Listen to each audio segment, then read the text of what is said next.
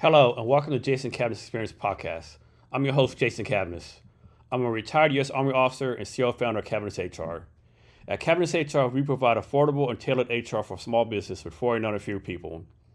We combine an AI tech platform that automates your HR while providing you a dedicated HR business partner for more complex HR challenges. Focus on your business, Cabinet's HR has your HR. I'm also hosting an event for Seattle Tech Week on July 30th. More details to come, and let me know if you want to be involved in some type of way. Our guest today is Emeka. Thanks for being here today. Hey, thanks for having me. So I always start with a softball question. And we're going to get into all the stuff you're doing, and you're doing a lot. But like with all the stuff you're doing, like how you take care of yourself, either medically, physically, spiritually, or however you want to define it. All right, hey guys, it's Emeka here. Great question. So most recently, I've been running. So I bought this walk pad right across from my little in-house, in apartment office, so to speak. And to be frank, when you have something close to you and you can visibly see it and you know the outcomes that you can expect when you benchmark in time, if you can give yourself time, it feels very easy to just jump on it anytime you can and just start running. So really having that walk pad near me has made the ability for me to sort of focus on my health a lot more easier because you see it and what's stopping you? And so I just get on it and I've been running. And because I've been starting to run, I was like, hey, you gotta slow down on eating all these snacks because why run and burn so many calories just to eat unhealthy?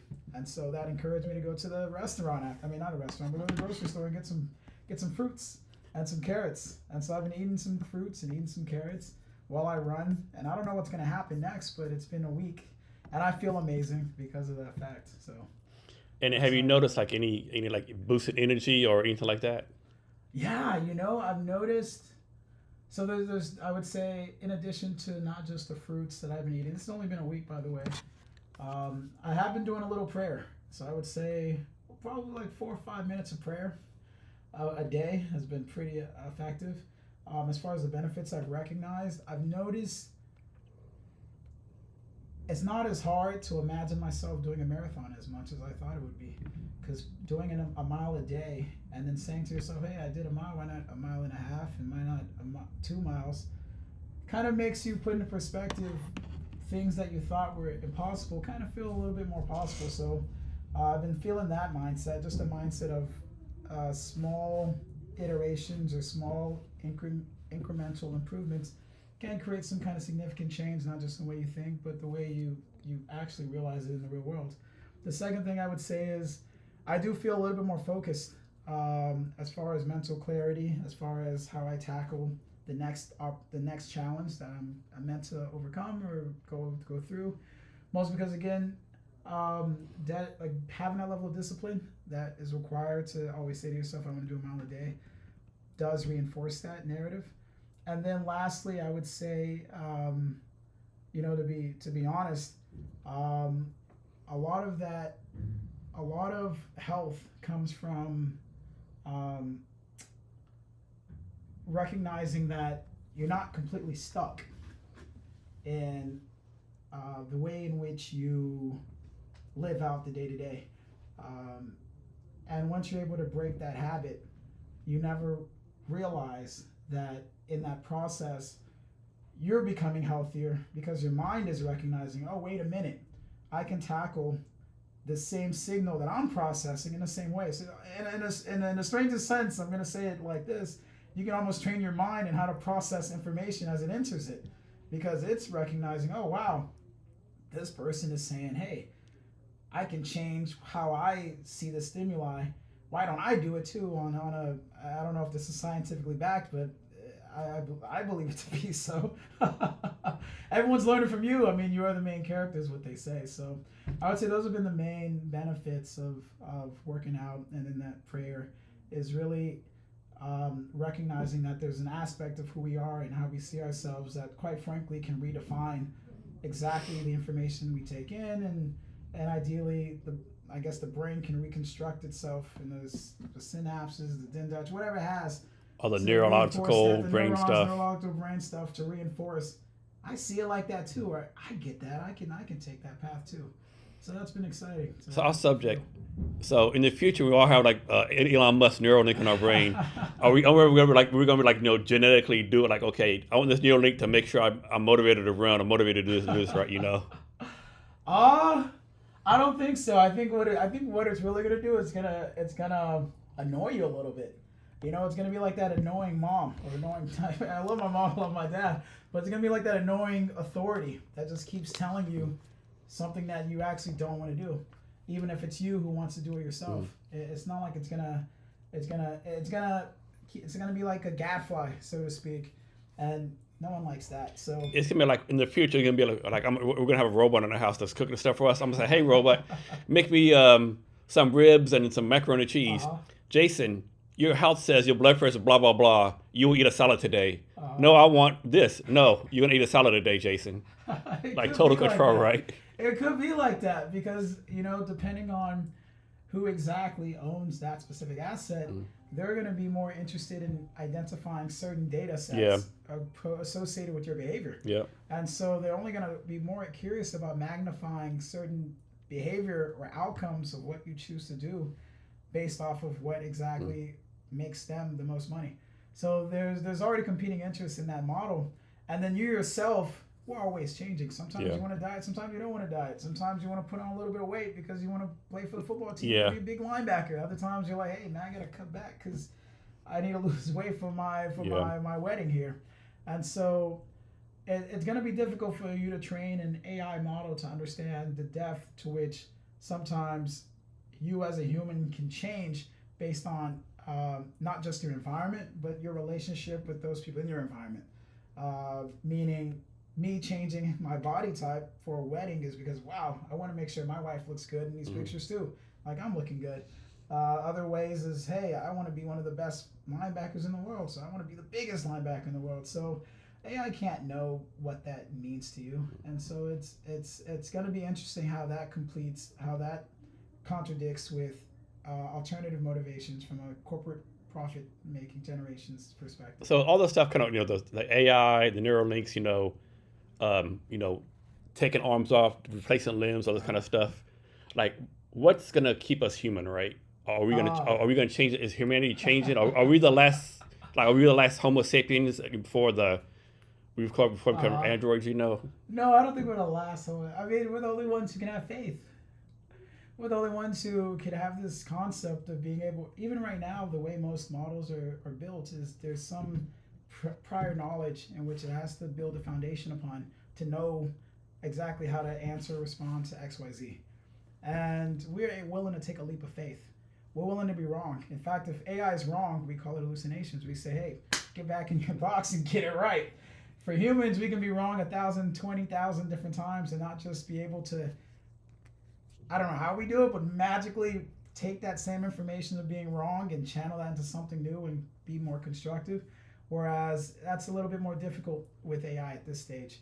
And so that level of being able to create in that capacity, as of how I understand how AI models work now, is limited to what we can do. And then beyond that, we're also able to, in the most interesting sense, bring people together. I don't know if AI models bring people together. From the AI models that currently exist across Meta, across Amazon, across all these top tech platforms, quite frankly, I think a lot of the algorithms do more so to bring people away from each other than to bring them together. So there hasn't been even an AI model that currently exists in the profit or for-profit setting or corporate setting that's demonstrated that it can be trained or enter markets or spaces in which humans aggregate together and create that level of affinity towards, hey, I like this guy. That's an amazing person. Let me get to know that person, even if we know we've been strangers before. So maybe that's just something that needs to be done. So. They scaled up just a little bit more. Yeah. Oh. Yeah. So how do we keep from depending on AI too much? So I read the other day where they did an experiment where they're diagnosing like medical stuff, and it was like AI by itself, AI with a doctor by itself. The doctor by itself got it right 72% of the time. AI was a doctor 74% of the time. AI got it right 90% of the time, right? Yeah. So That's it. how do we keep from depending on AI so much, right? Because I think we do need a human Wow. factor in there, you know? Yeah, I mean, I think it's, first of all, I think AI is inevitable. There's absolutely nothing we can do to course correct, and there's absolutely nothing that can be done now or in the future in which we can ever suggest that what AI is capable of and what AI will accomplish and do within our lifetime and the next lifetime and all the generations to come will more than likely position us as humans as one in which, quite frankly, if God exists in my world, God does exist. It's almost like laughing or almost suggesting, I didn't really need you, in a sense. It's almost that comical, comedic sort of play on, sure, you had all this pride and you did all these things and you could accomplish all these whatever you have you, but if you are also simultaneously able to live in a world in which this whole construct created by you, not even created by me, because there's other things created beyond you, and it can directly do way more than you can from the world of arts, from literature, from film to entertainment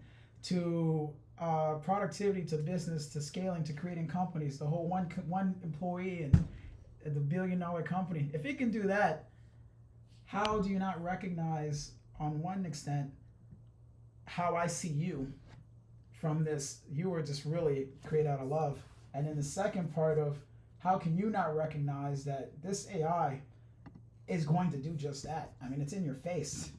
You've gone to work. You used to be able to do this. You used to be able to do that. And now all of a sudden, sometimes whoever's the most savvy with AI can probably accomplish a lot of what your job used to be right in front of you. And quite guess what? They don't even know as much as you do. So, you know, AI will never go anywhere.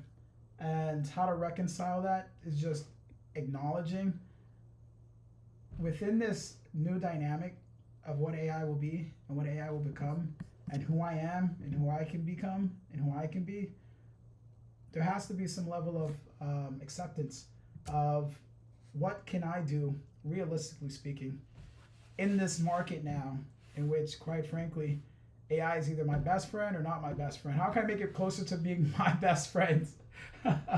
Because if you're not leveraging, if you're not riding the wave of the future, then you're like a fish going against the current, and any fish going against the current will never go as far as the fish that's riding with the current. And so if you want to take if you want to be prideful and swim your own path, sure, but there's a lot of other fish going the other way, and even those fish, even if they don't like going that way of the current, they're at least going further than where you're going to be, and they'll at least go with people, and they won't be alone and stranded. So, from what I've read on your background, you're a pretty religious person, right? You believe in God. Yeah, I believe in Christ. Okay, so let me ask you this, right? So it's kind of all over the place, right? So you know the story in the Bible, the Tower of Babel, when you know people built. It seemed to me like we might be having that Tower of Babel moment now, right? Because we're making these AI robots, making like genetically re-engineering people. Yeah. This company in Dallas bought back dire wolves, you know, like I saw that. You know, all this kind of crazy stuff. And then like, how do you personally like reconcile like being religious with all this? Like, cause me, I think AI is kind of non-religious, right? It's like we're kind of be like, it's like we're all trying to be our own gods, right? How do you reconcile all that kind of stuff? Yeah. So, well, first I gotta religion is different than, I would say, believing in Christ, because Christ has a kingdom, and the kingdom is not of this world, and the kingdom is one in which we can all participate in just through faith. So faith alone, and faith in that belief in Christ. So it has nothing to do with any human effort. It doesn't have nothing to do with any temples. In fact, God is spirit, and so when you identify and have a relationship with Christ, it's more so you're having an identity through identity with Christ, but recognizing that Christ is that life, and so you have life in that. And so reconciling with AI is not difficult to do when you see it like that, because quite frankly, I mean, you are one already aligned with God in that sense, God who's in the spirit, but two, the invisible force that is AI. No one knows what happens in the black box of the magic that is occurring when AI is being trained on these models.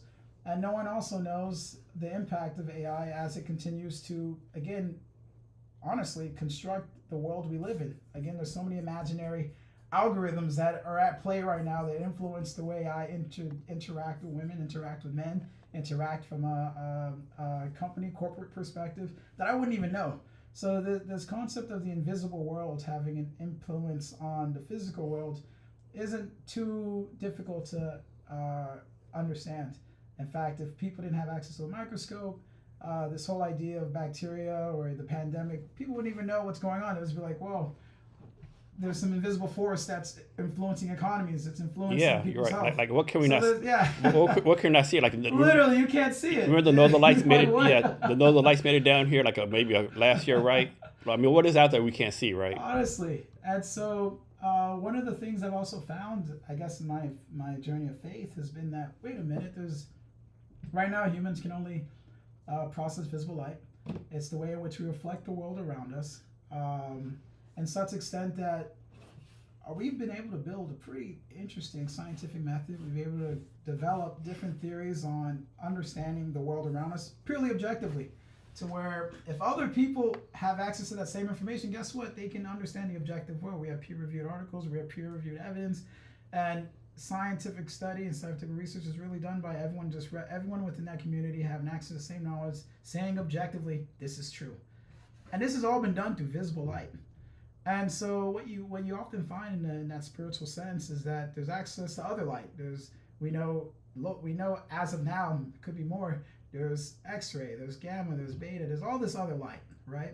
And what you find in that spiritual world oftentimes is that there's other spirits who have access to more light. And so for them, truth is quite frankly their ability to literally know more than you can, simply because there's access to more light or more information. And so within that dynamic, you find that the main threat of AI isn't that it has all this knowledge. The main threat is how much of that knowledge will it hide from us. Mm-hmm.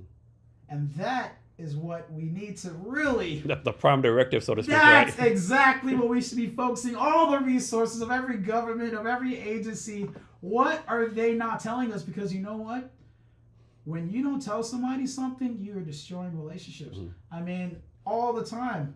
No one has ever been in a relationship and ever said, I don't trust you, until something comes out that they didn't know about, but that they knew. Yeah. And no one ever has more authority over than another person than when you're like, wow, I bought all this for you, I bought all of that, and you just told me all this time and you've been cheating on me. What? But you knew that information. Yeah. Or you knew you were going to fire me 2 weeks from now and you didn't tell me anything. You told me I'm going to get a promotion.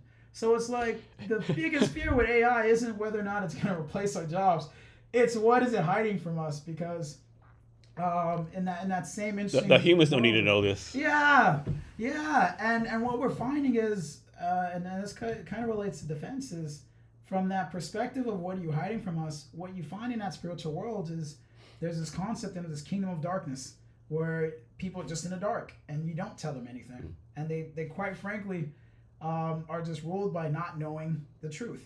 And so what that looks like, or how that can play in this world, is, yeah, of course I've got like 3 kids and 2 baby mamas in Portugal, but I don't need to tell you that.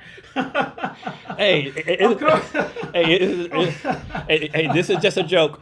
This is just a joke, but isn't the rule you gotta have one wife in each country? Right. Of course I sold this company and I haven't told you that I was the biggest shareholder and that I actually kind of sold your rights as an employee to get access to options. I'm sorry, but it's you should have known better. You should have known better. It's business. The darkness. I have knowledge. You don't have knowledge. It's not my fault. You are in this world, mm-hmm. In which I can, quite frankly, operate as an agent in this world, so much an AI can, with the same parameters as you do. Do I have to willingly choose to share with you everything about how I'm operating it? No. Like I didn't lie to you. You never asked me. Yeah, you didn't ask. You asked the right question. You never asked the right question. Yeah, you asked the question. You know. Hey. So it's really interesting the way AI is playing out, but that's I think that's the biggest fear. That's the only thing we should be fearing. Yeah, just like things we didn't see. I remember when the James Webb Telescope went out there, and the people at NASA or whatever said, "Hey, this point is black space. There's nothing there," and then they'd be like fucking hundreds of thousands of galaxies. And like, what is this, right? No, it's always interesting. It's always interesting. Yeah, and then so I think if you ask most people of religion, are there dimensions, they're gonna say no, right?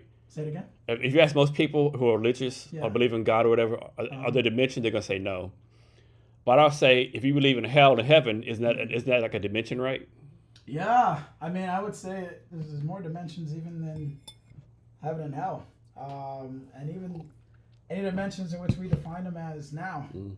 Quite frankly, because I mean, look at life. Look at all the things life has been able to create thus far as how many things are quite frankly impossible. How many things are quite frankly impossible in general. And so when really the spirit of life kind of goes out and does its thing, it has this great power and great authority and great willingness, eagerness, and force to do that will. Because that will is one in which that life itself, it overcomes death. And so, I mean, there's nothing you can't do, you know? So that life doesn't stop. Yeah, well, why would it stop? Life finds a way, right? Life finds a way. Life finds a way, but even it is the way. I mean, there's no way the life can find a way. It is the way. There's no other way beyond that life. It's almost like when you're determined and you're focused on accomplishing X, what's going to stop you? Nothing can. There's nothing that stops you. No. And imagine that same force is active and alive, and it acts and operates that way because what can you? It only keeps expanding, because what else can it do? You know. So I would say that's also something exciting about that nature of recognizing life in that capacity. So throughout history, since the beginning of time, they're being very smart people, right? Yeah. And but later on they've been proven wrong, right? It was proven wrong that the universe doesn't go around us. It's proven wrong it's proven wrong that maybe leeches are the best way to cure yourself, right? every generation is proven wrong, right? Right. What do we know 100% is correct now, but you think in 50, 100 years going to be proven wrong? Oh, what can be proven wrong? Ooh. I don't ever think about that, but I would say assumptions and narratives about the metaphysical or the spiritual or the things you cannot see. And I say that because we oftentimes like to believe that everything we see is what is true. And I think different than that. I think sooner rather than later, the world will be open to the reality that, whoa, wait a minute. Potentially there's more people than us here. We're not alone, second.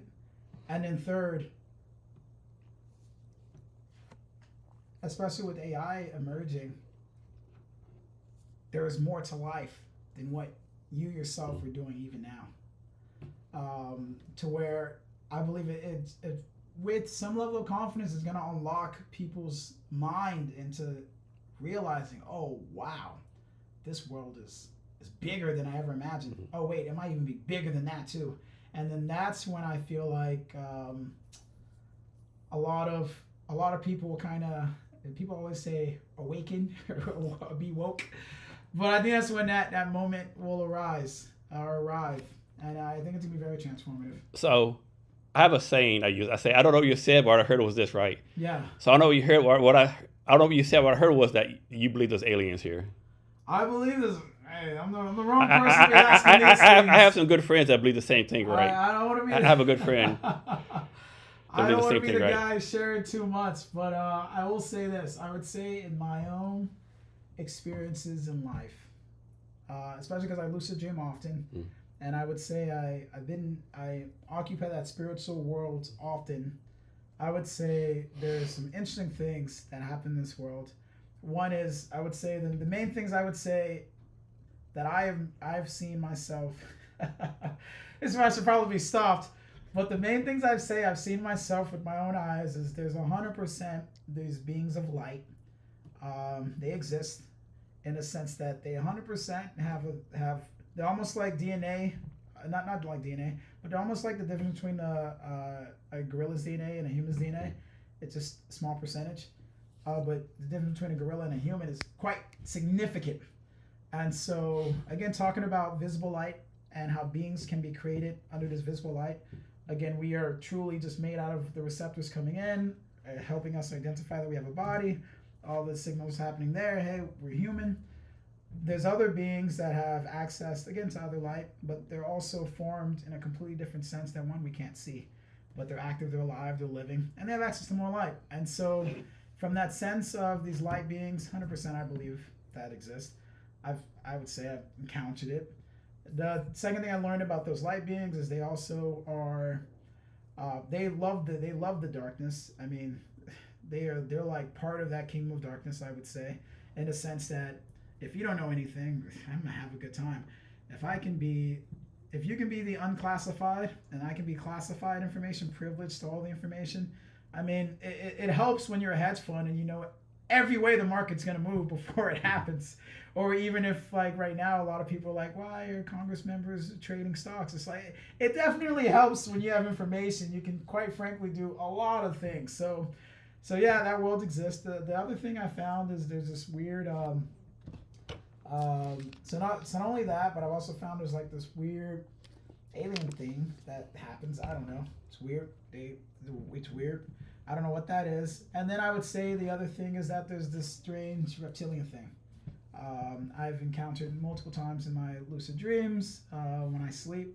These beings that, if you're aware of them and you know who they are, they quite frankly morph into like these reptilian beings, but they look like humans.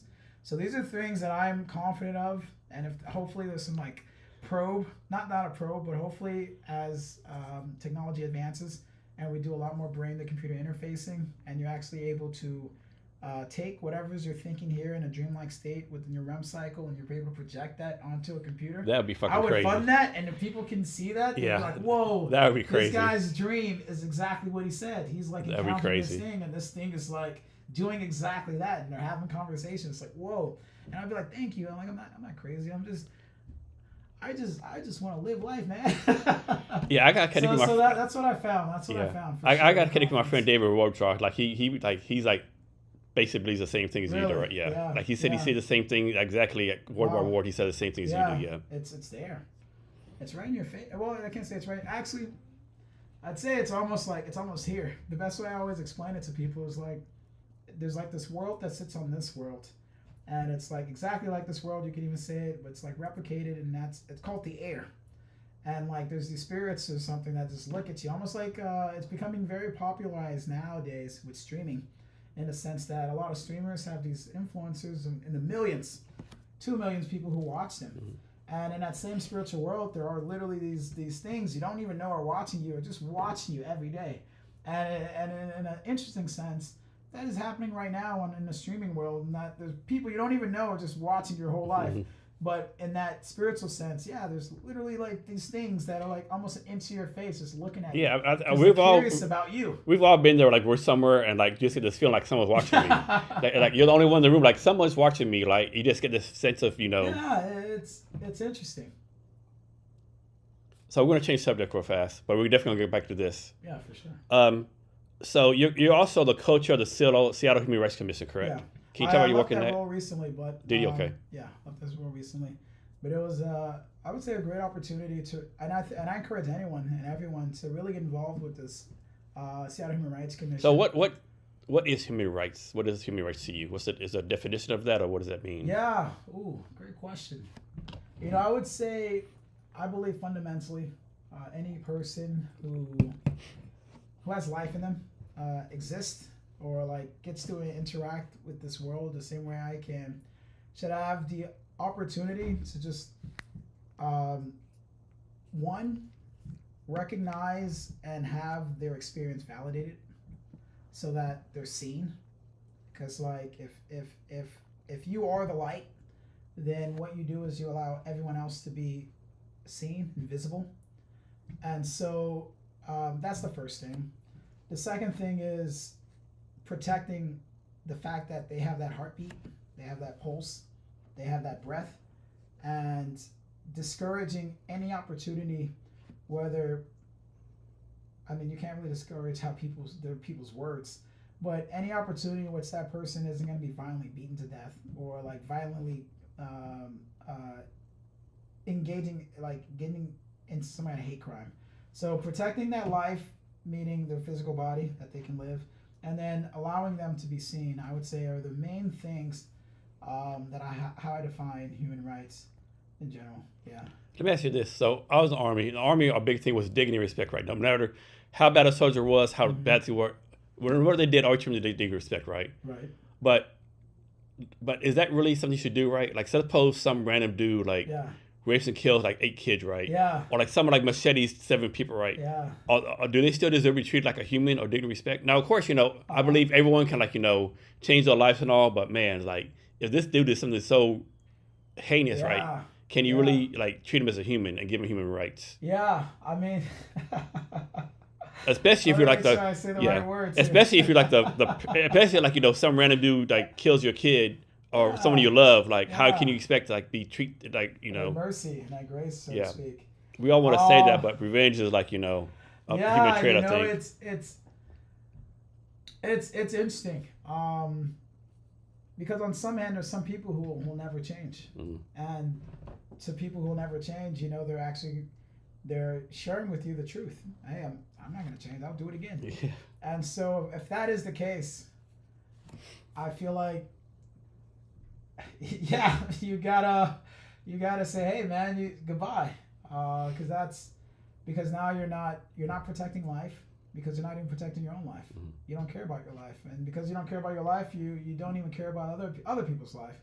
And so in essence, you are invalidating life by invalidating your life. So it's like a disease or like a rotten apple, so to speak. Hey, you gotta do your own thing. Goodbye. On the other hand, if there are those who can be reformed, or those who just need the right guidance, or those who just need a family or a friend consistently, there's always mercy.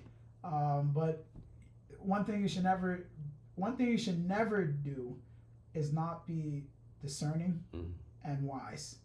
Because it would be more messed up if you know who a person is and you invited them into your house and they did exactly what you knew you prevented them from, and that's on you, because that's messed up. And for example, if you know that person has a way of like being weird with women or something, and you're like, oh, let's have a party here, and he does it again, because you should have talked to that guy, or you should have never invited those women if that's what you knew is the truth. And so to that point, it's like, 1, discern, be wise, and 3, know the truth and operate with the truth. It doesn't mean you negate who that person is. It doesn't mean you like judge that person. This is the truth. Act with that truth, Did you see where that this happened recently with this 19-year-old kid? Someone here in the state of Washington, he had like 3 or 4 speeding tickets going like 100 miles an hour. And then the 5th time he like killed a family of 4. Jeez. Yeah. Yeah. And like he had 3 speeding tickets over like 85, 90. You didn't think maybe take his license away or take the car away. Yeah. But no one took the car away. I mean, it's really maybe they did, but parents still let him drive. Well, he was still driving. Yeah, he was. I don't know if he was like doing it illegal or whatever, but man, like that's just insane. Yeah, that's now his life is done. Yeah, his life is done, but he also, he just destroyed so many lives. And what's really sad is like that's sad. The 4 people you killed, 3 were 13 and below. Yeah. Like 8, 9, and 13, right? Yeah. That's sad. It's like he showed you signs. That's who he is. Let's figure out ways to curb that, but also let's figure out ways. Stop giving him the car. Yeah, I know, that's right? That's the biggest problem. Maybe he should actually take classes with NASCAR or something, because then he could probably channel that energy to something else. So as a society, let's be mindful and aware. Maybe this person, if this guy's a serial murderer, maybe he shouldn't be killing people. Maybe he can go out and hunt and hope that butcher get extra meat. Go hunt some animals, not humans. Yeah, let's apply. Let's be smart. Let's find his talent. Let's not be. This guy is a hell of a killer. Let's be smart. Let's be smart, and let's figure out what also underlies it all. At the end of the day, what underlies that behavior? Maybe he's not a killer. Maybe he's only a killer in certain situations. Maybe that way in which he thinks about that certain situation can be applied to a different situation where maybe he's better at surgery. He's better at operating under pressure. Maybe he's better at being in the state of fear, and he's able to respond. Or maybe when he gets emergency situations for trauma-based care, and he's an emergency surgeon. Maybe he's just great at that. But let's figure out, and hopefully technology can help figure out the mindset of how people think, and then what can they best be directed towards if they're experiencing what they're experiencing and have no other way of channeling it except through ways that are a detriment to society. Let's avoid that. Or maybe he feels threatened and doesn't know how to stop, right? Yeah. Like someone pushes him, and like he just like, I don't want to fight you. Yeah. Push him the third time, he just fucking loses control, right? He just like he doesn't have a turn off factor, so to speak, right? He's like, dude, I know some people like that. I've been triggered. A lot of things happen in my life. I don't want to be in that situation where I'm seen as this, or I don't want to be in a situation where you are trying to represent somebody in my life that put me in that situation. I will lash out, especially if you're weaker than me, or I can I don't see you in the same that way, and I can just go all in. So you never know everything. You never know. Someone might be. You might see a 5'3" female. Yeah. Oh, I'm a robber, right? Not knowing she's a master, Muay Thai person, or she has a fucking handgun somewhere. Like you never know what people can do, or what they're capable of, or how the mindset is that day. You never know. Yeah. So last year you have passed something called Washington State House Bill 1946. Can you tell what that is? Yes. Oh man, that was an amazing time. So I was with Seattle Social Venture Partners, and amazing organization. They're a nonprofit organization of a number of philanthropic donors, and really the main thing is how can we recognize a lot of the injustice or social injustice that's happening within the city of Seattle, and look at it through a lens of equity. Equity mostly defined as there are certain opportunities provided to X, there's other opportunities provided to Y. How can we really allow people to recognize that they have a foot to even have a footing on? And so Seattle Social Venture Partners was lobbying with the Children's Alliance, with Stefan. Stefan was amazing. Olympia, to lobby for how can we allow for underrepresented children to have access to a mental health practitioner. And a lot of my lobbying efforts was just mostly focused on the fact that right now I'm living in a whole AI bubble. I work with not the AI bubble, but the AI boom, in which significant investment is going into AI. And quite frankly, all of that deal flow is happening across venture capitalists. And venture capital as a market, as an asset class, is more than $300 billion of capital or cash to deploy. And the rule of thumb is that you just need to hit the power law. So you can make out of one investment, or out of 20 investments, just one probably needs to work out, maybe two. But one ideally is the one who's your home run, which means out of that $300 billion, you divide that by 20, and ideally not everyone actually hits the 3. You've got a lot of capital flushing this world of innovation. And so what you're finding though is that same world was probably happening the same time with social media. The flood of capital was going to all these social media platforms. But during that time, a lot of people weren't thinking a lot of researchers weren't thinking, how can we mitigate the risk of social media on children? How can we mitigate the risk of these algorithms that, quite frankly, more so favor profit than, again, and engagement more so than the longevity of how healthy should I think of myself as a 10-year-old or 9-year-old? And so the comment that I share with with Frank Chop, rest in peace, the representative for the 43rd, was exactly that, and some of the senators there was exactly that. It was these children now are living in a world in which, in the past, I just have to care about the physical world, how I'm seeing the physical world, whether first how I'm feeling the physical world because I have friends, I have to go to class. Second, am I even getting my bare nutrition? Can I physically survive? Second, mentally survive. And then third, now they have to recognize and reconcile with a digital world, which is where, oh wow, if I don't have this many followers, if I don't have this many friends, if I'm not commenting this way, I don't exist either. And these kids are like 8 years old. I don't know. and we're not even talking about the metaverse. Yeah, that's a right. whole totally different world. The metaverse. Fourth world, right? Yeah, the metaverse. And then there's even gaming. That's the fifth world. And so these children are operating worlds in which, quite frankly, their mind is just, how can they be normal? It's going to be difficult. And so a lot of my lobbying was just suggesting, hey, they'll need, especially those who are underserved, and largely, especially looking at this wealth divide, don't have access to even that basic necessity of, hey, can I survive the next day without worrying about chronic absenteeism due to sometimes I just need a meal, you know, or I just need a place to wash my clothes, you know. And so there's a significant number of the population that, quite frankly, if we're going to be looking at the advent of social media even, so many people are still struggling with the first part. And if they can't survive there, how do you go to school and you're the smelliest kid there? You're dying. How do you go to school? Especially 8th grade. 8th grade's are fucking... It's a nightmare. Everyone's a bully in the 8th grade. The biggest bully. And then how do you survive on the third side where somebody sends you a tat on TikTok or something that says, hey, smelly boy, how do you do all three when you can't even do the first? And then now you go into the meta-event, and now you're like, you can become this super genius guild owner of an RPG, and you're a completely different person. You're like a boss, like everyone respects you, and you don't have to care about these three things. How do you reconcile these 4 different personalities you have, in which, quite frankly, in one you could be a god, in the other you're like the lowest tier person. Well, not even lowest tier, but you are socioeconomically disadvantaged. And that's hard. So that was my main lobby point was, come on, like this is, if we can do this, let's help them. And part of that is that, again, let them be seen. I don't ever struggle with that. Well, I wouldn't be struggling with that. But how can I use my my existence to help improve the life of someone else's existence because I have the information? And so when this was passed, how has life improved for people? How's this bill actually impacted people? Oh, I see. Actually, I don't know. Okay. This happened last year. I have absolutely no idea. Okay.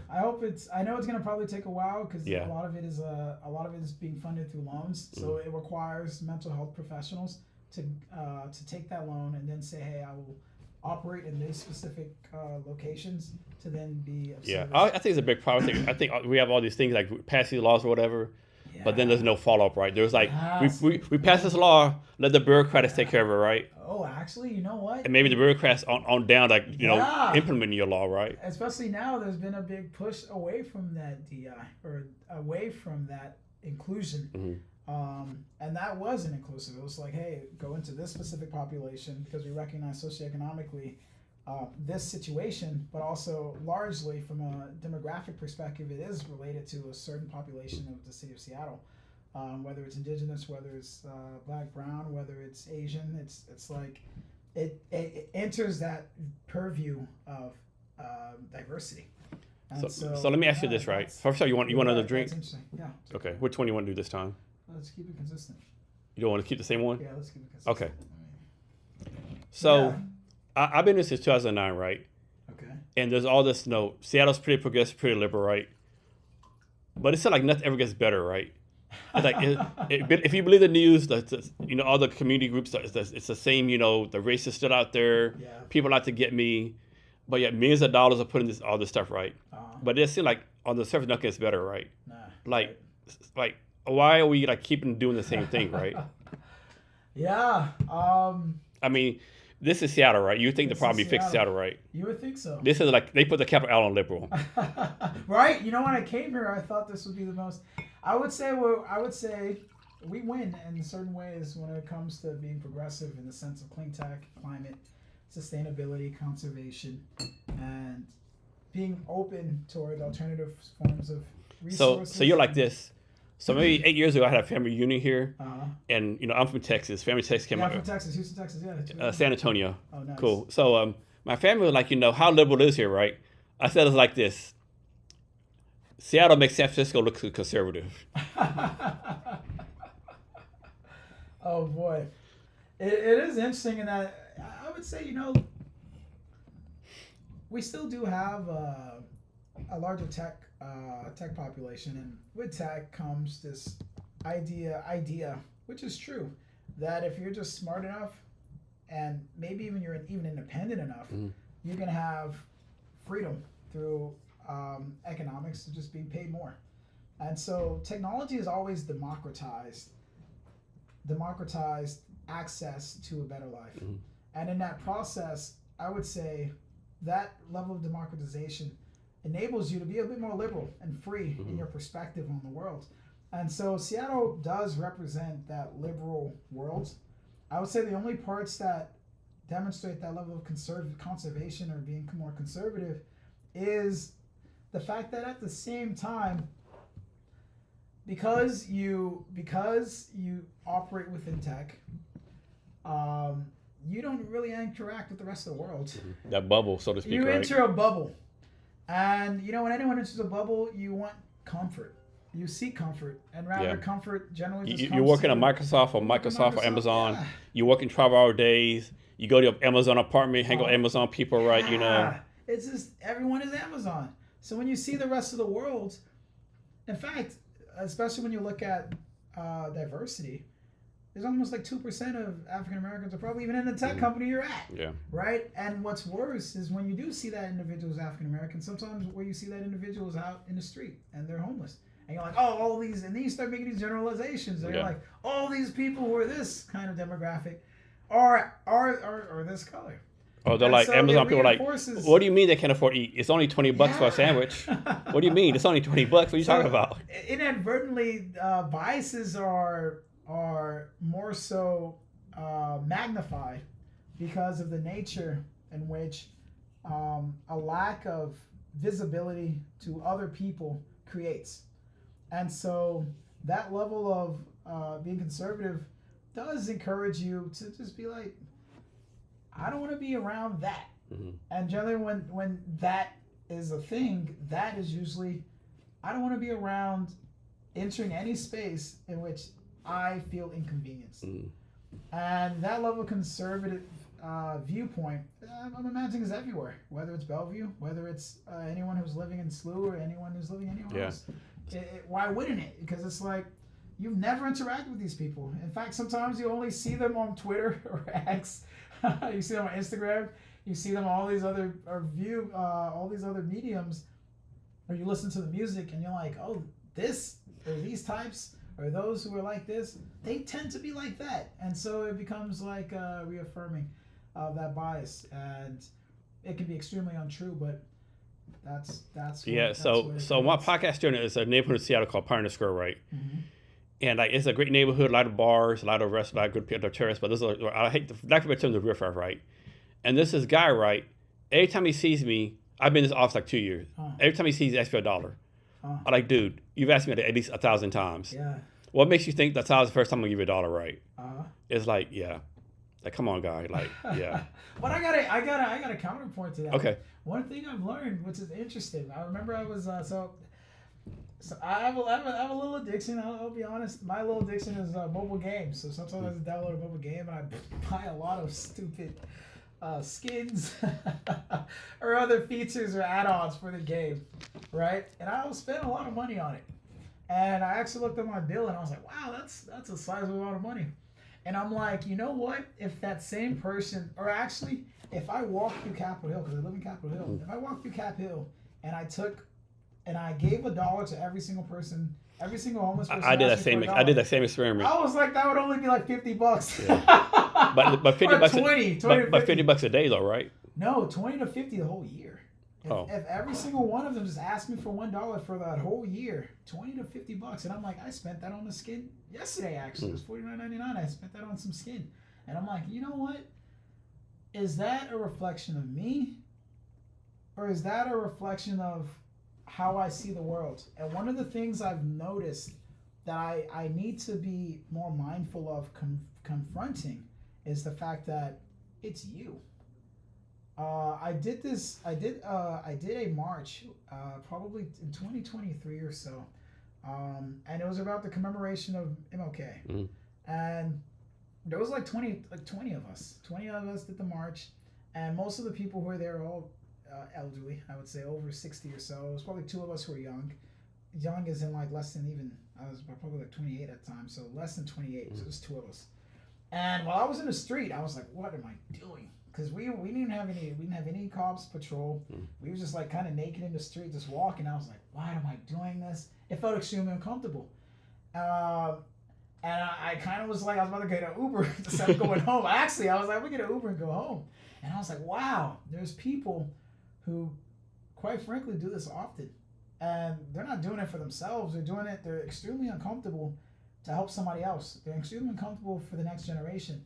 And the connection between that and the connection between what I'm noticing about even my behavior when people ask for even a dollar, yeah, it doesn't mean that I've changed and all of a sudden I now give $1 to anyone. Not at all.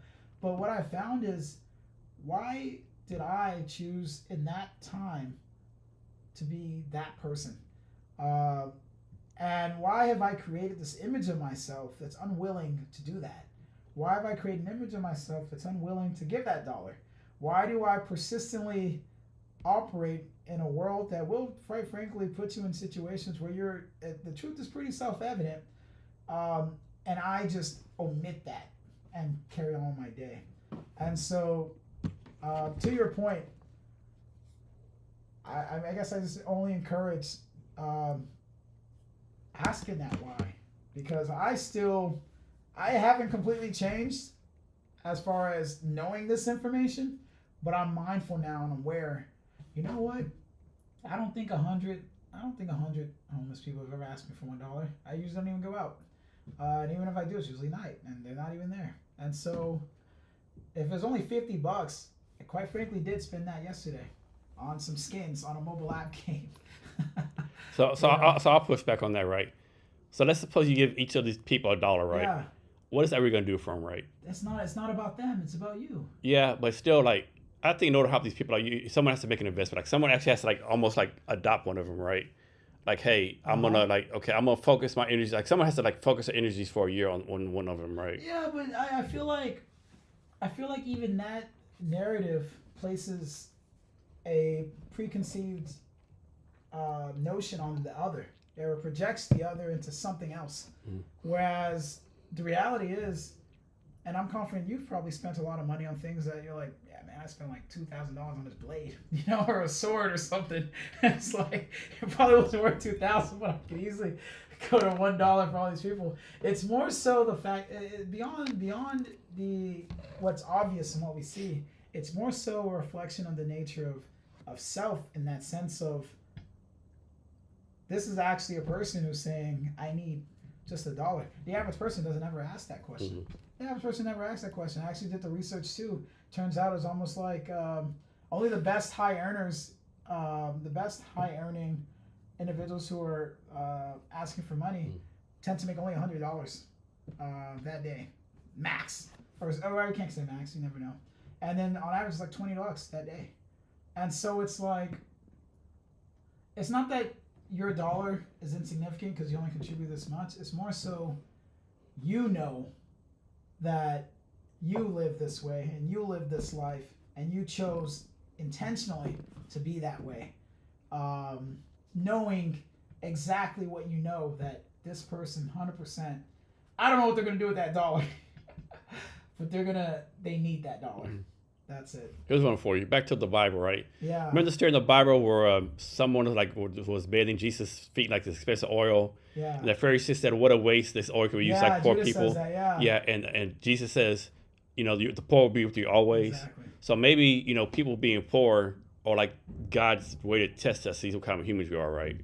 Yeah, but it's deeper than that, because God is spirit, so he's always thinking in the spirit. Poor is also poor in spirit. There's always going to be those who don't actually believe. There's always going to be those who don't actually know or seek to understand God himself. So there's always going to be people around you who, and it's almost, you can even call it like a comedic jab at Judas in that sense, because there's always going to be poor among you.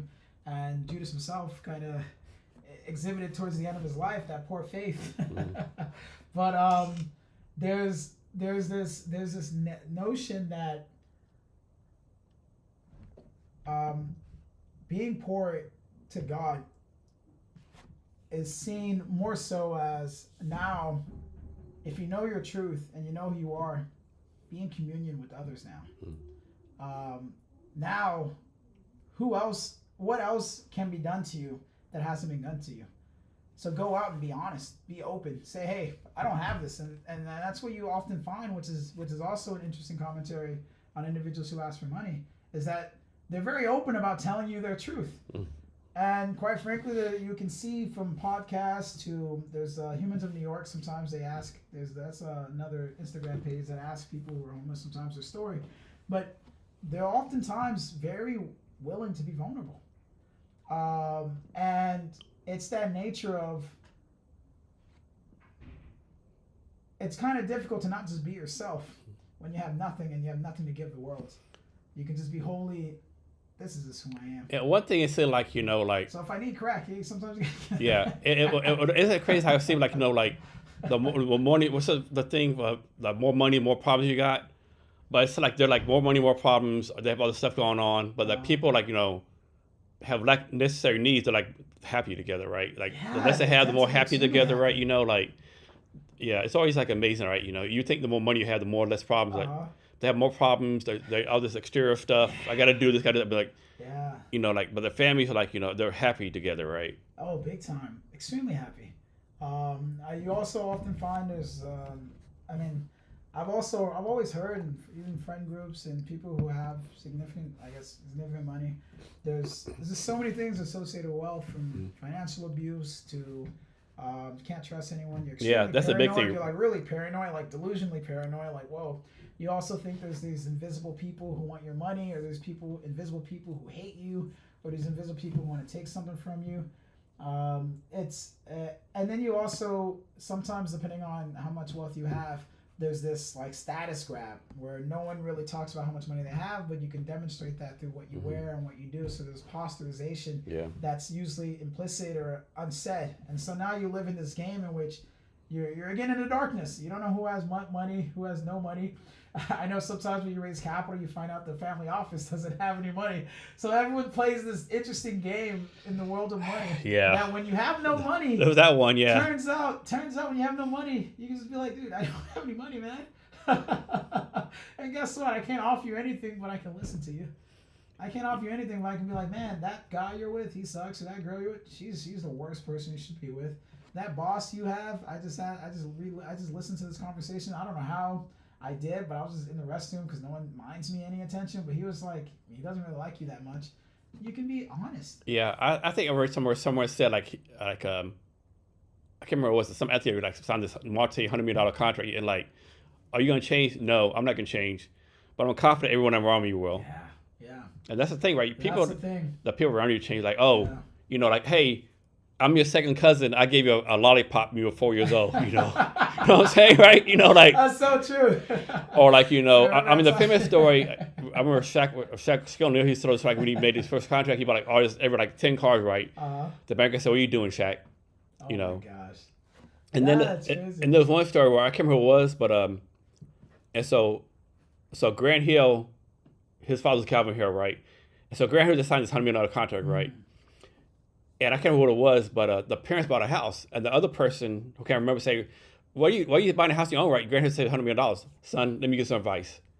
That is your money, right? It's not your parents' money, not your friends' money. This is your money, right? Your career is only 10 years, right? Yeah. Like most NFL players, careers for 3.5 years. They got a $3 million sign, but I'm a big baller, right? For that's crazy. Oh shit. So Adrian Peterson, right? Yeah. I used to love him with the Vikings. You hear what he's going through right now? What's going on? He's bankrupt. Jeez. He got arrested. He's just like he's like $10 million in debt, all kind of craziness, right? That's rough. It sucks. It really sucks. Now, having said that, people always say, money doesn't solve your problems. Like, I want to find out, right? I want to find out money don't solve my problems. But that's that pride. It's that, I think bigger than money solving your problems is that, I think beyond that, I think a lot of people want to have that feeling of, I did that. And I did that and I have more than you. And oftentimes people later compare themselves upwards, but most times they compare themselves downwards, and it's like, I'm better than you, at minimum. And you often find that too on social media, where people who have larger follower accounts, they see themselves so strange. And it's like, that's one thing I learned. You might have like, chill. You might have 3 million followers, but like probably a third of them probably bots, right? Or like you might have 3 million followers, but you have 3 million followers, 1 million bots, another million are like people in India, China who never buy anything from you, right? Right? Oh, you're just not even on the app. You're like, yeah, but I don't even use the app. So it's like, what's the, you know what I mean? Like, sometimes people will be like, oh, I'm at this new concert, I'm at this new party. It's like, yeah, but I don't even listen to that artist. So I don't like their music. So it's like, a lot of people do things sometimes in which it's like, it's that validation, it's that showing off. But it's like, they don't recognize that if you're doing it authentically, do your thing. Yeah. But if you're doing it to show off, it's like the other person who you think you're attracting is probably like, Look at this dumbass. That's not the Economist. That's not my favorite art. That's not my favorite author on the Economist posting. So then the next one, this is my theory for loop, right? So you have a brother named Blue, correct? Yeah. Who was he? And he was just recently in Vietnam, correct? Yeah, he was. So I was in Vietnam from November to February this year. Oh, very cool. Yeah. So can you talk about what your brother did in Vietnam? He did some pretty cool stuff there. He works with Merck. Really talented. He was working on their vaccine division. And turns out, I don't know if I'm correct here, but turns out the vaccine division in Vietnam is one of the top programs out of Merck within Vietnam. And that's really just ensuring that children mostly, and in adolescents as they become older, have access to the vaccines they need to be able to ensure health and longevity. So that's what he focuses on now, but now he's over in India. And so he's been encouraged to lead the emerging technology, AI, innovation, IT stack there. India is a big hub for the next generation of not only where we are as allies from a defense perspective, but as far as massive population. Yeah, I've been in Vietnam twice. Vietnam's such a great place, right? The people is so cool over there. He loved the food. Oh my God, he said fish was Oh yeah, it's so cool over there, right? He loved it. So next, do you still do this blog called Chocolate Socrates? No, I actually, this is funny. So this is actually funny. So I did Chocolate Socrates when I was in college. Has it been a while? College. Okay. And then turns out during the era of the fake news era, they banned my Twitter. Well, they completely banned my Twitter. Like they didn't even ban it. They just deleted my Twitter. I got banned on Facebook. And then Instagram is still there, but I don't really post or do anything on it. But no, I do not do Chocolate Talks anymore. In fact, I want to change it to something completely different. When I get older and I have a little bit of money and I'm a little bit more liquid, I believe the Chocolate Socrates ethos and metaphor and philosophy is going to continue. But I realize I want to do something different with it. And these are like your personal thoughts, personal philosophies and stuff you were posting about? Yeah. It was more so at that time I wasn't really spiritual whatsoever. I didn't really I didn't have much of a relationship with Christ at all. And so this was just me recognizing that the kind of the way in which we operate and live in the world is like, it's so malleable. It's almost as malleable as right now living in America with our current presidency. What truly is a democracy, what truly is either towards something different.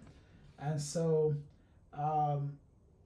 that whole philosophy for Chocolate Socrates was know that you know nothing, similar to what Socrates professes. And yeah. So do you still blog something called Black VC? Yeah, so I was more so a mentor, but I didn't really do too much. Okay. Not really a mentor, more a member. Okay. I just did more engagement, but nothing in which I ran it. I never ran it. I mean, to me, it's just saying like, all the billions of dollars invested, only like 2% get invested in the Black community. Yeah. And actually, I think the number actually went down recently too, right? Yeah, it's probably far less now, especially with significant constraints. Even I'm imagining, I don't know yet. Don't take me for truth, but I know endowments, pension funds. Actually, no, pension funds get it for people. Endowments, sometimes foundations. Yeah, endowments, sometimes foundations. I don't think they don't really compete for government funding, but if they're unable to enter take a diversity-based lens on emerging fund managers, or just diversity-based lens in how they allocate the funds that they receive, then you're looking at even less capital allocated to people of color. One thing that's always kept me, like you have like a VC fund somewhere, they'll say like, we believe in diversity inclusion, we want diversity, right? Mm-hmm. But then they'll say, you need an introduction to us, right? And all the investors are all white people, right? Like, make it make sense, right? Like all the investors are like white Stanford guys, right? It's totally white people, and they say, you need an introduction, right? But you're for, like, come on now. No, there's you know, it's interesting. Everyone calls it pattern matching, but it's like with anything. It's like everyone has a type. Yeah. And when that type is taught to you from an early age, you start as an analyst, you go as an associate, you sometimes are connected or now, let's say you're a VC fund, a lot of your analysts are associates that you, as an analyst or associate in some of these top VC firms, you're learning pedagogy from somebody who doesn't look like you, ideally, if you're a person of color. Second, when you enter some of these universities from Harvard, Yale, the like, you're not going to a VC club in which everyone's African American. All right. And so when you hear time and time again that the Stanford or Harvard or Stanford, Harvard, MIT is where a lot of significant investment goes into, you don't really get to have a say in why that is the case. But guess who kind of does have a say? The LP in that fund has a say in that. And sometimes an LP will be like, I need signal that you can attract quality deal flow. And quality deal flow, unless you've proven it, that random, even Hispanic kid from Chicano, what's that called? There's a university in Texas. There's an interesting school. UT Rio Grande. Yeah, UT Rio Grande. Yeah. Sorry. From there, you wouldn't expect that's where unicorn would come out. And so it's hard to call it LP. Hey, that's where deal flow really happens until you've proven 10 to 12 years from now. So this is totally random, right? I have a good friend, Ricardo Perez. He's an Army veteran too. He's getting his PhD in human genetics at that school, and they help the company in Texas do the direwolf stuff. Oh, wow. Yeah. In UT Rio Grande, yeah. Oh, wow. Isn't that interesting? Yeah. Isn't that crazy? See? Yeah. There you go. Yep. Who would have thought? Yep. And that company is getting $100 million, but no one knows that a lot of what their IP or trade secret is just a group of people coming from, right? And that's how the world. That's how the world works. And so that analyst, that individual who has started their whole life an analyst associate, became a VC fund, or they just grew up in that space in which they have that pedigree network to raise that fund, and everyone kind of looks like, acts like them, and then. Those two plus the challenge of those LPs are going to look at them. Why are you going to UT Rio Grande? Yeah, what's down there? What's that about? Like, get that off. We need you to have. We need you to be leading deals with A16Z. We need you to lead deals because we know those brands. We don't know that. Nonsense. Go to UT Austin. You're not UT Rio Grande. What are you doing down there? Yeah, right. They're not interested. Yeah, they're not interested. They want the brands, and so that is where you end up running into that problem of. Hey, we did say we're going to raise all this capital for XYZ, but man, we're getting a lot of top down. Hey, dude. So how long have you been involved with venture capital and those kind of things? I would say, and those types of, I would say the fund to fund taught me the most information about looking at VC funds. So that was like a year. Looking at deals from a venture stand was like 3 to 5 years or so, 4 years or so. And how do you get involved in all this? I landed in Seattle. So okay. I landed in Seattle. Was doing Talk with Socrates, by the way. And I was on a Facebook group. I met this kid who was building a tech company. Well, I didn't know I was building a tech company because at the time there was this whole Facebook boom where people becoming influencers and people were able to get significant number of brands interested in getting more engagement for products through influencers. So I was an influencer. So he responded to a brand trying to get people to get promotions for their product, and I did too. And so he's like, let's network. And I was like, all right, let's network. So I talked to him, and he's like, hey, I'm actually building this. I'm not just doing DAP Stars. He was doing this thing called DAP Stars. We were talking to Socrates. I'm not just doing that. I'm actually building this company in Seattle. I was like, whoa, this company's like, that's a real company. That's a company. It's not a brand. It's a company. So I just say, hey, dude, I'm coming to Seattle. He's like, dude, don't come to Seattle. Like, that's the stupidest thing. I don't even know you like that. I was like, I'm gonna come to Seattle. And so it took like 8 months because I was still in school at the time. It took like 6 to 8 months until I was like, I hit him up again. I'm like, I'm going to Seattle. Let's build this company. He's like, dude, don't come to Seattle. You haven't been hired by HR. It's not happening. I was like, all right, I'm coming to Seattle. Come to Seattle. He doesn't have any money, so I'm pretty much unemployed for a year and a half. After I'm unemployed for a year and a half or so, I'm just like, okay, let me get a job. So luckily, grace of God, I was able to get a job with Intellectual Ventures, company Zenova. And so that company mostly focused on open innovation for R&D teams and large companies like Pepsi and Hyundai. And I just did a lot of the marketing there. And so that was really my foot into intellectual property, commercialization, IP, spinning out companies, because there were a number of different startups that emerged. And do you have any experience in that kind of stuff before you came up here? No, mostly in working with that startup, mostly in helping that startup that I originally joined just meet investors or just network. Do you ever think about how your life would have turned out if you came to Seattle? Like, what do you like? You know, like, man, like, you know what? I'm a big believer in decision points. Like, so you made the decision about to come here, like, like, isn't that crazy, right? You know, you could have a totally different life. You know, like, yeah. There was like, I'll be honest, there was like the spirit in me, and there was zero. There was nothing there. I had no friends there. I had no family there. I had no income there. I had nothing there. I was going to be living in the den of some dude from Craigslist I never met. He was friendly. And I was like, I'm going to be in Seattle. And my spirit was like, it's okay. Just do it. This is it. And then the human side of me was like, of all the choices you can make in life, wouldn't this be the most exciting? Because you have absolutely no idea how this can end up. And I was like, yeah, that would be an interesting experience. The reality, though, is, to be frank, I would never, ever, ever in my life want to relive the first 2 years ever again in my life. So that is like blotted out in my mind, because I would never want to experience that ever again. But the rest of it, I don't know. Sometimes I'm like, Seattle wasn't New York. I was in New York for a while. It's not bad I love here. New York. I love New York. Yeah. I feel like New York's more exciting. And then I'd go to Miami sometimes, and I feel like my personality is more New York. So being in Seattle, I feel like my wings are a little cleft, but I feel like it's also where my opportunity lies. Yeah, and like me, I'm from Texas and never be home here, but what I'm doing, it's a good place to be, right? Yeah, it is. It's a good place to be. Yeah. Yeah. So, talk about these Amazon books you did. Oh my gosh.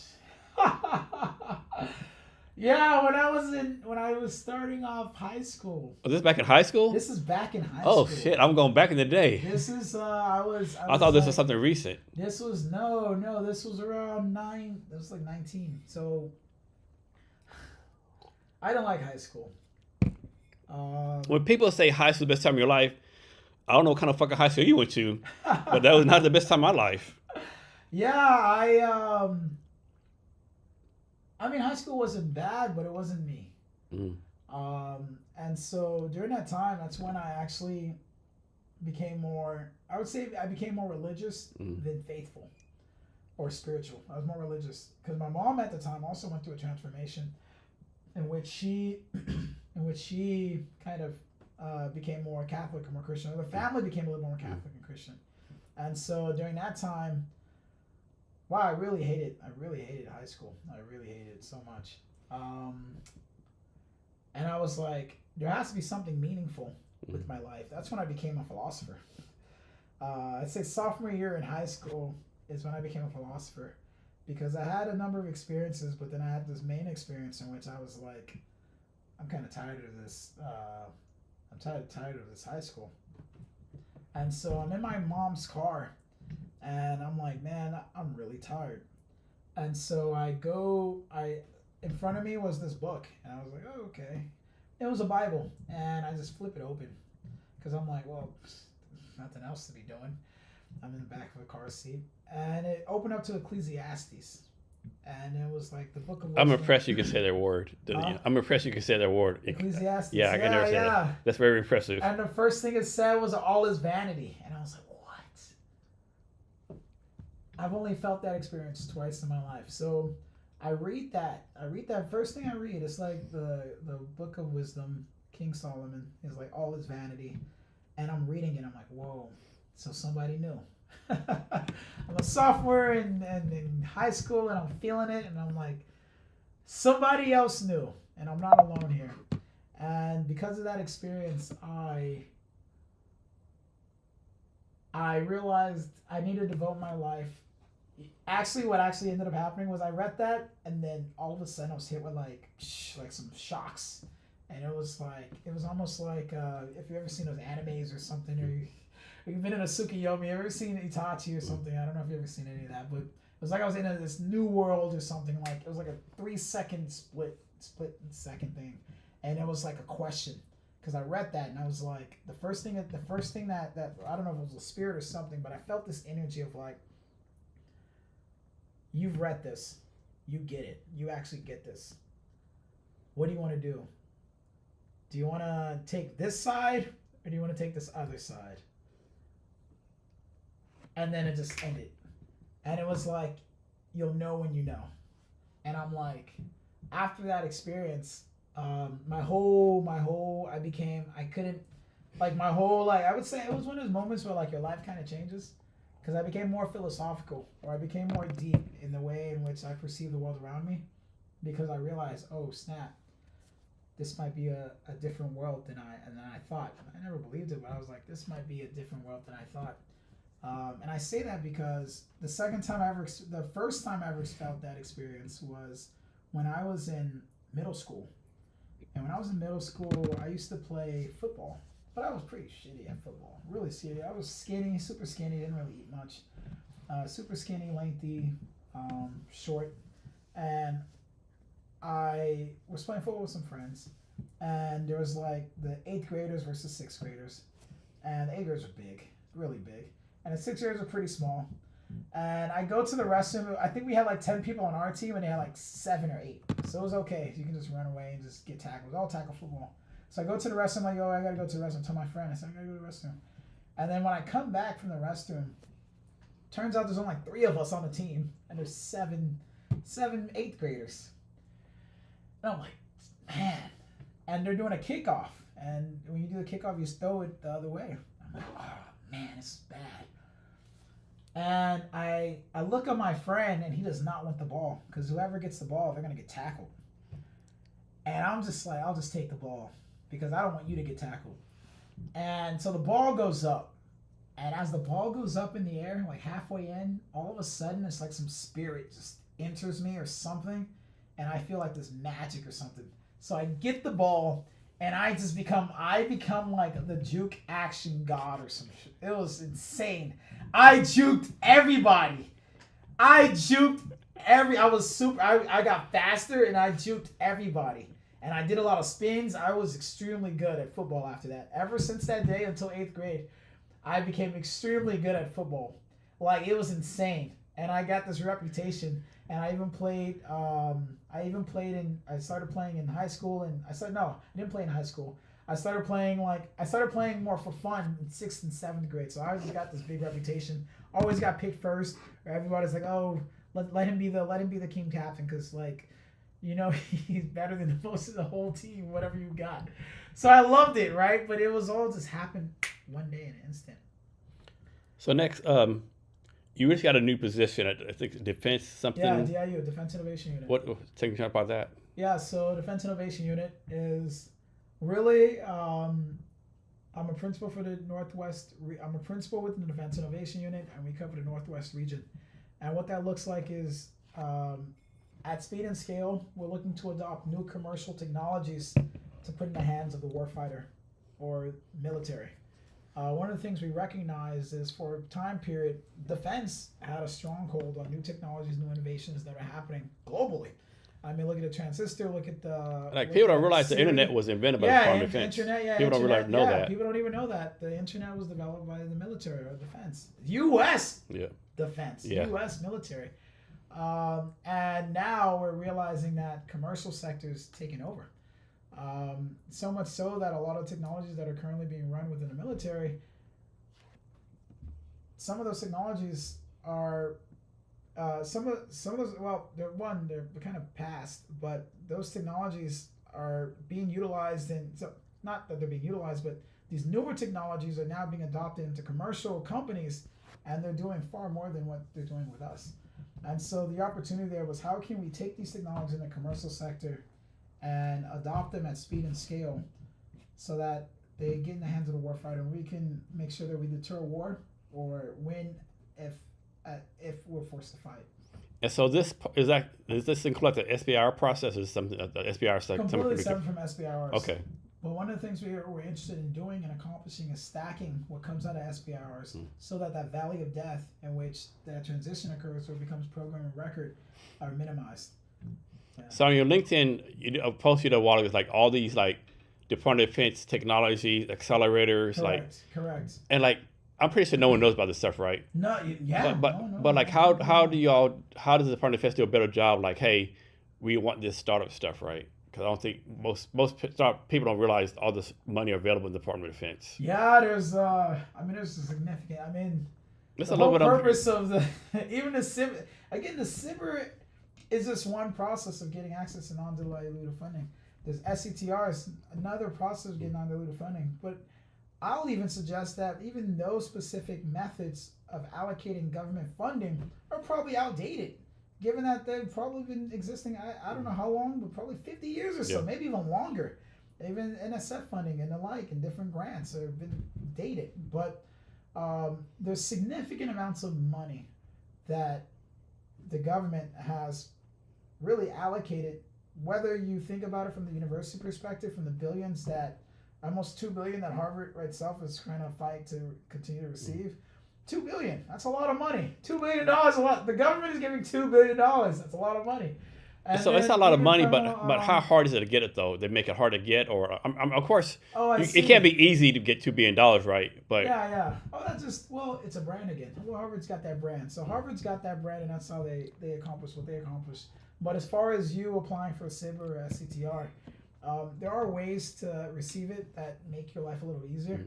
One is with a customer memorandum or a letter of support. So if you have a letter of support from somebody who is actively within the DoD, some kind of agency, Army, Navy, Marines, cyber, or space, that says, hey, what you're building is something that we would also be willing or interested in utilizing, it only helps further your ability to be provided with that SIBR. Because the main thing we want to accomplish is get alignment across all the agencies that we work with. So DIU, can you talk about any like advanced stuff you're doing? Like, are y'all like building a wormhole somewhere? Are y'all can improve in physics, make jet planes go faster? Like any like high tech 50 years. Can remember back in the day when I'm sure you remember this. Like there were all these reports like there's UFOs everywhere, and there being a stealth fighter, right? Is there a stealth fighter coming out of this generation? Like maybe like Star Trek technology. You can tell us about. If we can find Star Trek technology, and it also has commercial applications, amazing. That's the goal. The main goal is one, to be top of mind when anyone is building a dual use case company that aligns with exactly what our portfolio managers are looking for, and across the critical technology areas: space, autonomy, maritime, emerging tech, human health, AI, machine learning, and the like. If it can align with that, our line of efforts, what can actually ensure that we are in the best position from a national security position to protect the U.S., reach out. The more scary or frightening the technology is, the better, because that only means that it's only going to be more disruptive from the commercial setting. Like some startup, I can turn people invisible. Come on down. It's only right. It's only gonna It's only gonna be more It's only gonna be more exciting from a commercial perspective, but also it's gonna be more exciting from the defense perspective. And one of the things we want to make sure is that, again, they're protecting our lives, but we got to do a better job protecting their lives. So DIU is it non-profit, profit, defense, private? Defense company. Okay. So agency Department of within Defense. the Department of Defense. Okay. And so DIU is like, what agency is it? So I know it's under the Department of Defense. Like anything like is like U.S. military, like just Department of Defense, or like it's like. Yeah, so we're a principal staff assistant under the Secretary of Defense. Okay. And so we sit right there. I would say in that sense, we kind of advise the Secretary of Defense as to how to shape or even reshape the way in which we acquire new technologies and deploy them across the different DoD agencies, so that at every time and in every moment we have access to the latest and greatest technology possible. And what's the process of like, I'll make this up, like 1,000 people applied to whatever, right? What's the process of like going through all those pitches and applications and like, and deciding, who's going to be part of the program? Yeah, so we have these commercial solution openings, and that's really a process that we recognize in which we can enable companies who are fit for the set requirements of each one of the challenges that we have to, one, submit their deck, ideally some pitch deck that aligns to what we're trying to accomplish, what we do, or just a pitch deck that you send. And they need like an introduction, or like it's like cold email. So we first vet. The actual startup, they can directly submit on the website. Okay. So diu.mil is where you make your submission. And someone looks at all the decks y'all get and like does it like a first initial look, Yes. We look at the alignment, whether or not it actually is what we're looking for. And we also have so one of the best parts about working with the DIU is that we have access to these partners, mission partners. And these mission partners are, again, some of these combatant commands. Those are who are participating in the theater, the war theater. And that just really, when you see active deployment in Ukraine of U.S. related technologies, that's where we're asking questions on the battlefield floor or operationally. Hey, what do you need so that we can ensure that we have access to the technologies to make sure we can accomplish what needs to be accomplished? Can a non-U.S. citizen submit to be part of this? No. Okay. Well, depending. Ideally, U.S. citizen first. Sometimes there's there's requirements associated with where you're from. Okay. And so disclosing that background up front would be helpful, given that, again, we are working within defense and there are adversaries that the nation within the defense has. So you might not be able to answer this question, but can you say like what's the craziest thing you've seen? From a technological perspective? As far as like someone submitted a pitch deck of like, oh shit, this guy wants to do a space elevator, or this guy wants to do like, Well, luckily for me, I don't get to see all the. Well, I can see all of the things that people have submitted, but I choose not to. I choose not to, just to not see it. Okay. So next question, like, let's suppose, like, how do you make sure like this DI doesn't have like bias, right? Like, suppose like you have a pitch deck from someone who's like a retired colonel, right, and someone who's like some random dude, no military experience at all, right? But the guy with no military experience actually has a better idea, right? Yeah. So how do you keep, because defense of defense, let me go with this colonel, right? How do y'all keep that bias out? Great question. I would say the biggest criteria related to anything that you submit to the Department of Defense is, do you meet the requirements? And if you don't meet the requirements, do you have a way in which you would tackle meeting the requirements by working with some other counterparty or counterpart to fulfill that set requirement? And so there is, I would say, the best part about looking for government funding, especially not only is it non-dilutive, but I would say there isn't much of a bias. So you're not going to find that, this person's from Stanford, this person's from MIT. They don't care. None of them care, because there's not a commercial lens to what they're looking to do.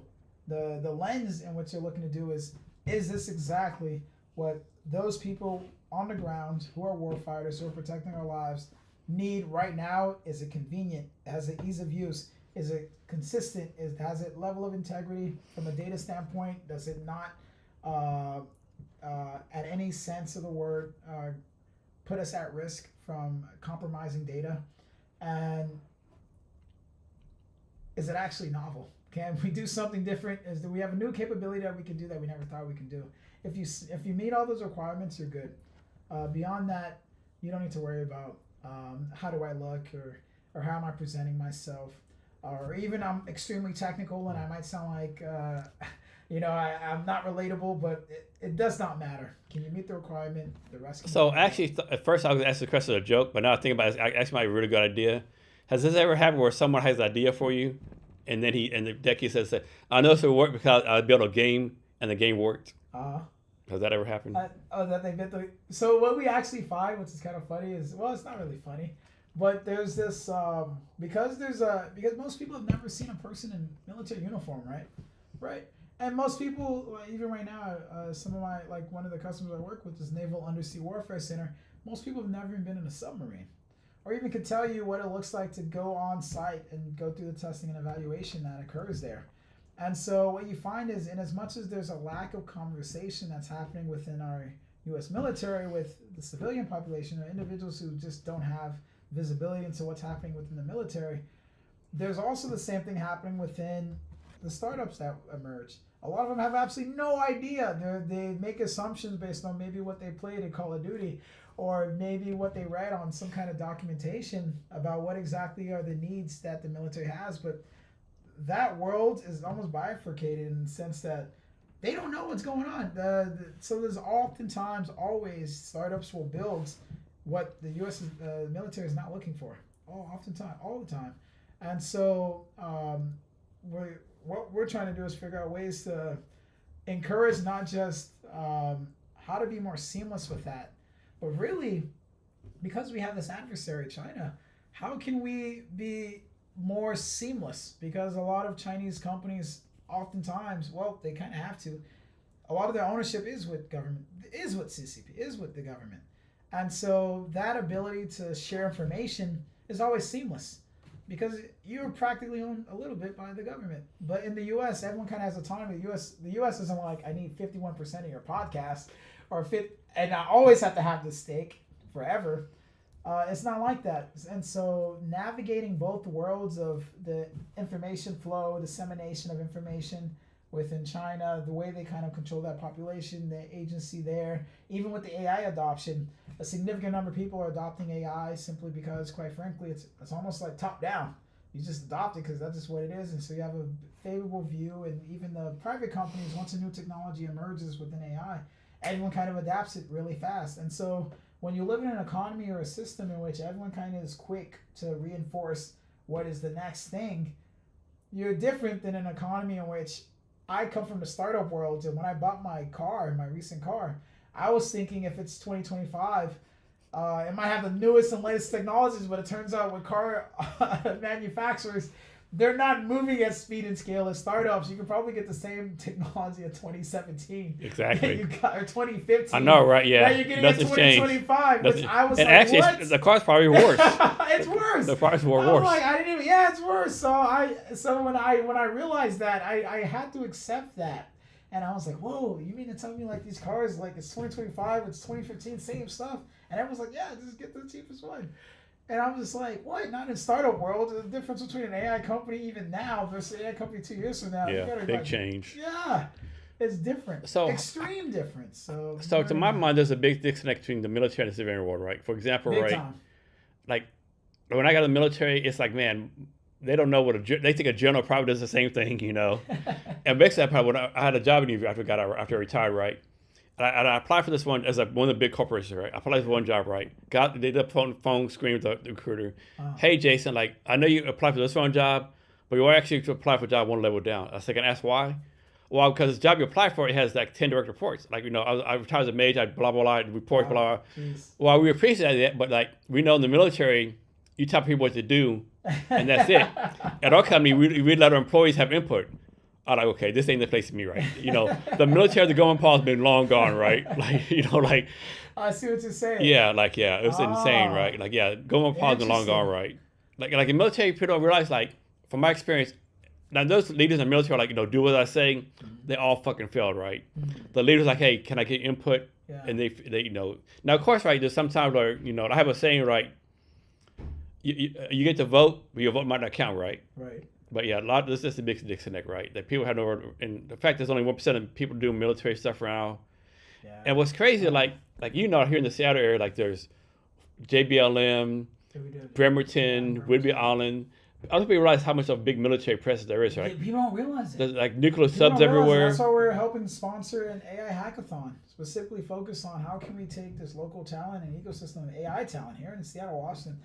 25% of the whole AI workforce is in Seattle, Washington.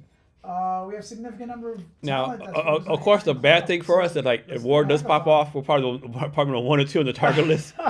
You know, we are in the Pacific. We're probably 1 or 2. We're probably 1 or 2 on the target list. We are. If they neutralize us, it might be bad. Because we are honestly, we're where the theater is happening. Yeah. We're biting by Australia. And one thing is kind of insane too. Like this is a liberal place. It's so liberal, but it's so military too, right? It is. Yeah. It is. Now, people don't realize how much military shit's here. So much military is here, and one of the things I realize is how my role. I want to ensure that I bridge the gap between the military here and what's happening in general across what I'm seeing as far as, I mean, come on. There's AI hackathons happening every now and every other day, and there's open source related AI agents that are being developed here every other day. And how can we leverage that and put that into our military so that we are the strongest or the most resilient? And I mean, I don't want to lose. Yeah. I don't want to lose any of this. Yeah, no, right. So next, this is gonna be kind of weird, right? But like, I don't mind weird. I'm gonna ask you to talk about the Defense Tech Accelerator Challenge. Okay. While you're doing it, I gotta go take a bathroom break. Yeah, I can okay. do that. Yeah. Okay, cool. All right. Yeah, so we actively right now in the On-Ramp Hub, Washington. So the On-Ramp Hub is really, to be frank with you, is an opportunity for anyone, if you're building for the DoD, please reach out to the On-Ramp Hub because there are the matchmaker. How do I connect you with exactly the capabilities and the line of efforts and the areas of interest, or even the thesis, if you're from the VC world, the investment thesis of what our military is looking for. And so we have access to a number of different innovation arms and innovation teams within the Pacific Northwest DoD agencies. And our goal really is to figure out how exactly can we ensure that they have access to the latest and greatest technologies, like I shared before, possible. One of the ways in which we are attempting to bridge this gap is through the Defense Tech Accelerator. So Defense Tech Accelerator is actively running. I believe in July, I believe in either June or July, I apologize, we will be running the demo day. I encourage everyone here who's listening, attend the demo day. There will be mission partners. Mission partners are defined as other individuals part of the Department of Defense, different agencies across Army, Navy, Air Force, Space, and Cyber. And they will be in attendance, as well as the companies who were selected in the Defense Tech Accelerator in general.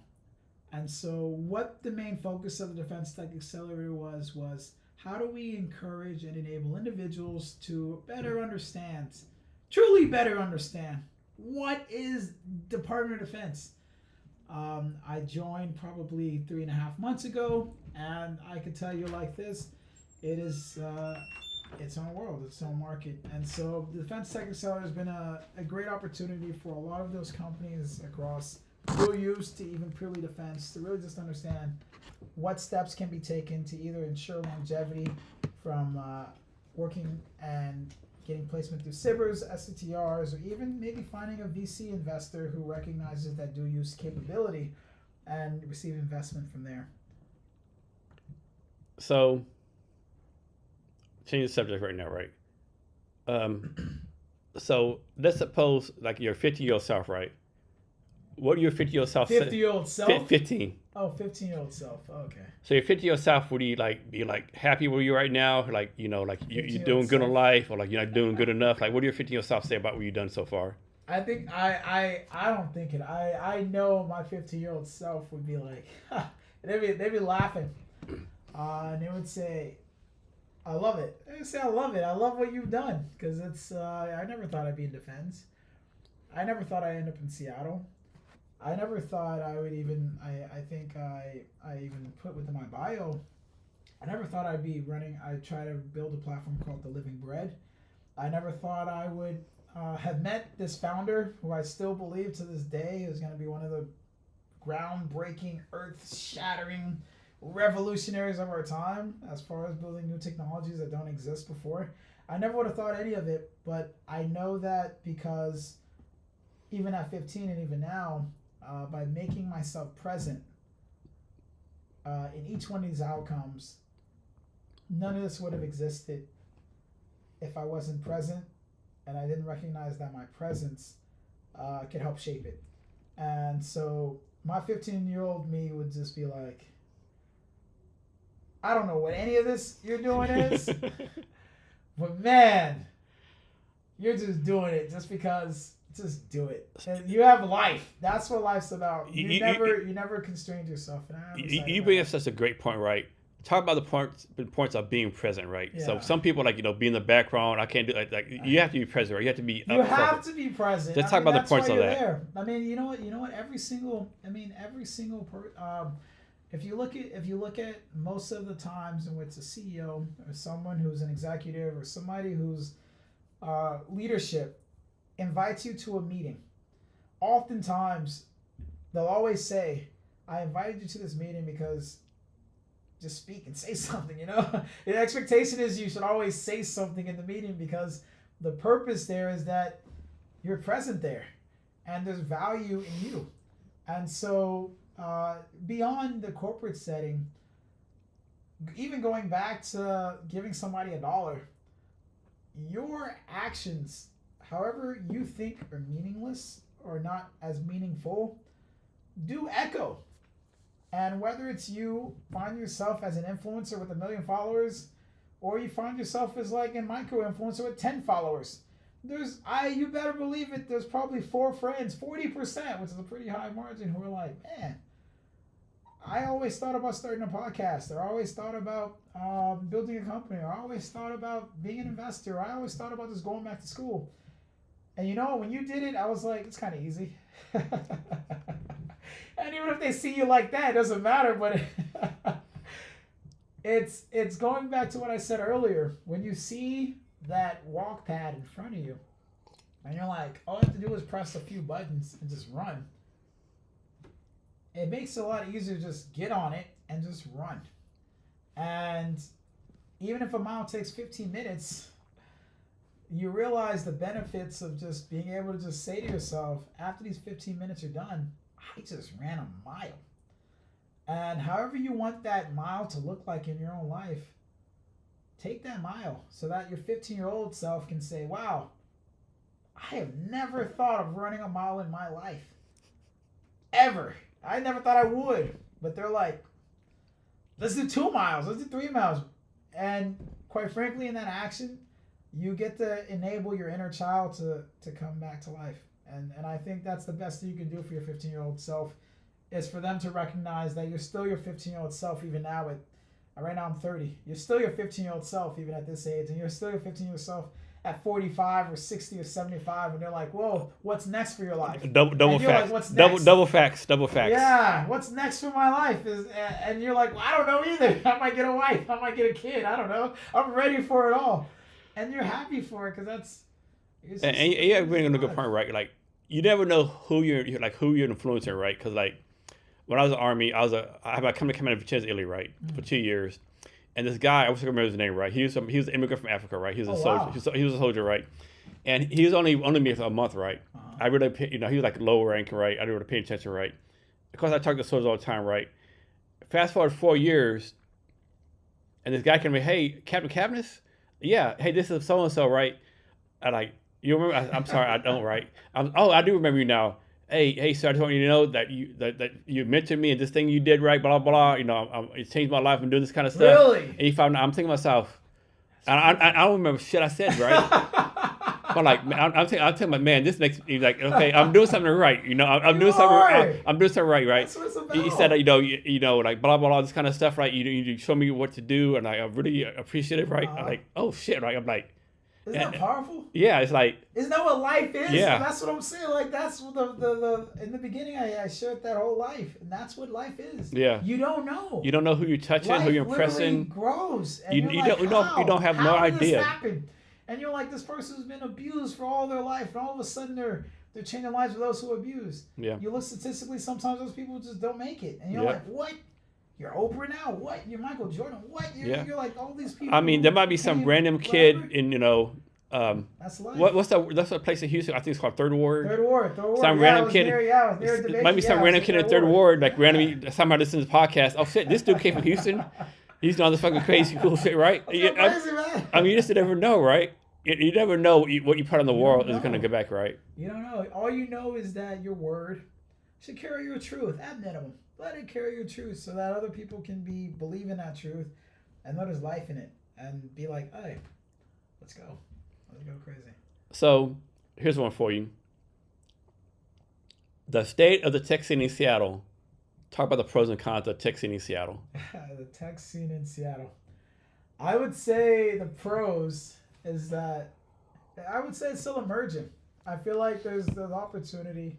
Even with all the Microsoft, Amazon here, you still say it's still emerging? It's emerging because I feel like it's not vocal enough. And if you have someone who's vocal, they can emerge from anywhere and be that voice. And not only can they be that voice, they can aggregate more people together than they ever would have imagined to accomplish X, Y, or Z. Doesn't matter. And so I would say the pro is there's that opportunity. The other pro is that I believe we have depth.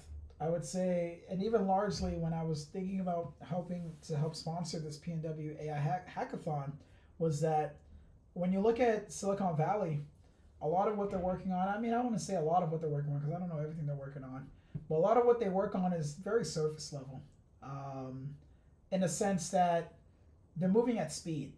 And when you move at speed, you can't really move at depth. But when you're a place like Seattle and you think depth, because you're more risk averse and you're prone towards what can even be closest to adoption from a commercial setting, meaning I just came from Microsoft, I just came to Amazon, how do I just sell in or get buy-in to Amazon or Microsoft? You tend to build more so towards an exit or an outcome, or even more exact, a problem that needs a market. Well, you already have the market, but you're building for a problem that you know once you have that solution, you're getting closer to something.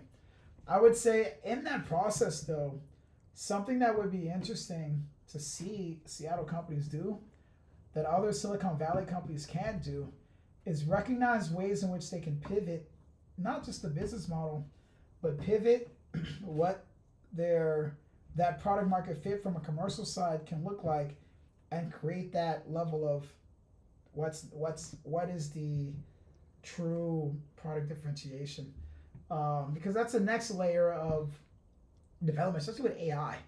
Especially with AI, if you are the AI talent, you can pivot way faster than anyone else. First of all, if you're AI native, you can pivot faster than anyone else. If you already have the depth, you can already, if you already have the depth and you have the access to commercial companies who are interested in acquiring that company, you already now have your buyer. And so if you live in a market like Seattle, in which you tend to be a little bit more safe, why not then take that other risk and say, hey, I've got this product market fit, let me go a little crazier, and then do the next thing. And I think if as founders that approach is taken, there might be this extraordinarily interesting effect in which deal flow might start coming here from the series C, D, E, F, G, E, F investors from Silicon Valley. Because not only have we identified product market fit very early because we tend to be more enterprise, but now we realize we can also pivot way faster than anyone else can, not only because we understand technology deeply, but two, we can pivot because AI enables that, but three, we already have the safety net of a commercial exit, which quite frankly, a lot of Silicon Valley companies sometimes don't have because they're moving at speed and they don't have the customers. They don't have those buyers right in their backyard. So I would say that is the pro. The con is that. That world, especially a company now, I think Microsoft has just reached it's 50 years old now. I don't think people are looking to be that anymore. What's the point? I mean, you can sit on a great salary with your wife and kids, have a great life, and not care about that. I remember I saw some statistic recently where what tends to happen at most hackathons is top talent from some of these corporations, they come in and they build something that's actually novel, but then they're like, I don't know if I want to spend my whole life doing this when I can make a significant amount of money at Microsoft or what's it called, the golden handcuffs? Yeah, golden handcuffs. They're make your 6 figures, stock, nice house. Well, what's the point? Why would you? And it's true, especially now with this climate where there's this expectation that sooner or later there's going to be a recession. But I would encourage, especially now, if you are somebody who does actively work within some of these top tech firms, especially now, there's been a rise of incubators, accelerators, and studios that are hyper focused on finding talent that emerges from commercial spaces and funding them. There's Antler. There's so many. They'll give you 100, 200, 200,000, 500,000. I mean, my company will give you a significant amount of money. If you're technical and you just have another co-founder who's probably just as technical and you build something. And so if I can even tell individuals who are looking to start a career or in high school or middle school, start figuring out what exactly is your niche. And if it's technical, go all in. Go extremely all in, because the opportunity for you to be one of these founders who you're not taking a risk when you are no longer at some of these top firms, and you can take a risk with somebody else's capital, do it. I mean, respectfully, right? I mean, don't fuck the money over, right? No, don't mess up the money. Don't fuck the money over purposely. Don't mess the money up, yeah. But come on, you like also... don't say, hey, I spent you $5,000, I failed, but I learned a lot of lessons. No, that's when you hire the business person and they'll smooth talk. So let me ask you this, right? Tell me if you agree or disagree with the statement, right? A lot of great things are happening in tech. In Seattle has a great tech place. A lot of great things happen in tech in Seattle. Have a comment, the investors are not keeping up. Say that one more time. So there's a lot of great tech happening in Seattle, but the investors are not keeping up. Oh, like the investors are lagging. Well... I know so many people. That actually, that would make sense. I know so many people who told no here, and they go to Bay Area, get money within months. Yeah, so I mean, that's an interesting observation, because as like it's what is the case too is that there's a reason why I think hundreds of billions of dollars goes to the SF, and then from a Seattle perspective, I think we get like I don't know.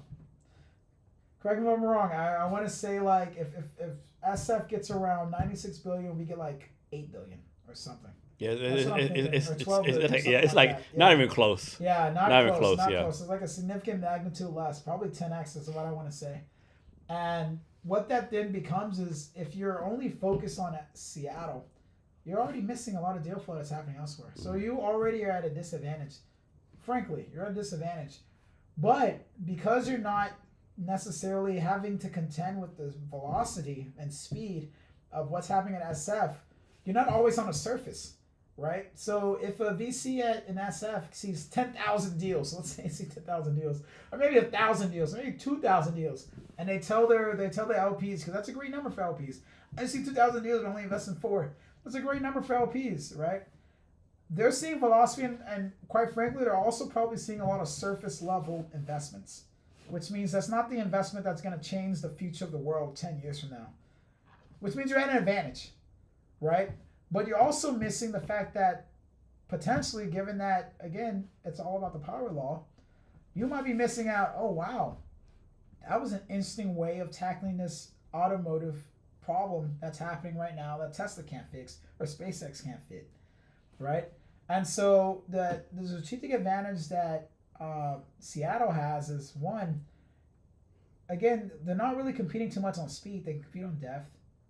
But two, when you look at SF and the fact that they have significant funding there, they're at a disadvantage as far as seeing all the possibilities of everything that's happening. And so to your point, yeah, in an interesting sense, Seattle can be considered as a laggard. And what that requires then is it might make sense for a lot of VCs to have some kind of presence in SF, just to ensure that when we see that biotech and computational biology and AI is converging, are we confident that that is not converging in Boston? Are we confident that's not converging Boston, in, Austin, right? Atlanta. Austin. I don't think Atlanta's going to be that big. No, okay. Not for AI and biocomputational biology. But in SF or San Diego or even, in those areas, and it's like, you should be there. You should 100% be there. And you're right. That is a big risk. So someone told me this before, right? Risk. So a few years ago, I was in the Bay Area, like doing some stuff right there. I was talking to the investor, right? I said, hey, right, let me get your opinion, right? Why is the Bay Area Seattle so different, right? Uh-huh. And he just told me, I think he hit right on, right? He said, Jason, like this, in the Bay Area, all the VC investors are former founders. Ah. You know? That is true. Even A6 and Z. Yeah. All the, you know, in Seattle, they're all former Amazon, former Microsoft. They never started a company. And the bigger one, he's like, hey, in the Bay Area, he says, like, suppose, you know, Tom Jones sold his company for $50 million. He's going to probably invest $10 million of that in the startup community. Yeah, true. He said in Seattle, like, I could be wrong, but Seattle, like, when they make it big, they go away, right? Yeah, yeah. And I think part of this, like, the invest, like, someone in Seattle makes it big, like, all the investors fuck me over, fuck the Seattle startup community, right? You know? Is that right? It should happen up here, not right? And, like, I believe he's, like, hit a spot on, right? Yeah. You know? I would say I'll say this. I would say even me and the co-founder that I have, our best experiences were not in Seattle's founding. I mean, Seattle's VCs at all. It's Not like good. it's like So in we're not Seattle, that you got to give your interested. firstborn son up, get a pound of blood. Every time I go to the Bay Area, like meetings, bam, bam, bam. You know, always constructive. Like it's just I don't know, right? Another thing too, like I think Seattle might be too technical, right? Reason I asked that, like a couple weeks ago, I went to a pitch event at Pioneer Square Labs, right? And these people, they're pitching like minute technical things, like you know, how do you do, like I'm not talking about like it's like insanely technical, right? Yeah. And and people invest millions of dollars, right? Like I like who gives a fuck about this shit, right? Like are you improving humanity, right? But it's like I think Seattle might be too technical sometimes, right? I see what you're saying. It's so neat sometimes. It's like so neat. Like, it's like we're community. improving this It's little AI yeah, robot yeah. to do this from here, right? Yeah, And they're putting like millions of dollars in it. No, that's also a great observation, because once you have that mindset of building for a corporation or a company, sometimes your only innovation is that I've worked for this company for 15 years and we were literally working on this one specific problem, this one specific division, within this one specific class, which is HR or finance, and now I'm just gonna sell in for my Here's one for you. exit. So everyone wants to say tech's doing great things, big things, but like, what is tech really doing, right? Like, do we really need another dating app? Do we really need another like last mile logistics app, right? Like, where's like, you know, the moonshots, right? Like, you know, curing cancer, like, you know, I don't know, improving carbon. Like, I'm sure this is out there, but it's like so hard to do it, right? That's where we come in. That's where defense comes in. Good segue. Great segue. That's where defense comes in. Our purpose is to look, the future, the next great technology, I'll say it even right here, the next great technology isn't going to be an AI company. I'm going to say it right now. It's not. The next great company is going to be a company that's going to leverage hardware, and it's going to apply new software, novel software that reconstructs the way in which we look at even IoT. Because IoT still maintains, there's a number of different companies that are extremely proprietary in the way in which they have access and visibility into any company that leverages Wi-Fi or Bluetooth signals. And so the future is going to be the company that's able to connect to every single device that ever emits a Wi-Fi Bluetooth signal, one. It'll also, in the process, be able to recognize, hey, I can use the processing data and the processing that's happening on these devices, and I can lower how much processing power is needed for any of these devices, because I can attenuate now the beamform signal associated with that radar system, router, so that why is your router sending information everywhere? Let's send it to this. And all of a sudden, now you've got new applications of augmented reality. Now you've got new applications to how you think about and reconstruct environments in real time. Now you know real time also who are the people surrounding that same device at the same time. And I feel like it's going to be a big, crazy hardware dual-use company. Because from a defense perspective, if the future is right now, in the past, it was defense building the future. Now it's commercial building the future. The truth and reality is going to be shaped in which that dual use will be the future. And that dual use will be one in which most of the main things that defense focuses on is logistics, communications, cyber, space, personnel, HR, finance, operations, tactical, all these things. But going back to the spiritual, the world of warfare, I believe, is what's gonna create the next generation of technologies or technology that will reshape fundamentally what we define as even today. And it will do so in such a way that it will be pervasive because it will leverage exactly the pervasiveness of how social media has been operating.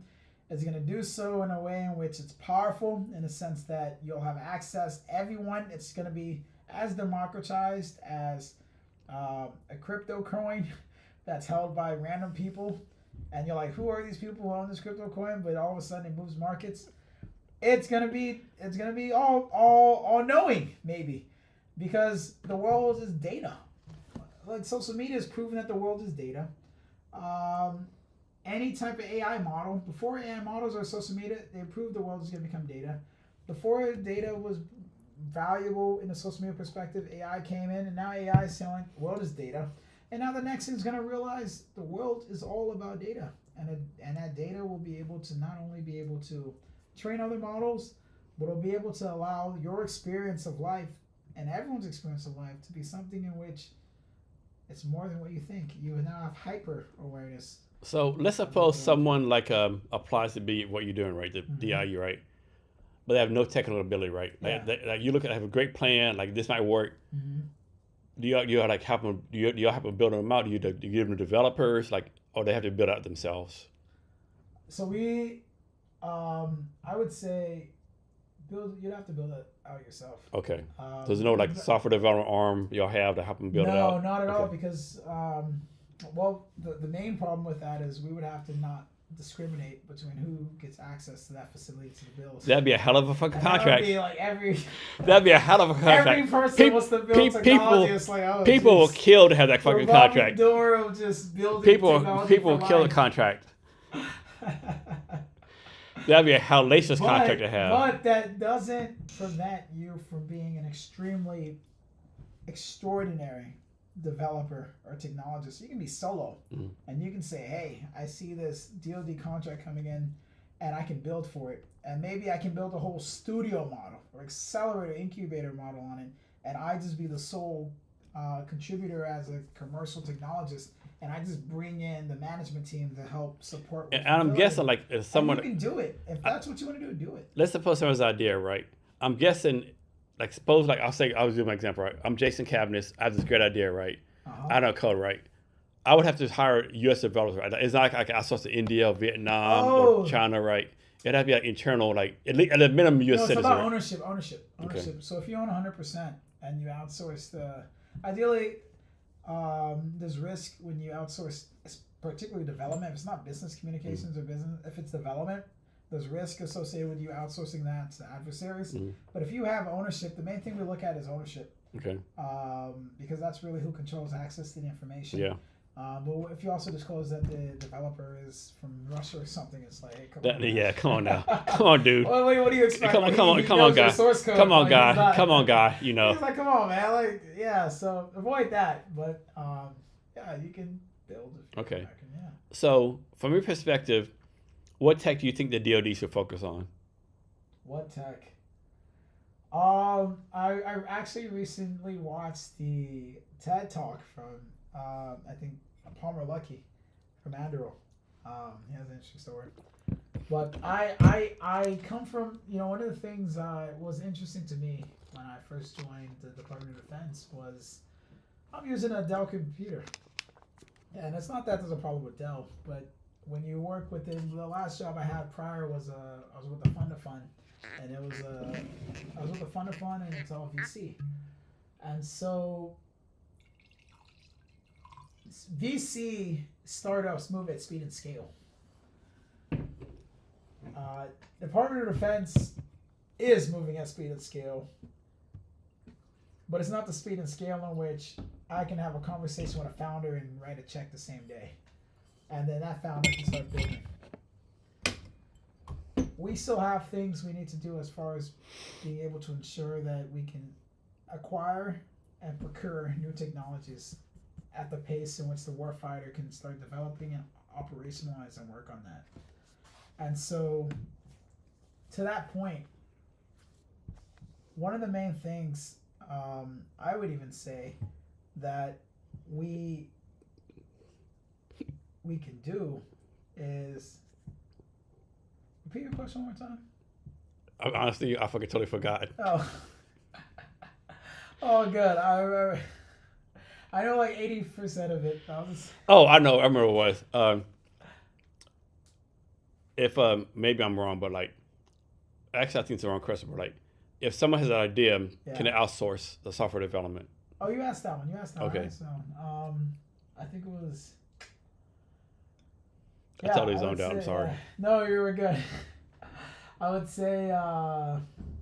Let's do another question. Let's do it. So, oh fuck, I'll remember in a minute. Don't even worry. So Seattle is a blank tech city. Seattle's a AI city. Seattle's a climate tech city. Seattle's like a e-commerce tech city. Let me think. It's AI. AI. We should just double down on that. I was talking about Palmer Luckey, and you asked the question related to what is the technology that we should be adopting now for the DoD. Yeah, that's right. Yeah, DoD. Yeah. I would say, similar to what he said, autonomy, everything. New technology, everything. And that will look like, let's ensure that at no point we are at any risk of compromising national security by any means. So cybersecurity, let's get it to the greatest degree. Let's use quantum cybersecurity if it's possible.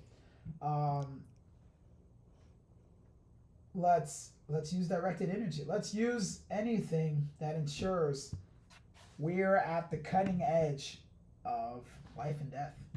And I say that because I'm, again, back to what I was talking with you earlier. I'm from the a lot of my experience in life has been very spiritual, to be frank. And when you look at spiritual warfare, you realize, going back to your question you mentioned earlier, which is like, there's certain people who they already know. That's who I am. I don't care if you release me from jail now. I don't care if you bring me. I'm gonna do it. I'm gonna do it next time. I'm gonna do it every single day I can. There's certain people, and in the spiritual world, you also find 100% they'll do it. Why would they not? I mean, they don't care. And so because of that, the way I think of defense is in that spiritual warfare perspective of, even to this day, a lot of what is defense has shaped the way we even think about business, has shaped the way in which we think about how people relate or interact with one another. In fact, defense has shaped fundamentally even technology, to where that even shapes the way in which we interact with one another. And so if America, of all places, can be at the cutting edge of what is going to shape people's interactions with one another, can shape the way in which people even construct and decide what is life from a purely philosophical perspective, that's a better place than an authoritarian regime. And if right now some people even question, philosophically speaking, politically speaking, whether or not we could be entering an authoritarian regime, is that what you want? Is that what you want? I don't know. But I will say this. It's like, if it's not what you want, and you're recognizing historically that's what it could possibly become, ask yourself the question, the America that we can exist in now, before that occurs, is that worth protecting? And I would say 100%. Because once you enable anybody or anyone to have more authority over your ability to have to have the opportunity to have faith, even, I'm going to take it spiritually, to even have faith, you've created a religion, and now I can't even talk about Christ. That's what I want to say. Because what's the problem with that? It's a big problem. Now all of a sudden, from a spiritual standpoint, I can't even talk about having a faith in Christ without anyone who believes in Christ saying, do you still go to church? I haven't been to church in a long time. You know how many people ask me, have you been to church? Have you been to church? Have you been to church every day? Have you been to church? I haven't been to church in forever. But Christ is not even a church. So now you have to fight a church that doesn't even exist with Christ. And now that's the standard, though. It's normalized in everyone's mind. And so whenever they see a fight is happening with the church, they're like, oh, I can't be with Christ. Yeah. And even during the same time period in which Christ existed, one of the ways in which the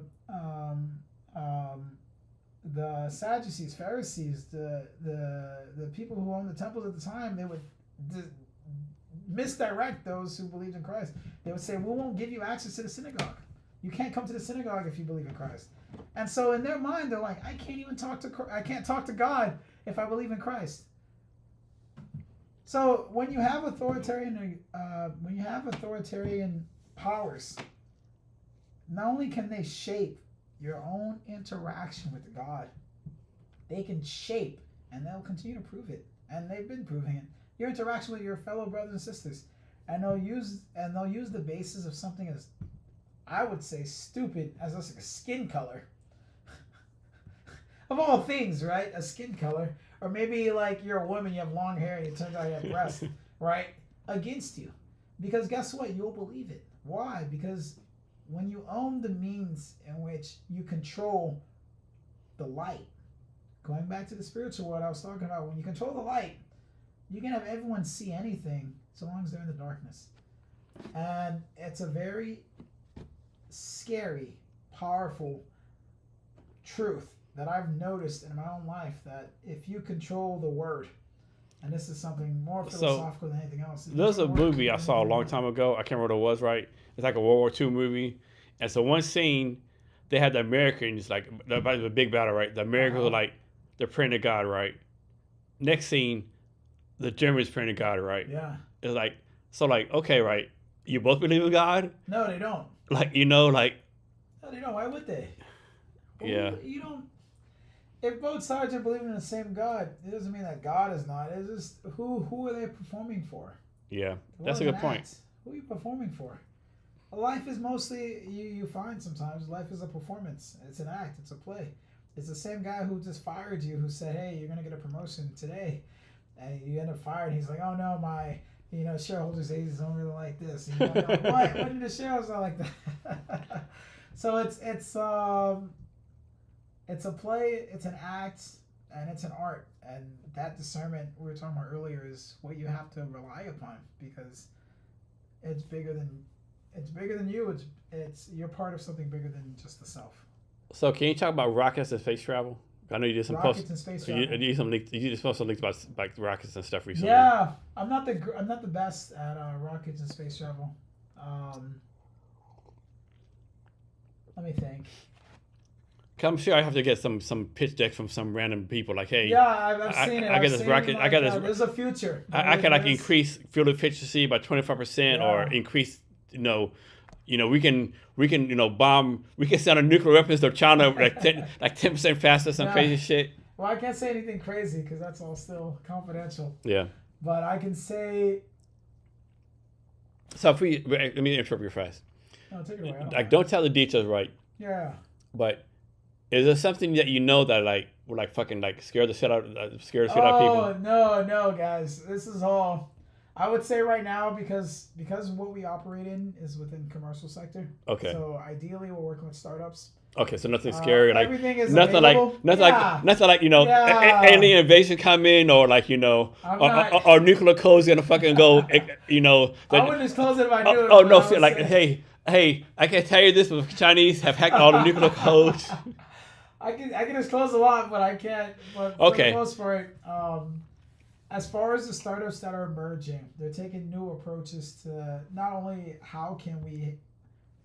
I'll give a shout out. StarCloud is doing a great job. I saw you posted about StarCloud. Yeah. StarCloud is figuring out a way. How do we get data centers in space? And so people are taking new approaches to recognize space not just as the frontier or what's next, but something that can now help make what we're transitioning towards in the future possible. So I can say that. I can say that. So Elon Musk calls you, hey guy, I got a slot for you on my Mars mission. You going? If Elon Musk calls me and says what? You want? I got a seat for you the Mars mission. Come along, dude. We need your talent. We need your talents. I don't have the talents for Elon Musk. He's probably looking for an engineer. But look, if it's interesting enough, I'll take it. I'll take a ride in the mobile.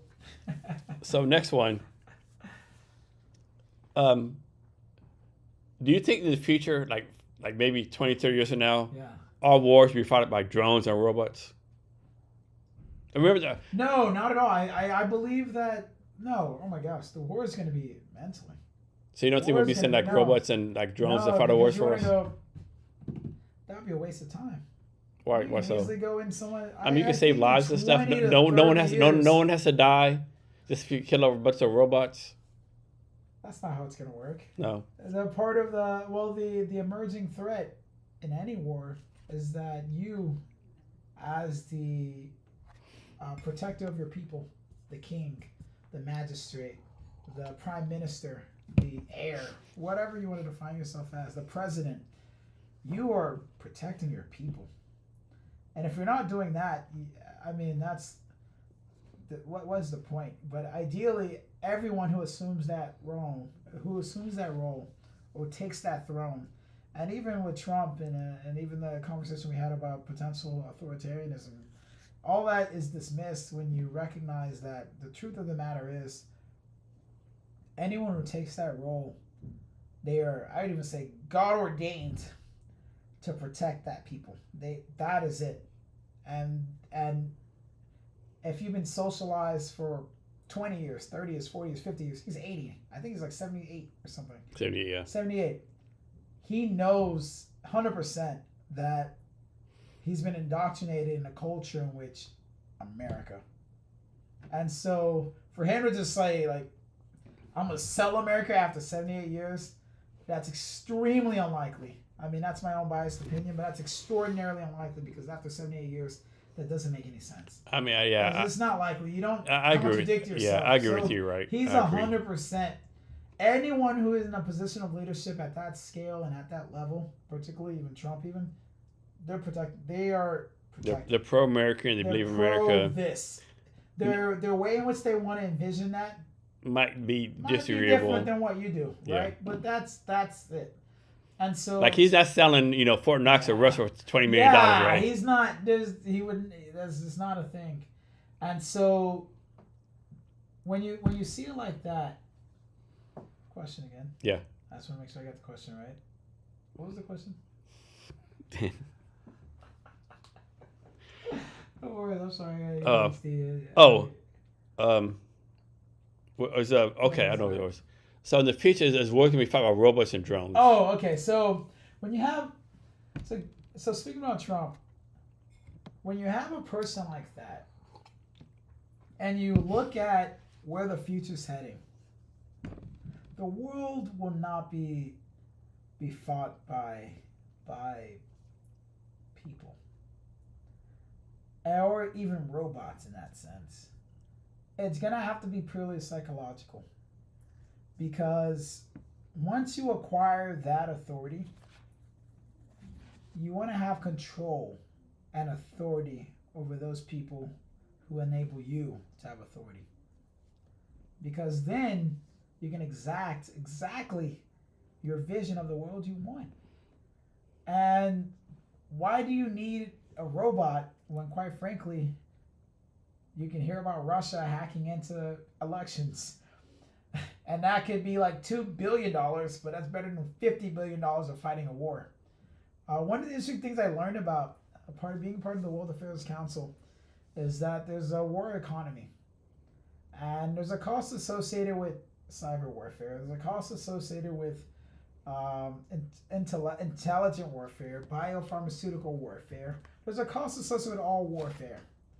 And some costs inefficient, depending on what you want to do. Some costs extraordinarily efficient. And so, going back to what I was saying earlier about the spiritual warfare, going back to what could potentially be in this physical warfare, the truth of the matter is,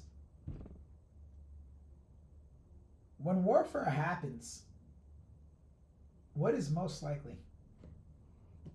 And a lot of war is about two things. There's those who protect life and those who destroy life. And that gets almost, I mean, you could probably put micro lens to that and expand that truth. And what you find is maybe you don't agree with the person who wants to continue with life, and you might not agree with the person who wants to protect life. What you often find is, depending on beliefs and belief systems, you can know pretty well where somebody aligns because they're pretty consistent. This might sound like a rant, but the way the rant ends is, I have found, and this is where I'm going back to my faith, my belief in Christ, is that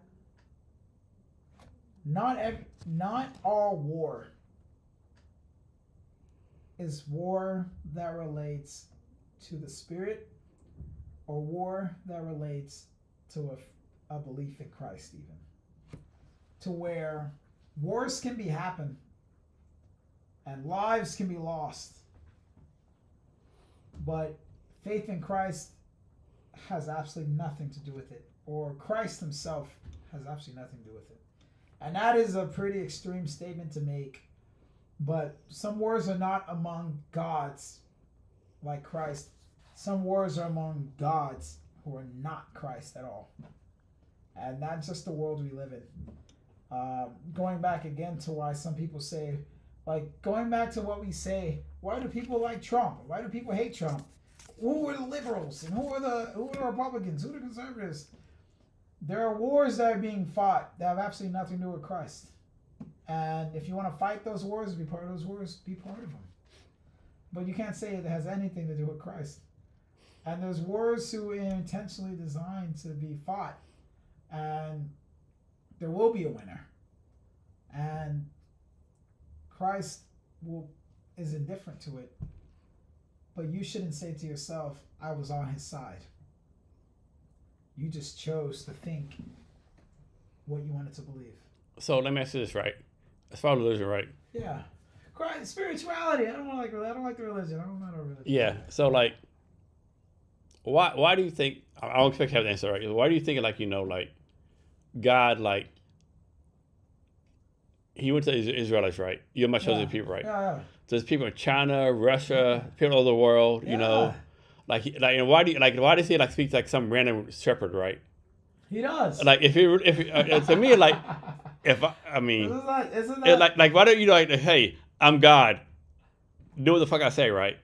And no, that's not. I think the Bible says, you know, like the Pharaoh, like the Exodus, he right? Did it intentionally. He like, hey, it says in the Bible, God hardened Pharaoh's heart, right? He did intentionally. But why? Why? Because guess what? By hardening the heart of Pharaoh, all the other Egyptians came to know, wow, look at what they did. They left. Yes, but if you just like, so it's not he doesn't believe in like, the person. if you let Pharaoh let the people go, it's like, no. God does not believe in the person. He believes in all things at once. God is not a physical body. He's a spirit. So the individual is not the Pharaoh. The individual is all his people. And then happened in the Bible. All his people came to know and recognize, wow, look at the authority of that God through one person, Moses. And what did they say? They were like, wow, we can't do anything to these people. Why? Because they were like, whoa, they must come from God. And even after that fact, how many people feared them? They're like, whoa, they're coming with that dude. I would chill out. So it's not. I think we oftentimes confuse spirituality with the religion. I mean, forget the religion. I don't care about the religion. We oftentimes don't understand the spirituality and the person, because we always assume the person is the spiritual, but the person is not the spirit. So how about what it says in the Bible, like God never changed it, right? Yeah. I don't believe that. Yeah. Because God doesn't change? No, I don't believe that. Why? Because in Old Testament it says, like, hey Israel, go rip and kill these people. Uh-huh. And in the New Testament, like, I forgive everyone, right? Yeah. It like seems so different, right? So that's hilarious. I have found, well, first of all, faith is on Christ. So, Old Testament, I don't know too much about it, but I will say, Old Testament. what you find Old Testament, they fucking like it's some fucking savage. I mean, they look, savage as fuck. the Old Testament. spiritual world's a savage. So that I truly believe anything that happened in the Old Testament is like, yeah, that's pretty common. I have seen the spiritual world. Oh my gosh, I fear if anyone actually on Earth goes to the spiritual world, because I'm like, guys, they will cut your head off fast. Who are you with? They're not with them. They're not your friend. But I would say I've noticed. I love that. I love what you shared, because that's amazing. Let's get to that point. Let's all your questions to get closer to that. So one of the things you find is that when Christ comes, he's the life and the resurrection. And as the life and the resurrection, all that means is that death doesn't exist in Christ. In Christ. And so when you hear the narratives and the stories and the portrayals, oh my gosh, 1,000 people died, 10 million people died, 1 billion people died, infinite people died. You should also recognize that among that, there's a Christ. And the Christ is the life. And what I've learned in my spirituality is he can give life to everybody in that instant. In that instant. So there's no death in him. So like for to have the conversation and say all these people died and all these things happened, it means absolutely nothing, because Christ is honestly that life in which you just come back. So you're just like, oh shit. Literally, like anyone who's ever experienced it, like, oh shit, that's Christ. All right, that's it. Okay. Because, and the value in that and the rationale behind that is, do that one faith in the Son, in Christ. That authority has been given to you too. And so that's the nature of that God, in that narrative of there are all these people. There are all these types of belief systems. There are all these religions. There are all these different faiths. And I personally wouldn't want a community college teacher to teach me physics versus the Nobel Peace Prize winner to teach me physics about quantum mechanics, if that was his thing, versus not that there's any issue with it, but like there's different types of teachers. But even beyond that, it's like, and Christ is a different teacher. It's like, listen, I'm telling you from the beginning, and what I told you earlier, what I even said earlier is, there are 100% other forms of light. And these other forms of light, they actually, I have found, to be frank, these other forms of light, oh, they're awful. They're awful. They're not your friend. They're not your family. They're not your cousins. They're not anything. They are, not even that they're not anything, but they just don't like you. You know what I found in the spiritual sense of what they say? I'll take you know what I found in the spiritual sense of when I've been encountering some of these other lights? You know what they say? You're the evil. They say humanity is the evil. Why? Because they say, this is what I've experienced. They say, this is what they say. They say, when we came down and we were fallen angels, how did we fall? You. They say, when Christ died, who killed him? You. You did it. And they're just like, if we do anything good in our lives, it's killing you. So remember back, and it's interesting. It was a very interesting. I remember reading somewhere. I remember heard this, like angels used to come to Earth, like we still fuck the Earth females and shit, you know. Yeah, they fucked a lot. And make a different, like a different race. I mean, dude, oh my gosh, have you felt the power of knowing you're with God? You realize, you know what that power feels like? You're with God. You can do whatever you want. Yeah. I can walk right now in the middle of traffic, and you know what? And you have awareness when you die. You can. What are they gonna do? They're just gonna honk at you. Every car is gonna stop and say, "Hey, you can't." Isn't that powerful? It's crazy. Yeah, that's what that That's what it feels like. So Actually. how and when did you become so spiritual? Oh, you don't want to hear that story? That was a weird story. Yeah, I like were you pretty young or I was 28. 28? Yeah, so I'll tell you.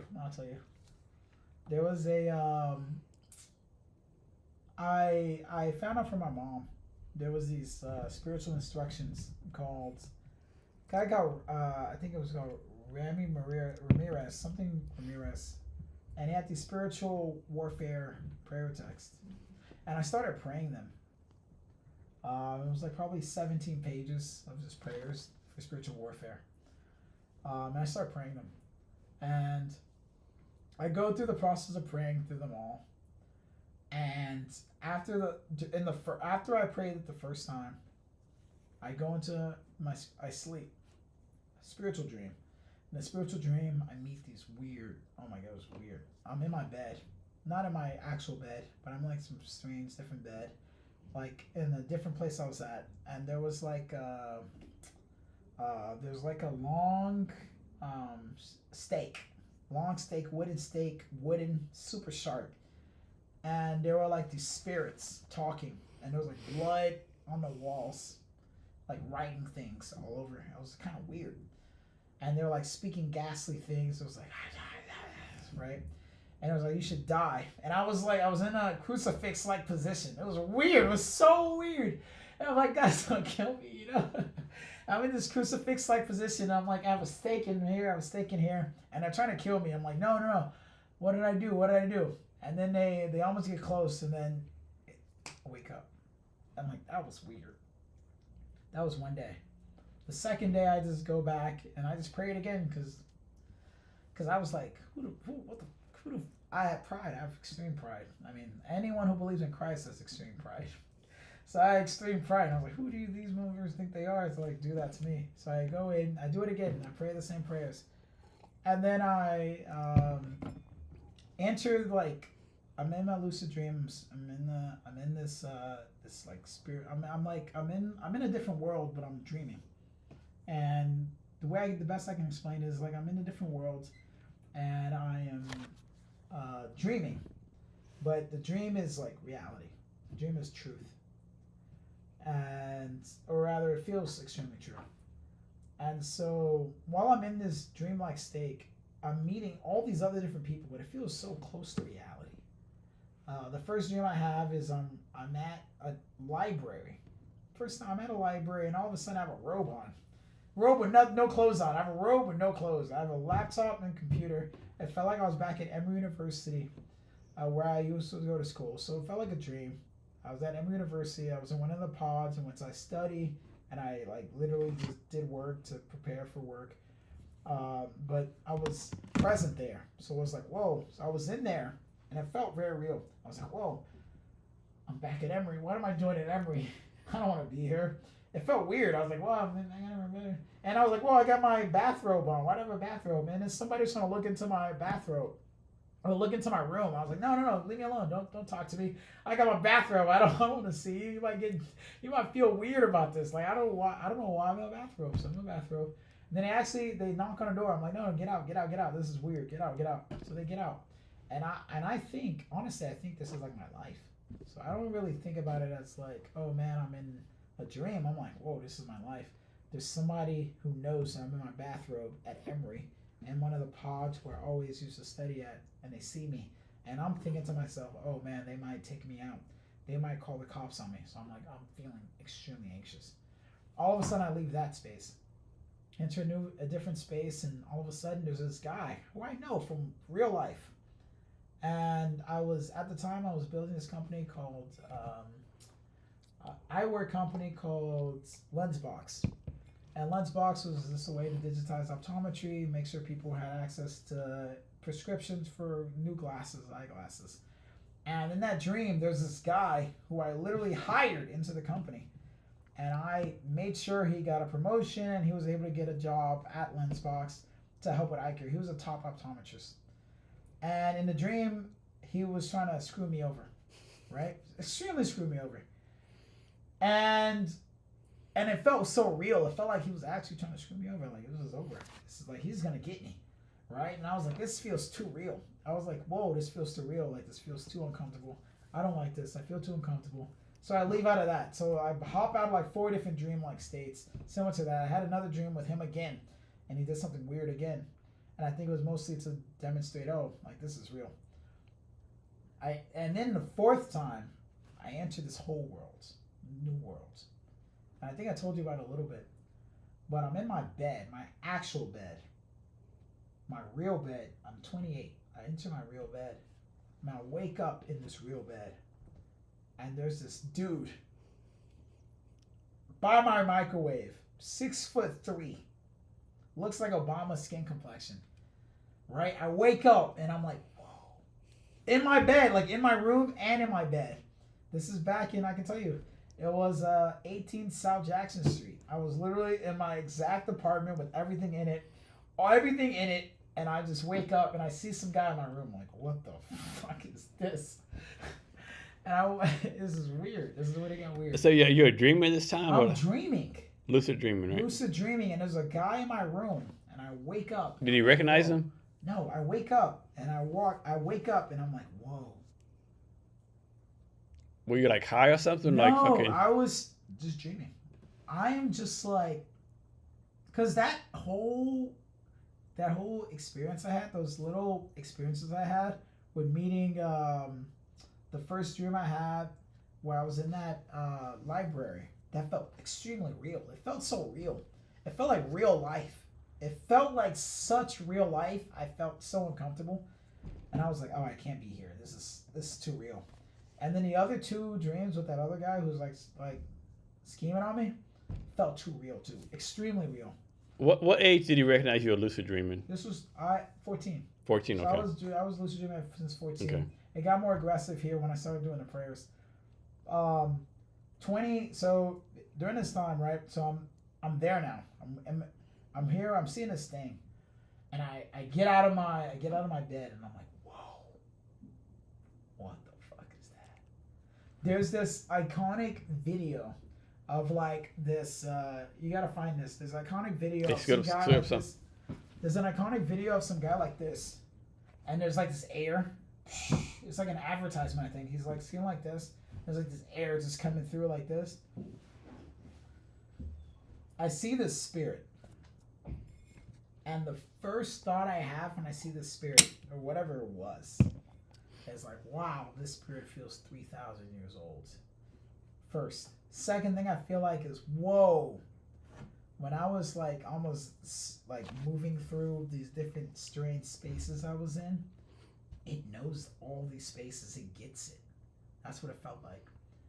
And then third, when I walked in, the first thing it said, and mind you, it was a little bit my microwave, exactly what my microwave has always been. And I was like, I didn't laugh because I was like, this feels too real. Because it's like, imagine you being here and you just fell asleep and all of a sudden some spirit's like right there. And it's like, Jason, it doesn't say your name.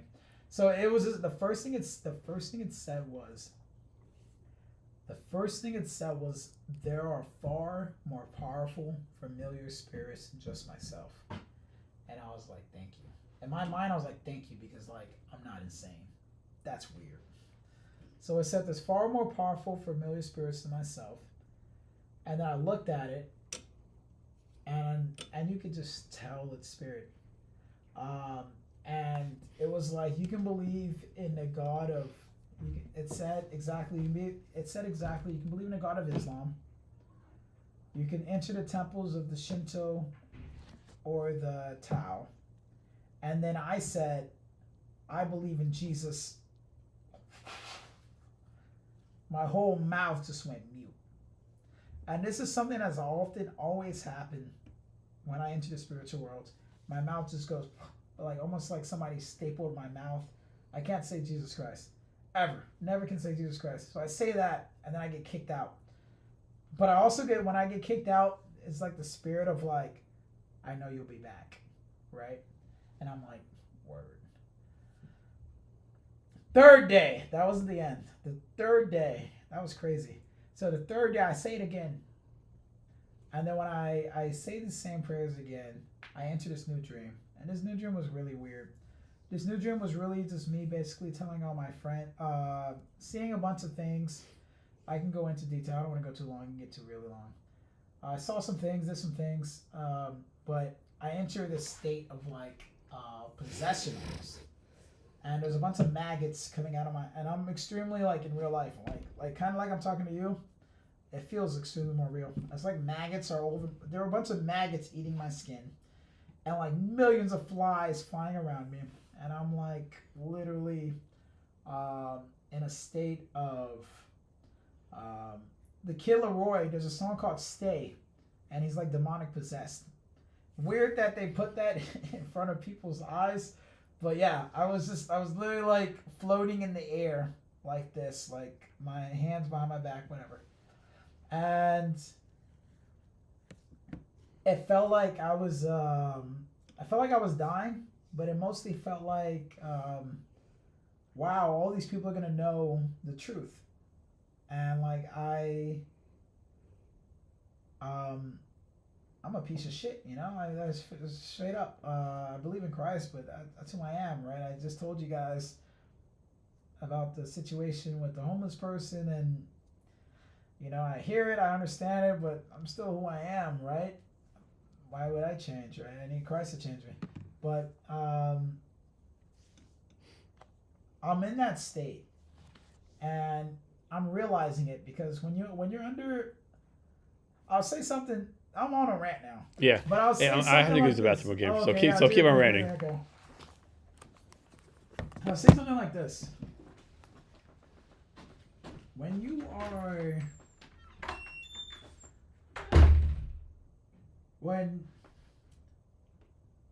when you're under the spirits, and I would say the demonic,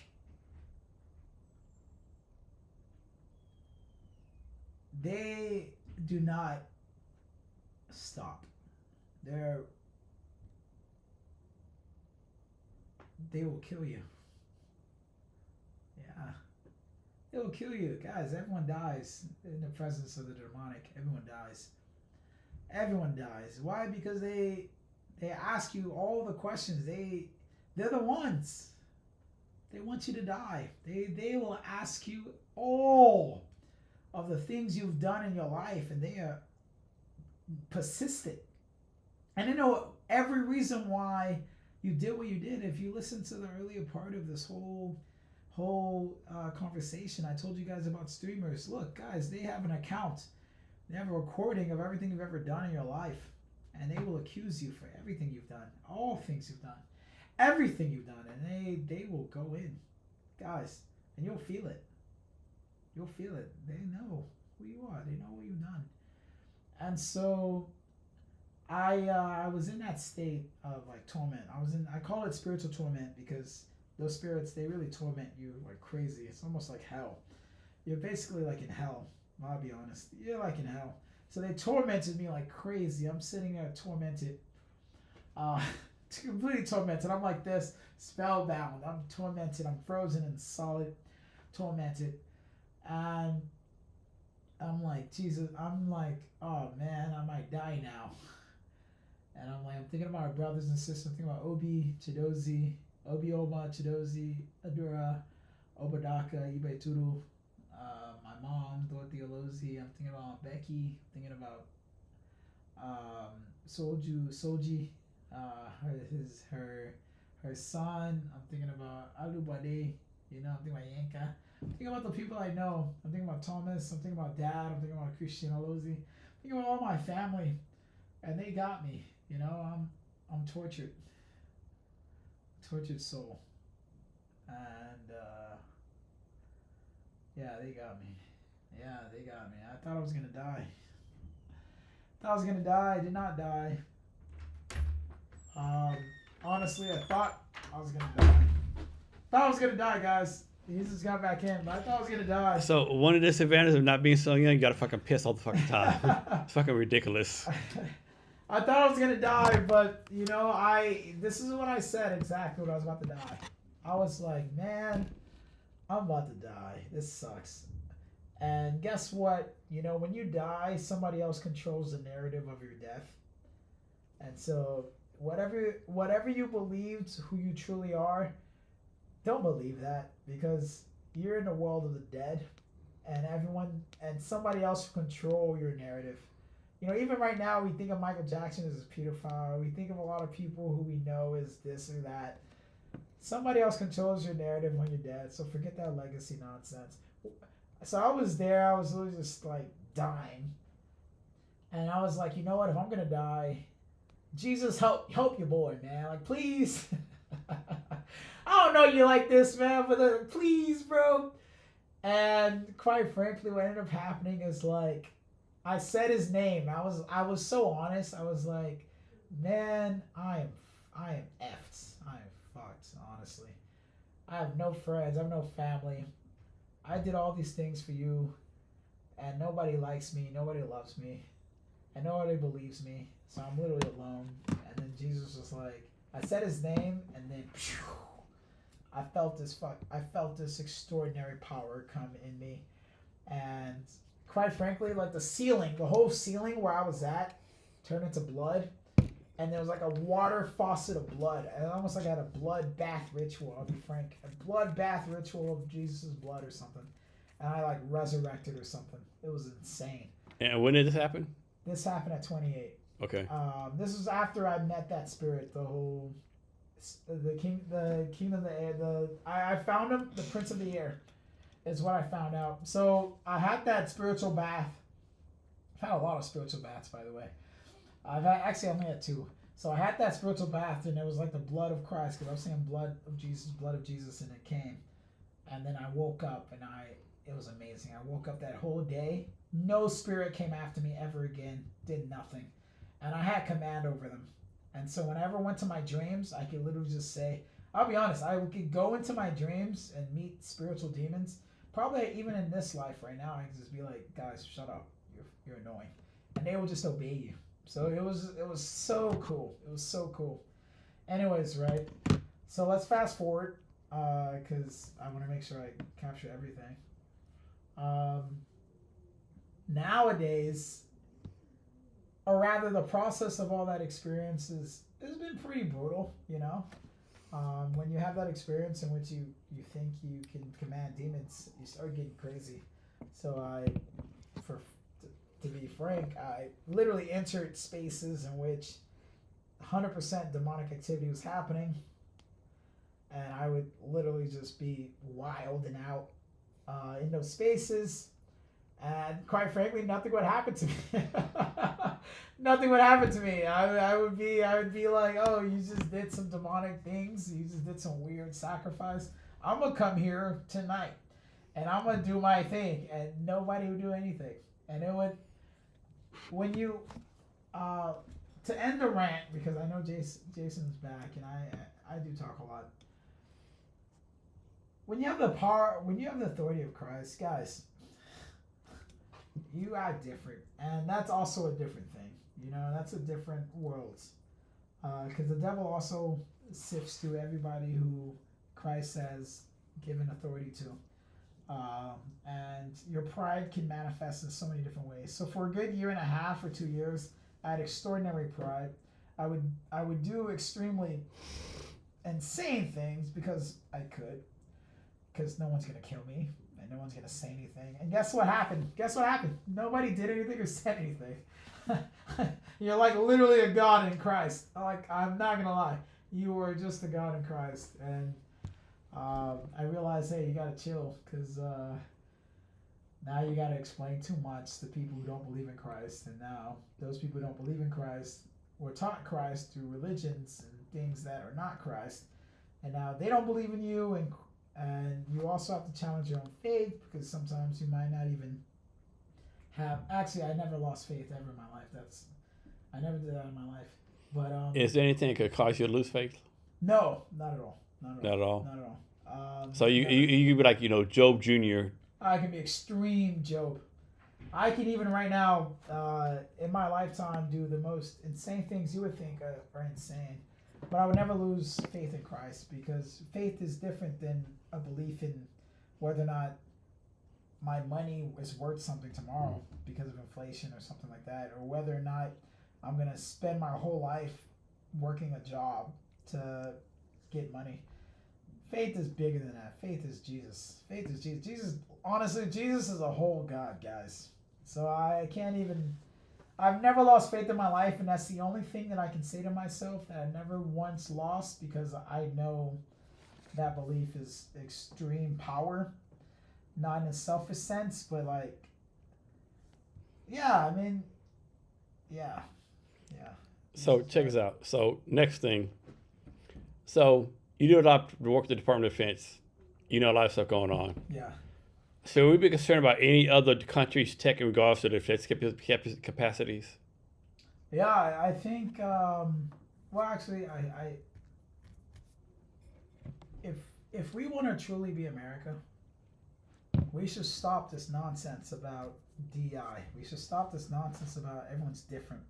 We should stop positioning people in spaces and places in which they themselves.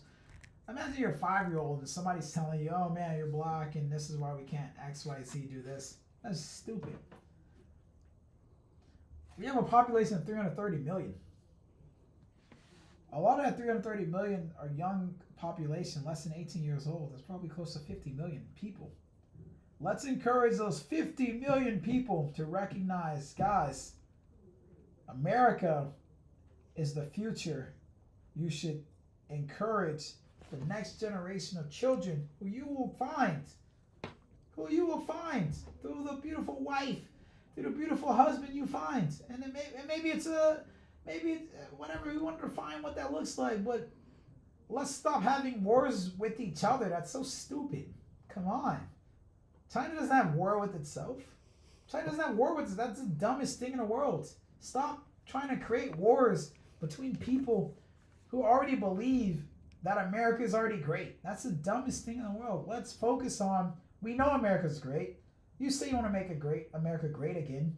Let's bring the people who are black, Chinese, Asian, Hispanic, white, Middle Eastern, doesn't matter, who believe that this is possible, and let's arm them with information, with technology, with access, with AI, with all the things that make us disruptive. Each region has a focus. Alaska, Arctic security, maritime security, sensing infrastructure, amazing. Montana, they have their own sensing infrastructure as well. They have photonic information, they have photonic energy. They're genius. Let's focus and leverage the fact that each one of these regions are pockets and access either to ways in which you can reimagine the commercial world, but also ways to reimagine the talent pipeline. Let's build America for something great. We don't need.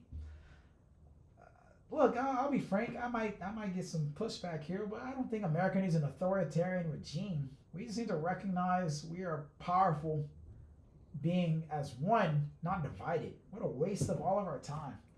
Honestly, like stop this belief that we are divided. Like, that's boring. And quite frankly, as somebody who also is part of the chair of the Seattle Human Rights Commission, we should tax anybody. We should tax and we should heavily penalize any foreign institution, whether it's the music industry or it's the entertainment industry, that encourages behavior that discourages the fact that America is pretty great when we're not divided and thinking about very stupid things about, like, I remember I saw this this is another rant. I saw some guy. I saw 5, I think it was like 4. I was on X. X doesn't care about anything anymore. So I was on X, and there was like these white supremacists, and they were so angry. They're like, I'm white power. They were just screaming white power, I don't care, I'm white power. It was like, bro, who cares? Let's get you to have some friends who are black, because y'all probably relate to the same things. And even if you have white power, who cares?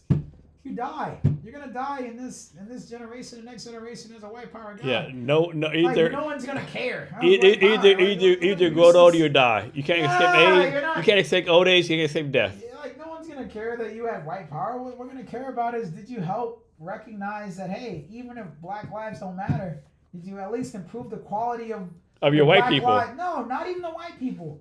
But if you say black lives don't matter, why wouldn't you also agree that maybe I can help improve this black life?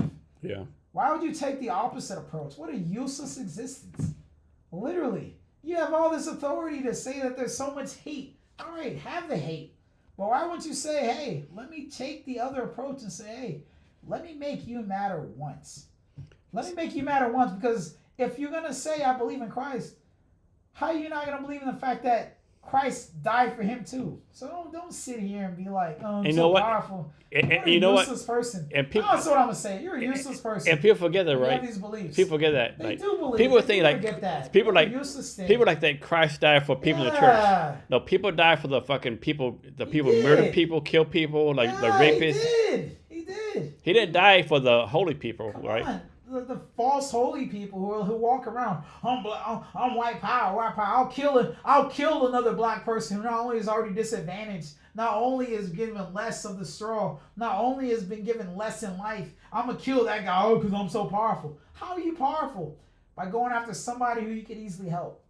You're weak, and you think you're gonna walk into Christ's kingdom and you're gonna present like that? Nah, I've been in the spiritual world. You're gonna be whacked. You're like, it's done. Here's one for you.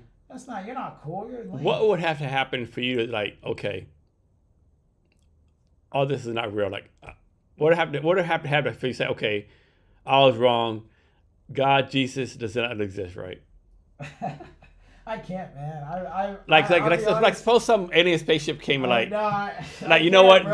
This is all fake shit. I made this up, you know. No, I can't, man.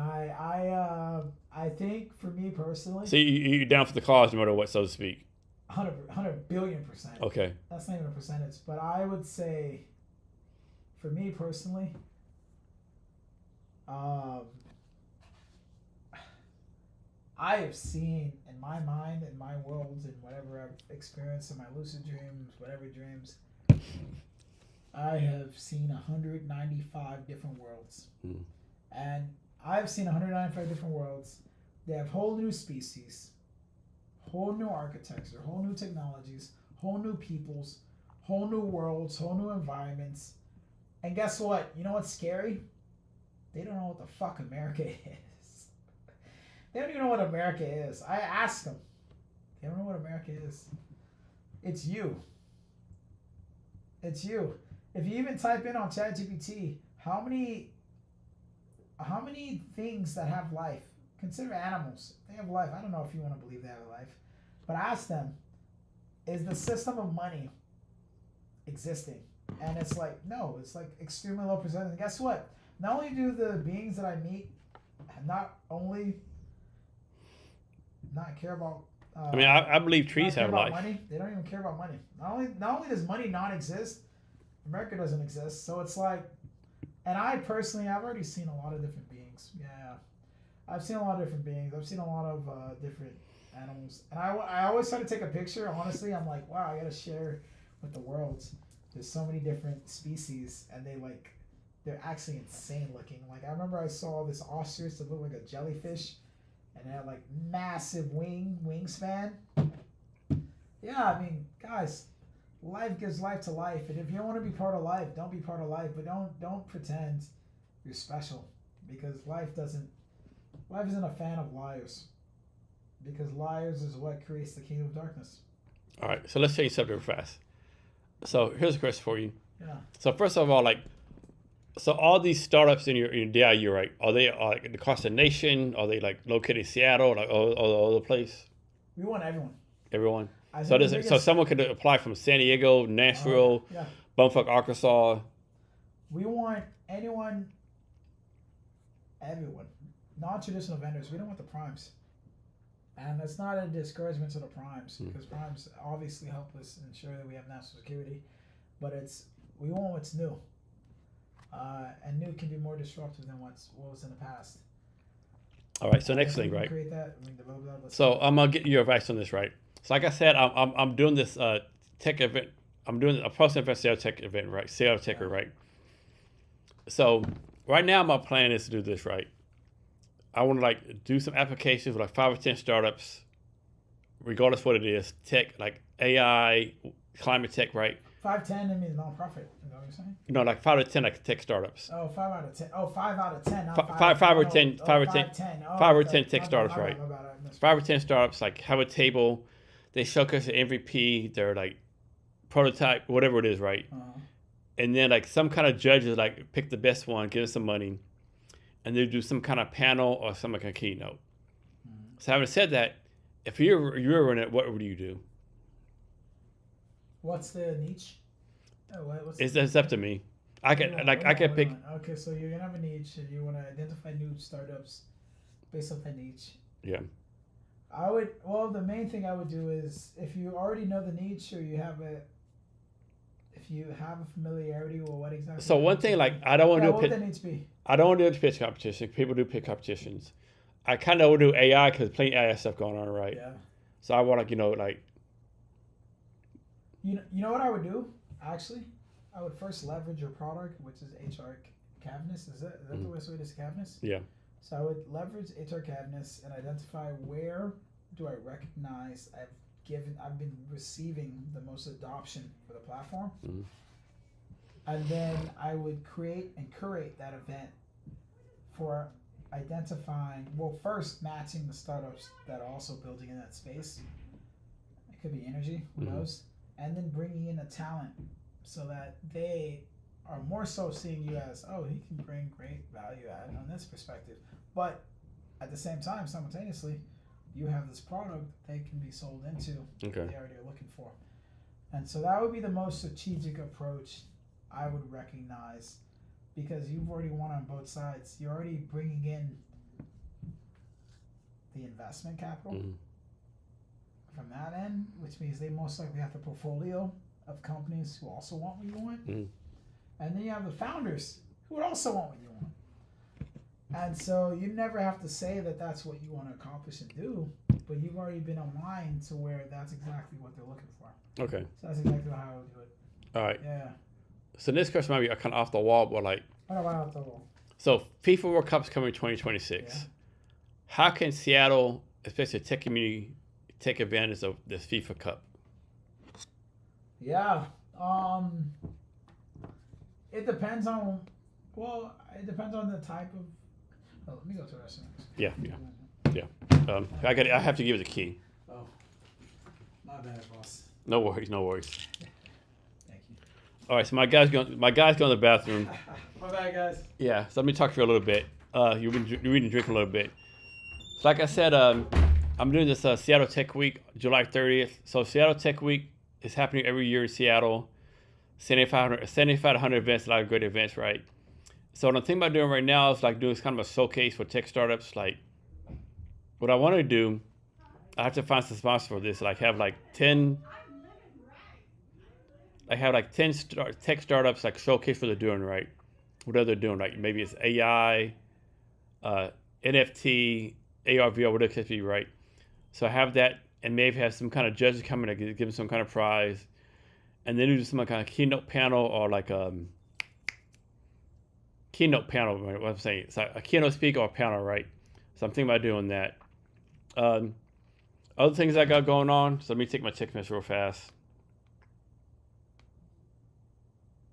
That's some bullshit. So this is a great talk with Micah. So I have a lot of good podcasts coming up, a lot of good things coming on. My guy, Dr. Yosef Abdelli, hope I said his name right.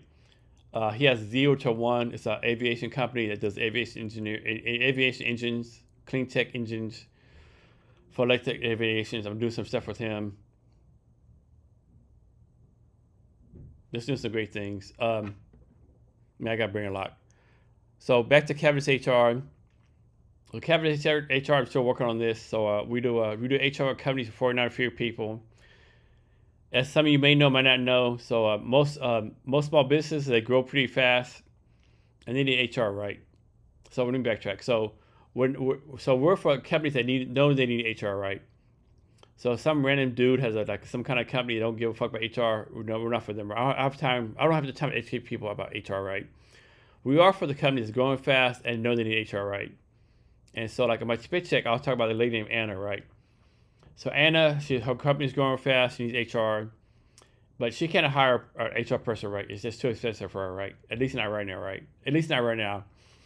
And then so she tried the outsourced HR company like ADP, TriNet, Insperity, and she figures out, man, these people are trash, right? So email them, call them, and like nothing happens, right? And by the time they get back to her, she'll figure it out, right? So that's not a good thing for her, right? And then there's like HR consultants, and truth to power, what do you want to call it? HR consultants, there's like maybe 1% of them are pretty good. The rest of them are trash, right? So I want to put all of them out of business, right? And so reason I say this, like pose like you have a small business, and you hire me to be HR consultant. HR consultants get charged anywhere from $100 to $500, depending on where you're at, right? And suppose I charge you $300, right? You bring me in, and I'm like, hey, you need X, Y, Z, blah, blah, blah. You're going to say, hey, Jason, like, what the fuck you doing, right?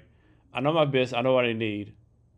When are you going to produce for me? I'm like, oh, I don't produce shit. I consult. So you're going to pay an extra consultant $300 an hour to tell you what you know? Makes no sense, right? And probably even worse is what's called ad hoc HR. Ad hoc HR. You got to excuse me, I've been drinking a little bit. Ad hoc HR. So that's when like you have a bookkeeper. Hey, bookkeeper, you did such a great job. As a reward, I'm not going to give you more money, but I'm going to give you like fucking, okay, my guy's back now, so I can stop talking. Yeah. Too crazy. Like people always ask me, why you do a podcast? Like, dude, this is so fucking fun, right? Yeah, I love it, man. And one thing that's crazy, like people tell me all the time, like I have a joke, right? When I started a podcast, my IQ was like 55. Now it's like 110. Oh, shit. My bad, dude. No worries. Okay. We got plenty. My bad, man. So, next question. Ask the juicy ones or whatever, man. Okay, this is not be juicy, but Whatever you like. where do you see yourself in 5 to 10 years? I have a strict goal. I have to have a strict goal. There's a good friend of mine I truly believe in. I think he's going to be the future of this whole world. Future of not just the U.S., but the future of globally, the whole world. I'm going to work with him. We're going to make sure we enact that. I'm going to make sure we build that. The second part would be I shared earlier that I'm working on this Living Bread platform. Yeah, I definitely want to talk about that. Yeah, let's talk about that real fast. Yeah, and the goal is to make sure that anyone who does believe in the name of Jesus Christ. So when did you start that? Recently. Like recently? Okay. Yeah. Recognizes that there's power in that name, and I'll be the insane, crazy person to make sure that happens. So for you, let me ask you real fast, right? With all the stuff you have going on, right? Were you like, you know what? I got 25 minutes left of my day. Let me start a nonprofit. You know what I'm saying? Like, I got stuff going on. Let me like, you know. No, I can't do that. I would say. Let me do something else. No, I would say. I'm doing all this crazy cool ass shit. Let me start a nonprofit. I don't think it's cool. It's very fucking cool. I'll tell you why it's not cool. It's pretty cool. It's not cool. I would say the first part is, when I had that experience when I was, I would say I was 14. Yeah, I was 14. When I had that whole moment of the Ecclesiastes, and I was like, everything is vanity. I'm still impressed you can say that word. Vanity. Yeah, Ecclesiastes, all is vanity. I was hit with that spirit, and the spirit was very honest. It was just like, do you want to accept Christ, or do you want to accept the devil? That was honestly the first. That was the main. I'll be frank. I'm sorry it happened. Do you want to accept Christ or the devil? And the feeling of accepting Christ was mostly a feeling of Christ doesn't reveal anything to you. Never. Christ, I've never in my life, ever in my life, even in a lucid dream, spiritual dreams I've ever had in my life, even the spirits you meet, nobody will tell you what Christ wants. Nobody. But the devil. Or that spirit, or whatever you wanted to find that as. And that spirit always has an agenda, and it's the same agenda. It's very like to the point. It's very like manly. I would define manly as like you want to rule. Rule as in like there's nothing under the sun nothing under this earth, nothing under this world that I cannot control. And that's that spirit. It's a very manly spirit, and that's why sometimes when I read about the Son of Man, it's like, oh my gosh, yeah, that's what the manly spirit is. It's like, I don't care if you sleep with 1 billion men or you sleep with one man, you are under my thumb, and if you're not under my authority, I don't care about your existence. And depending on the kind of woman you are, sometimes you're like, what? Whoa, I want to submit to you more, because like, who is this guy? Who can talk like that? And it's like, yeah, and especially if you're all that man, yeah, all right, no more.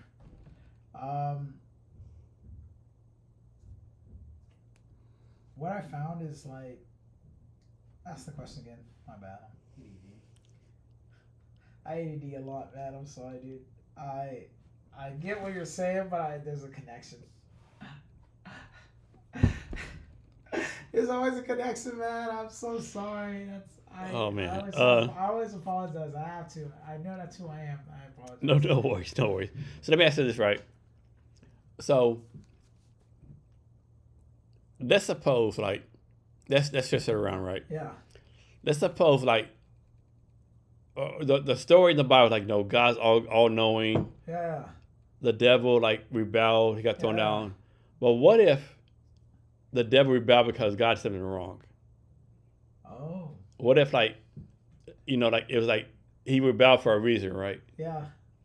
What if, like, the devil's not really the devil? He was trying to make things better. It's like, God, you said you do what I say or what I say. No, you know what I found, which is really interesting?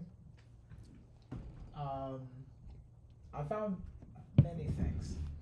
But I would say the devil always finds himself as doing good for you. Because Short-term good for you, right? always, no, never. It's not about doing good in the short term. This is a spirit that has been here for a long time. He's not trying to do it for him, even for you. It's more so for the long time. He's a representation of God.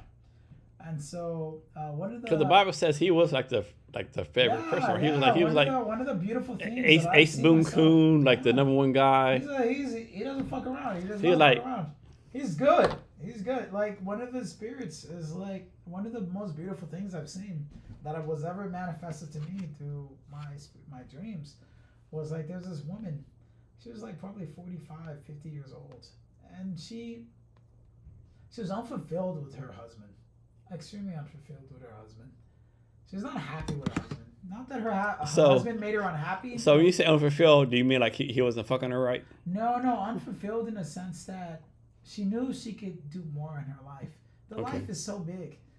Going back to the philosophy of life, I mean, life in Christ is bigger than just this world. It's bigger than even going to Cuba or Spain or going to Burkina Faso. It doesn't matter. It doesn't matter what you experience or live. It's just the fact that, wow, you have this freedom to express yourself as you genuinely are.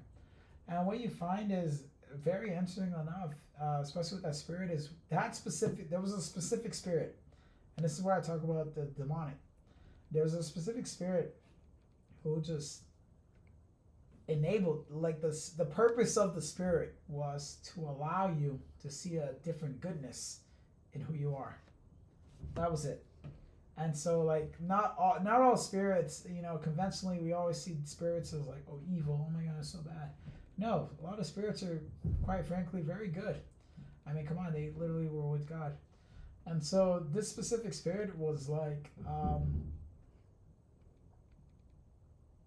this specific woman, she had never had a husband beyond this one husband, ever. She had never traveled more than she ever had. She had like two children, and she never really lived her life beyond those two children. And so this specific spirit, the whole purpose of the spirit was for her to see, I am still myself beyond my identification with my husband or even with these children.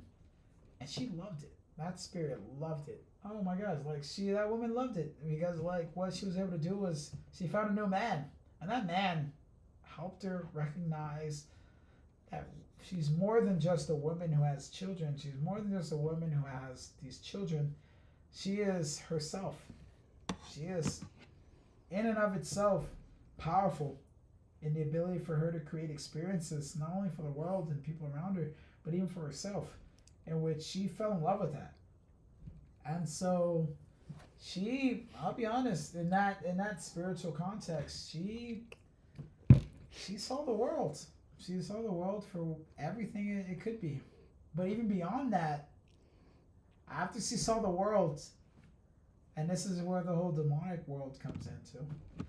After she saw the world, it was like, why do I need to be held bound by you? I was like, I hate you, daughter. I hate you, husband. Like, you guys are like limitations to my experience of the world around me. And the only sad part was that in my witness, my dream, her daughter cried a lot. Daughter cried too much. Mostly because like she missed her mom. She really missed her mom. But her mom was rejoicing because it was like, I hated that. I don't want to be. I'm more than just her mom. I am her. I am this.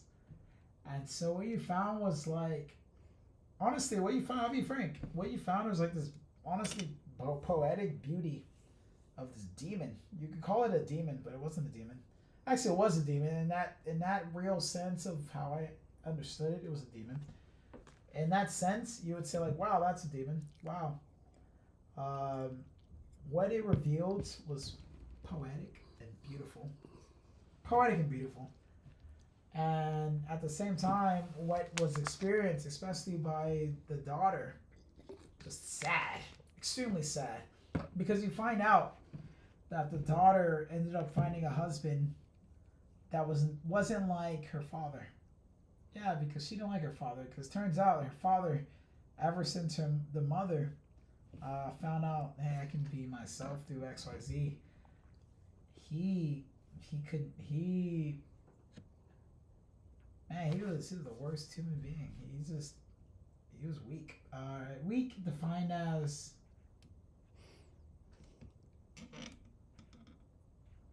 he didn't have confidence anymore in himself. He didn't have confidence, and then so the daughter didn't like him. The daughter did not like that guy, so she was in an abusive relationship with some random stranger guy, because like that her father became like really weak because he really loved his mom. He really loved the wife. He really loved his wife.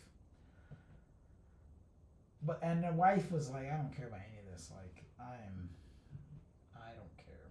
Why would I care? So quickly, talk about That's the rant. Talk about your role as mentoring like startups. Like you do mentorship like Techstars. You do Commotion. Talk about your role as mentoring startups. Yeah. One of the biggest things I always try to encourage and inspire in founders, and that's why I even supported one of my good friends, Josh, one of the greatest ever. Josh Cohen, one of the greatest ever, was, first of all, find your co-founder. And what that means is find your person who will fight for you to the very end. To the very end. But that's easier said than done, though. I'll tell you examples. I fought for Josh to the very end, with everybody and anything. Even now, I probably still fight for him. A lot of people are like, "Why is this guy Emeka still in Seattle? Like he keeps telling me about he does this and does that. I don't know what he does, but it's like, hey, the founder journey is difficult, but I've got Josh's back, meaning." My biggest concern is that he wakes up and isn't confident that he can accomplish what he can do. And if I can be the confidence, I personally zero interest in hearing any other person's perspective other than that, hey, we got you in front of an investor. we got you in front of a customer. Otherwise, it's like, I don't care. I believe that much. So give some advice to founders right now. I mean, early stage, age, what that advice to founders? Yeah. The best advice I can give to founders is this. I've been in an incubator, accelerator, startup studio, fund of funds, investing, direct investing, and the founder startup space. The first thing you should ever do, depending on what it is you want to accomplish, is ask yourself, is this me? First of all, is this me? Do I want to be known as the biggest B2B entrepreneur in the world? Think about yourself in the future. Do I want to be the biggest B2B entrepreneur in the world? Ask yourself that. Maybe you don't want to be that. Maybe you do want to be that. Maybe you want to be that part-time. Maybe you don't want to be that. Maybe that's the thing that makes you money. Maybe it's not the thing that makes you money. But ask yourself. That's the first thing. Be true. Because once you're true, you can ask yourself the second question, which is, who should be part of the team that helps me accomplish my goal? And you wouldn't believe it, but there's a massive team of people who would help you. And they will work for free. And ideally, you do want to make sure, from a business perspective, that you've got the governance to support that you're not like illegal. Otherwise, you're in big trouble. But if you can do it legally, attract the talent that you believe that can actually help you make your dream a goal. And then third, be hyper-focused. Be hyper-focused. There is a use case. 100% there is a use case. And more importantly, there is a customer. Even so, let's go example to what I'm trying to accomplish. Frankly speaking, one of the things I realized I got to do, mostly because, right, you have your inspiration as to why you got to do what you got to do. Maybe it's because you just want to be the wealthiest person in America, or in Seattle or Washington, or you're like, there's a big problem I need to solve. And for me, I recognize I need to help make sure that I build this kingdom of God, right? This kingdom. And so for me, I've found out there's research on Quakers. I found that out through conversations with random people. And it turns out Quakers want to build a kingdom on earth. So I'm going to reach out to all the Quakers, and I'm going to ask them, let's build this. I'll build the technology, the tools, whatever you need to, because it turns out Quakers don't have access to new technology. I'm literally a startup guy, so I know all the different startup stuff. So I'll have that conversation with them. Let's do it. Let's build it. Let's go insane. Let's go crazy. Let's build the kingdom right now on earth. And not only will I bring that, but you have to recognize the value you want to bring. So for me, I want to bring the technology side, but also I want to bring that bravado, that savage, like, we're gonna build the kingdom. We're gonna ask random strangers online. We're gonna bring Christ here. And so let me say real fast. What's the difference between doing what you're talking about and being a cult? Honestly, anyone who still continues to buy any product or any asset is already in a cult. I mean, would you buy anything right now if it wasn't on Amazon and you can get it in 1 day or 2 days? You're part of a cult. Everyone's part of a cult. The world is a cult. There's so many cults here. I mean, I can't argue that. There's a number of cults. I mean, even there's like football cults, Dallas Cowboy cult. Republican or liberal, you're part of a cult. Like, because even so many people from the liberal side will say, stop believing in this. They'll be like, guys, like, there's so much evidence in which Trump is not helping you. And they'll be like, yeah, man, you're just jealous because, like, I'm MAGA all the way. I'm MAGA all the way. Like, it's just the truth. Everything, if it's worth anything, is a cult. And some people can get away with it. Some people can't. If you like gummy bears for 99 cents, you're part of a cult, and I'm part of that cult. I buy my trolleys $1.08. So next one. So are you still a member of the Seattle Police Department, Christ Save Victory? Oh shit. I got you. I'll fix that for you. Hold on.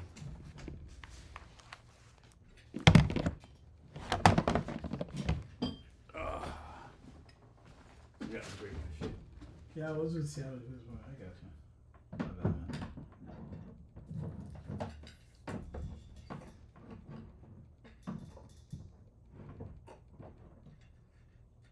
I think that you know what happened. I could tell it on the line. Honestly, I was the most aggressive person at the Seattle Human Rights Commission. They were probably happy that I left. 100%.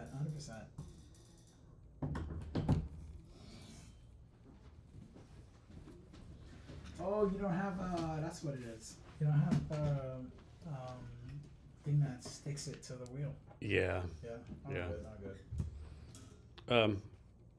What question I just asked you? You asked me Seattle Police Department. Yeah, Seattle Police Department. So you are some kind of a commission, right? Yeah, part of the Seattle Police Department Commission, as well as the Crisis Intervention Commission, which was focused on mental health protections.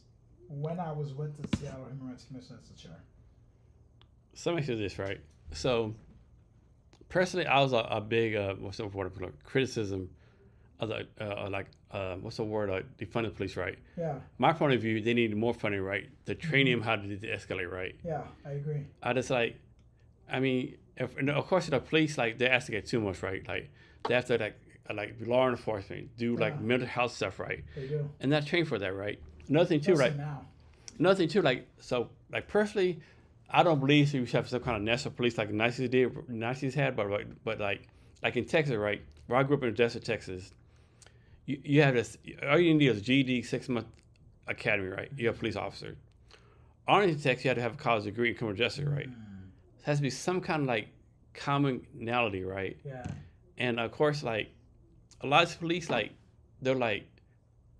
there's a time in Chicago a couple years ago where a criminal shot at a policeman, right? They brought in 20 police and shot 10,000 rounds, right? Yeah. First of all, they 10,000 shots, no one hit, right? First of all, the fuck you doing, right? You shot 10,000 times and get it one time. What the fuck? Do better, baby. What the fuck you doing? What the fuck you doing, right? and police, they got a lot of shit, right? But then again, some of it deserve, right?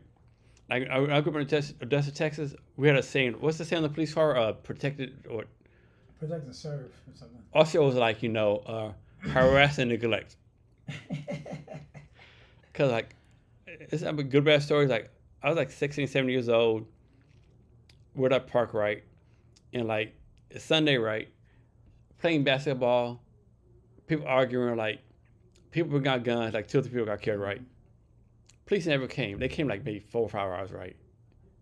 Next Sunday, at the same park, they're all the fucking place. Damn, dude. Man. Are you kidding? Are you kidding right now? Yeah. Well, you got a fucking last week, right? And then I don't know, man. We need police, but I hate the term "do better," right? But man, I don't know, man. It's we definitely need police. They should defund the police, defund the police. Okay, the criminals run random rapid, right? Yeah. I don't know, you don't want that. It's we need them, but maybe we need to professionalize them better. Maybe some like I said, we don't need a fucking national standard. We don't fucking Nazi police, Yeah.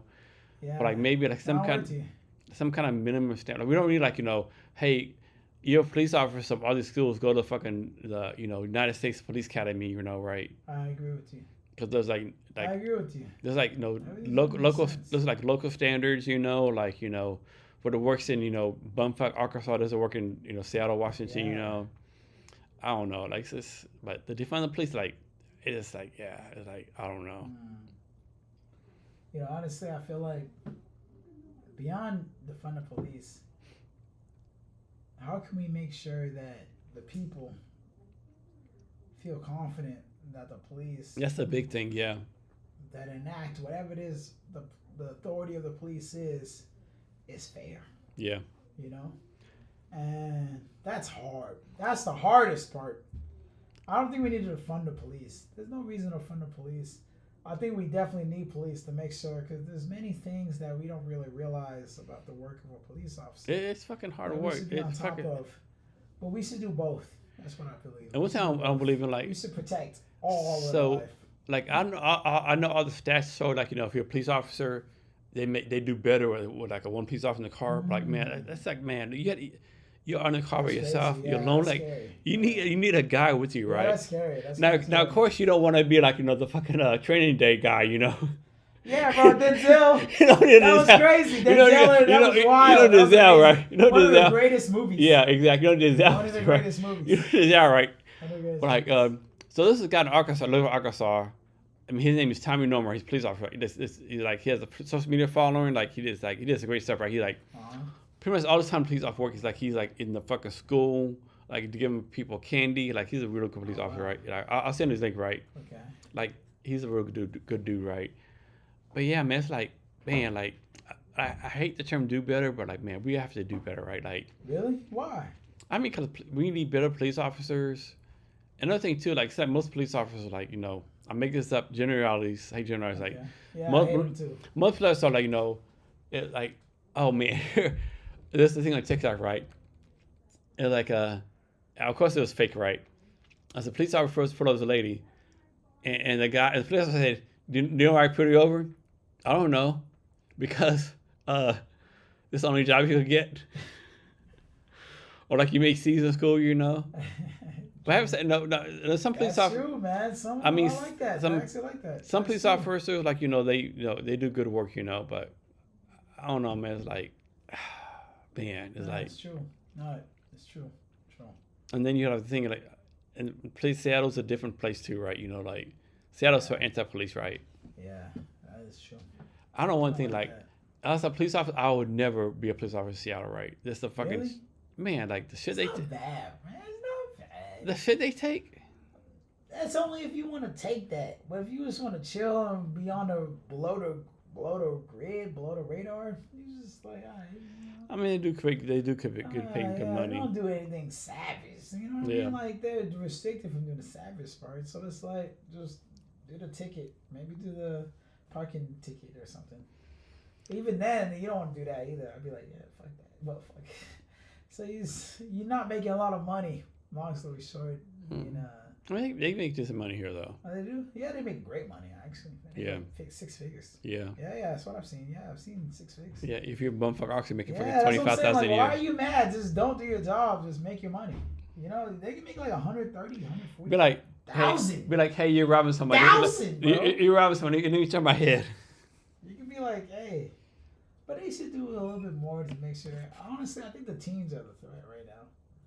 The teens are wilding right now. Teens Oh are my scary. God. Teens are scary right now. I'm But- scared of the teens personally. What you think about they've always been scary, right? Nah. Yeah, they've always been scary. Really? No, I don't think so. I feel like they just recently, within a year or 2 years, because they just don't have emotion. I've noticed it. They don't care about life. I think it's always Capital L life, like been, capital. I think it's life. always been. I think it's always been like I that. feel like I don't think so. You think so? That's lies. I feel like when you care about life, you create art. When you don't care about life, you create death. And I feel like a lot of the teens now, they don't care about life. They just want death, and they rejoice on it. It's like, yeah, we got him. He bodied. He's dead. He's bodied now. Like what the fuck is he gonna do? He can't do nothing. And they love that. And it's kind of scary. It's so scary. I don't like it. I don't like teen death. It's weird. It's kind of too glorified. Yeah, I feel it. I don't like it. It's so weird. I don't like it at all. Pure zero interest in it. Zero interest. Weird. So, if someone's totally evil, how do you convince them to go to Christ? Oh, someone totally evil. No, there's no point. Who cares? Like the way you're saying it makes it feel like they have to come to Christ. It's like one of the biggest things that Christ says is, my bad. I'll hold it. One of the biggest things that Christ says is like, one of the biggest things Christ says is, it's not that you're evil. It's that you don't believe in me. Turn them back towards you. Let me maybe Oh. It's not that you're evil. It's that you don't believe in Christ. Meaning. Even in his own words, he says obedience to Christ is what? That you recognize, one, that he is the Lord, but two, you recognize that There's everything you've done has been in obedience to him. Meaning, we talked earlier about the kingdom of darkness. And the way I frame the kingdom of darkness is the fact that you don't have access to all the information. You don't have access to information to all the light. And so it's okay to not have that information. It's okay. It's okay to not have the light with you. We can bring the light. Jesus Christ can bring the light. So it's not completely or entirely wrong to know Christ. Or maybe it's not even completely entirely false to know Christ. The belief.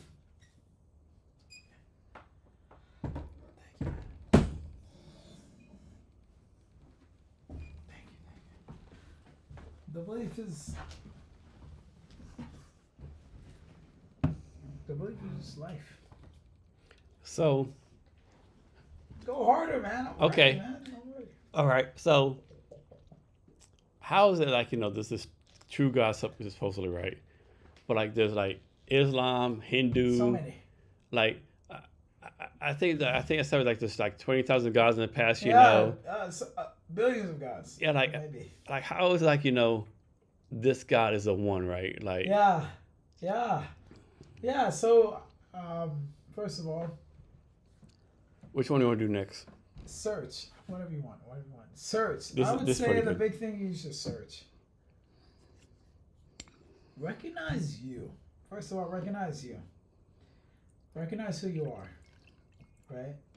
All right. Second, beyond that, there are examples. Now I don't know all that is true. I'm not that guy who knows the whole truth. I'm not him. But I will say this. One of the interesting things I found in the spiritual world is you cannot say a word that is not truly you. Otherwise, you just don't exist. It's a pretty savage world. You just don't exist. So anyone who speaks in their own name, understand their name, because usually they give a definition to that name. So Christ will say, I'm the way, the truth, and the life. Other people will not say that. And to this whole day, quite frankly, they have never said that because they cannot. And the value in that is reflecting on the nature of what that means. But secondly, it's, for me personally, my interaction with my own faith was when I was 28. It was when I met the Prince of the Air. That's what I met. I met the Prince of the Air. How did I meet him? You know what? I met this random spirit that was literally in the same exact home I was in. It was so weird. The weirdest thing in my life, I ignored it. And then I went on TikTok. I got on TikTok because TikTok was going viral at the time. And when I was on TikTok, there was a bunch of people. And they were like, is whatever you say is true. And so I was on TikTok. And quite frankly, yeah. There was this woman, which was weird. This was the weirdest thing ever. I got on TikTok. This was the weirdest thing ever. She called herself a Luciferian princess. And this is before I was religious. I didn't even believe in any of this shit. Sorry. I did not believe. I was like, this is dumb. And she was like, when we do seances or something with religious people, we always say, we always ask ourselves, the prince of the power of the host, or the prince of the power of the air. And when she said that, she said the prince of the power of the air, or the person of the air.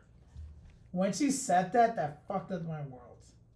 That was it. That was exactly it. That was it. Guys, This was it. So I was chilling. All right, I'm gonna tell you the story. I was chilling. I met this dude who was like in the air, and I was like, "Mom." I even called my mom. My mom could even talk to you guys. I called my mom and said, "Mom, there's some guy. You wouldn't believe it. You wouldn't believe it, Mom. There's some guy in the air." She's like, "What the fuck are you talking about the air?"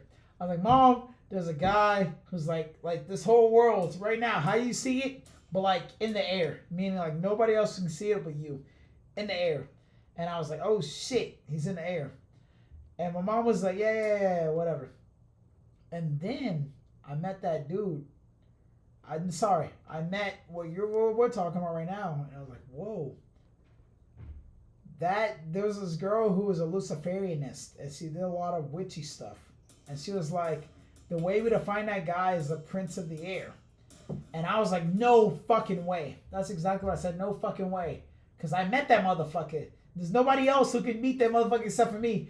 Because, like, I have pride, bro. Come on, I have pride. You have pride. We all have pride. I mean, come on, I have pride. I have significant pride. I have the worst pride. I'm trying to learn it, and I'm pride. They were like, we met the Prince of the Air. I was like, get the fuck out of here. You're stupid. You're dumb as shit. Turns out, there was... I personally, not that anyone else did this, I looked it up. After I met that spirit,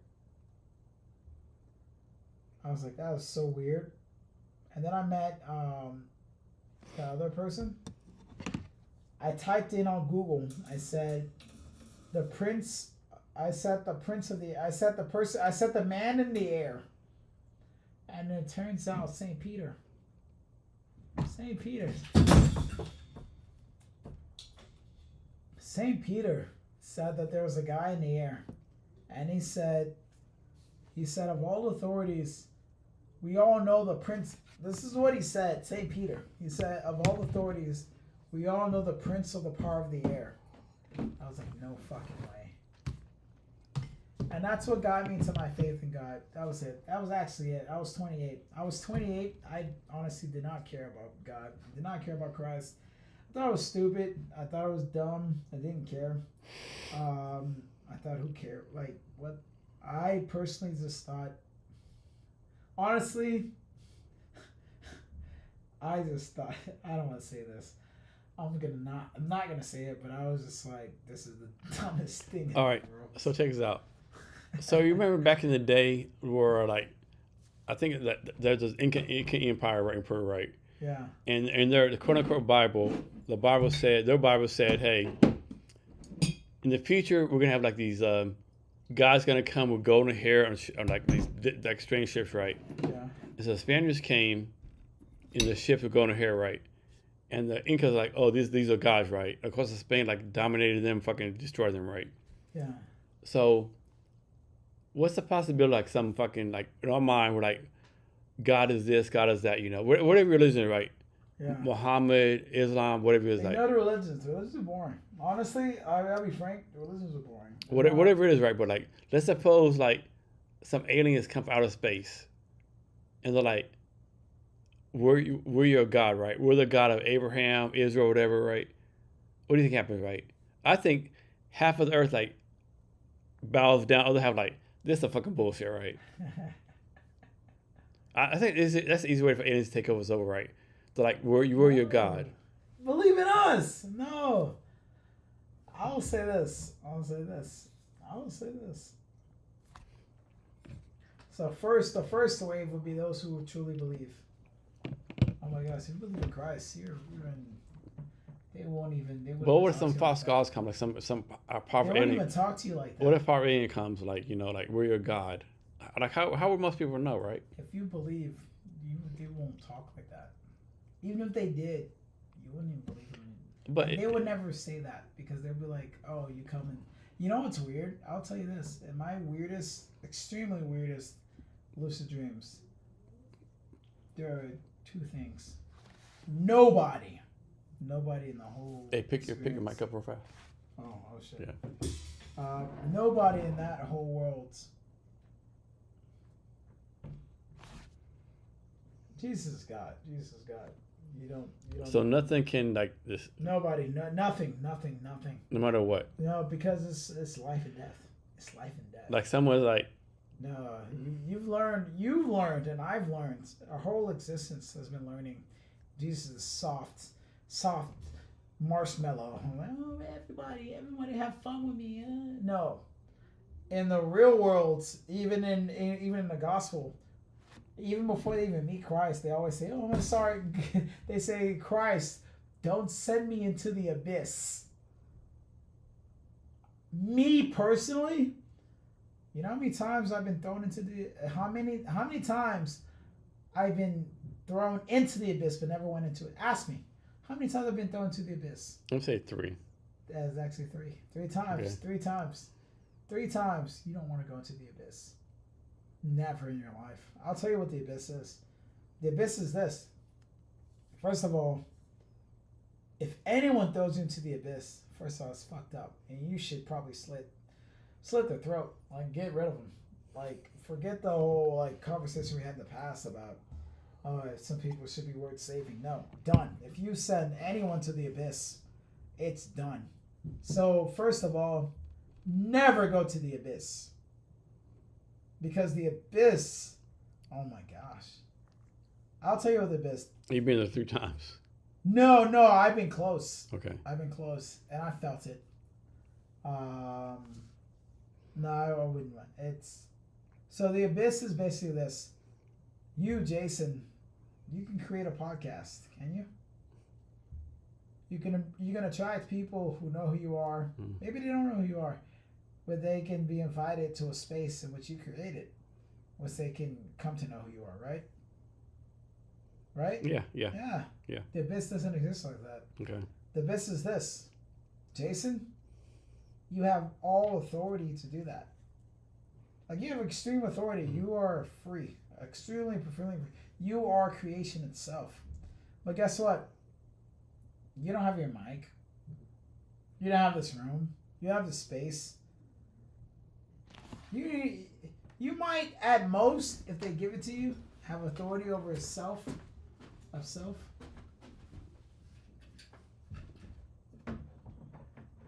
might give you authority over self. But no, man.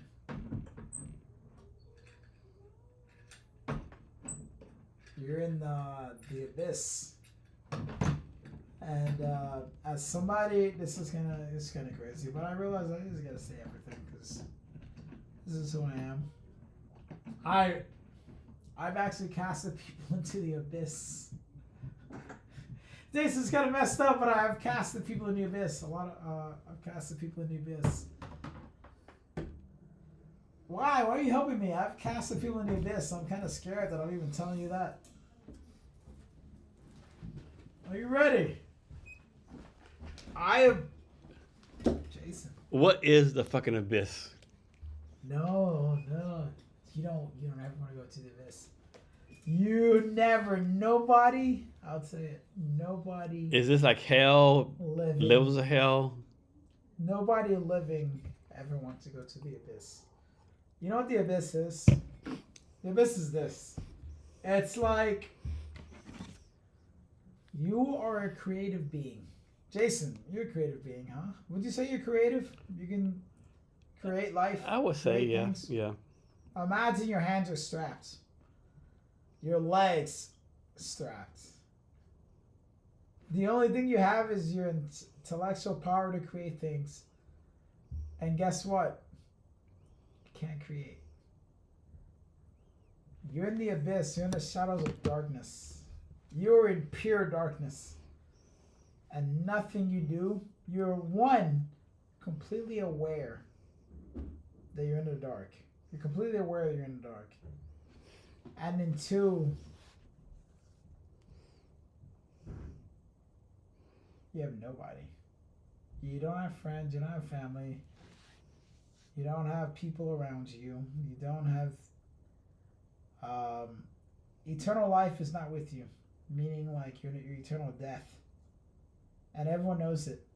And so people selectively don't want to go to you, bro. You are worse than a virus. You are the virus that cannot act. You're the virus that cannot infect any human. That's wow. That's it. I want to say that again. You're the virus that cannot infect anybody. Meaning, if you can infect that host, you would have life in that host. And that spirit will give you all the life in the world to infect that host. But you would never. You never even touch that host. So You don't even know that host. You are literally in the darkness in the sense that, quite frankly, you're alone forever. And yeah, I don't want to be there. so you're doing a lot of great stuff, right? Huh? You're doing a lot of great stuff, right? Of all Nah, it's not great. It's only, honestly, I'll be frank, it's not great unless it represents Christ. It's all useless if it doesn't represent Christ. having said that, Yeah. of all the stuff you're doing, what is the one thing you like really want like fucking like what's I'm looking for? Like focus in on, right? Yeah. Christ. Jesus being God. I'm a slave, but in that kingdom you're a servant. One of the biggest sorrows I have, I mean, I'll be frank, I can tell all of you guys. When I found out at like around, I think I was 16, I think 15, it fucked up my whole world. Being 15 and finding out about Christ fucked up our whole world. I'll be so extremely frank. Couldn't have a normal life ever again. I can't do anything normal. And it sucks. But that's the life. Jesus is literally God. And quite frankly, you better recognize Jesus Christ as life or you don't. So you're married or you're single? Single. So let's suppose you're somewhere, some random tech startup or whatever, networking event, and you meet this lady like, man, this lady's my love is my match, and she says I'm atheist. Yeah. That's a deal breaker. Atheist, Are you gonna try to convince her like become like Christian? Yeah, I mean honestly, she's not my woman if she's atheist, to be frank. Okay. Yeah, Maybe not atheist, but like maybe like not believe as much as you do. Like religion, whatever, you know. Yeah, but it's like it's different because I know. I'll say it like this: it's like for you, maybe you might straight up see a whole alien tomorrow, even tonight. The alien will come up right in your room. Here in here in Pioneer Square, he'll just say, hey, Jason, I'm an alien. And honestly, I'll be frank, you're probably gonna doubt it, 100%. I would say 98%, you're gonna doubt it. You're not gonna let it get any room because you're not. That's how it usually always works. You're gonna doubt it, and so, and even if 10,000 aliens came like that to you only, yeah, man, you're gonna be insane. They're not gonna. Everyone else is not gonna believe you. So what I found is,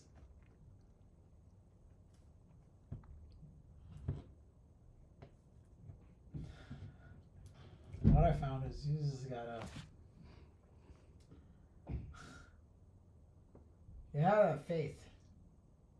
The only thing in life is faith. So what is faith, right? I mean, can you define it? Yeah, I think it's hard to define it. Can you define it? I can define it. It's at any moment, any second, any minute, any hour, any day, you can accept to yourself, wow, I don't know everything. And that level of faith is enough for you to accept the reality.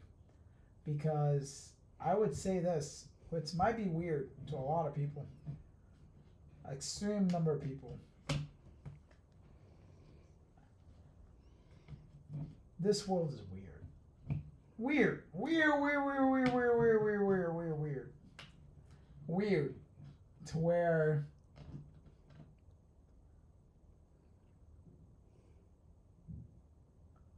on one hand, you can just be exactly who you are. You can have the whole world. On the second hand, you would have probably wished you never existed because you don't want to know everything. You don't want to know everything. No one wants to know everything. That's the saddest part. You don't want everything. You don't want to know everything about your best friend. That's what you learn. You don't want to know everything about life. You don't want to know it. You just want to know the things that make you okay. Kind of like how business works. You just want to know the main. You just want to know the main like 2 priorities that you care about. But sometimes when you figure out the rest, you're like, damn, that makes a lot of sense, man. Like his daughter is like. So let's go back to your DIU thing, right? Yeah. So for all the companies like want to pitch you, right? What's like? It's like one kind of tech, one kind of whatever it is we're gonna call it that y'all are looking for right now. Yeah. Would it be like, I don't know? If you're buying for the DoD, particularly the Defense Innovation Unit, get a commercial partner. Okay. 100%. Get recurrent revenue.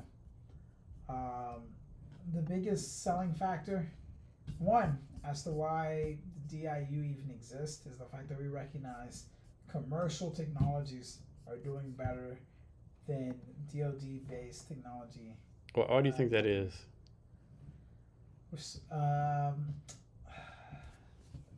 You know what happens when people get comfortable? Yeah. That's what happened. Okay. That's what happened. They just got comfortable. A lot of the companies we used to work with got very comfortable, and it was like, I'm just gonna. They didn't realize it was a war. They didn't realize other people care. They didn't realize other people want what you have. They didn't realize like you have the most attractive girl in Seattle, and like every other guy wants her. And after 5 years, they realized, oh snap, a lot of guys want this girl. But in the past, it was like, no, they did it in other ways. They just got her friends. Yeah. Everyone's smart when it comes to war. But truth of the matter is, it's all war. It's all war. Everything is war, and war is real. Is there a country that you think can let me word this correctly. Do you think there's a country that could like fucking hold their own against us? Do what? Do you think it's a country out there that can hold it, or we're the war of the country that they can hold their own against us? No, not at all. I think right now, America's great. I mean, people don't realize how far advanced we are. I think we need to. I honestly feel like I think we are entering the era of the next Cold War, and beyond that, forget the Cold War. We need to make sure we are the apex. If we're not the apex, we've done it wrong. I truly believe that if we are not the apex, we've done it wrong. So what if? What's how I can't understand. Like, we have all these enemies, right? I can understand how come like China, Russia, Iran, Venezuela, don't combine. North Korea don't combine. Yeah, BRICS, Don't combine like Brazil, fucking. Russia, Don't come fucking. Yeah, India and China. Yeah, don't combine against us. Why right? wouldn't they? I mean, think about it. Like it's makes no like sense, we right? forget. Like we're in a business. Straight up, yeah. You're useless to us sometimes. We are useless to so many countries. Think about it. What do they want us for? And that's what and that's why I'm slightly happy that the Trump administration is revealing, so that other people who do the benchmarking for what exactly is the adoption rate, the acceleration rate, or penetration rate, whatever the fucking nerds talk about. What is realistic? And the truth is, we're different, especially post Biden administration. Very than what different. we thought we were. Yeah. And we're not as special as we thought we were. We're not that special. Sometimes some countries are like, I mean, imagine you being imagine being the most attractive person in your friend group, and you are the one who attracts all the girls, and all the other guys in your friend group are just like extrasensories because they just want to. All the girls want you. You know what you act like? You know what you become? And I imagine you have like 20 years, 10, 15 years to do that. And then somebody comes in, please, man, don't, come on. One thing a lot of Americans realize, like In America, we think we're like this big country. Yeah, that's what I'm scared about. That's the only thing I'm scared about. But this a lot of Trump countries don't give a administration. fuck. We're dealing too much. A lot of countries don't give a fuck about us, right? You know, like I was in Vietnam. No, they don't care about They us don't care. at all. They don't give a fuck, Not at right? all. They have no Not at idea, all. right? America, whatever, right? That's what makes me scared a little bit. That is what makes me scared, because even right now, Canada, they recently voted elected liberal populist. The 51st state. Yeah, 51st state, liberal populist, potential 51st state, and he's aggressively against, his election was against America. Yeah. But it's like, what's the point? Why would you make allies of your friends? Yeah. It's like almost asking your homie who's like, your homie who always loved you. He's like, hey, dude, you're like, dude, I need a lick some money. He'll always give it to you. But if you ask like an asshole, he'll be like, man, fuck this guy. You're kind of a bitch. Yeah, I mean, respectfully. But it's like, come on. It's just the thing. I'm not a fan of what could become scary. We're definitely seeing times right now. Yeah. But again, I don't care. I don't care if it's the 2025, 1925, 1837, 11 BC. It's always fucking crazy times, I think, right? The worst times. The worst times. I mean, you want the best times. One of which you can at least go on a podcast in front of the Andrew and be like, hey, everything's all good. Versus, yeah, man, I might be capping, I might be lying here, but at least I got like some cameras running. Great about my lie. No shit. So what's you got any personal goals next 5, 10, 15 years? Yeah, biggest first goal is I'm building the Living Bread. Yeah, talk about some more, right? Yeah, I want everyone to believe in the name of Jesus Christ. Jesus Christ is God. Jesus Christ is God. That's the first thing. I think within that, anything can happen. I mean, Jesus Christ is God. I mean, it changes everything. I think 5-10 years from now, I think a lot of what I want to accomplish and what I want to do relates to shaping how we view defense. And at the end of the day, America needs to be peak. I mean, there's the conversation of whether or not we have adversaries, the conversation of whether or not we have anyone who wants to act opposite of what our intentions are, not interesting.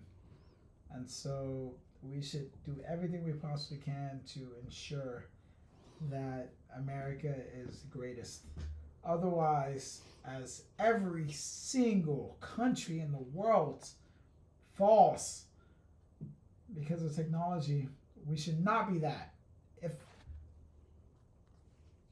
If America right now is experiencing a space in which Alaska, in which the university professors, in which the universities themselves, in which anyone and everyone under the sun is recognizing there's a threat to your access to even capital, to just do exactly what your university is supposed to be doing, we should be confronting that. And if the truth of the matter is we can't do anything about that, we're in a problem. Because, quite frankly, maybe Trump is just the one to blow the whistle and say, you guys are weak. China's killing you guys. Maybe he's doing the most savage way of just presenting the truth, and he just wants people to know, hey guys, we are weak and we are vulnerable, and we can easily be disarmed. We can easily be divided and disassembled, and we could potentially be not as constructive as far as our goals we want to accomplish. But like beyond that, forget that. If America can't be America, what's the point? What's the point? Why were you giving someone's money from all of us to do what you want to do? So we'll see. So back to startups. So there's this thing out there, if you're a startup, never quit, keep on going, blah, blah, blah. But when should I start from actually this is not working for me, right? When should I start from and say okay, I need just fucking sit down. Yeah. I believe you always got to be honest. I think in the beginning and in the end, you got to be honest. You got to just, as a founder, what do you want to accomplish and what do you want to do? Should be one of the biggest things back of your mindset, head space, you want to accomplish and do. Otherwise, you get sucked into the drivel of bullshit. And quite frankly, there's whole markets. You're gonna be weak.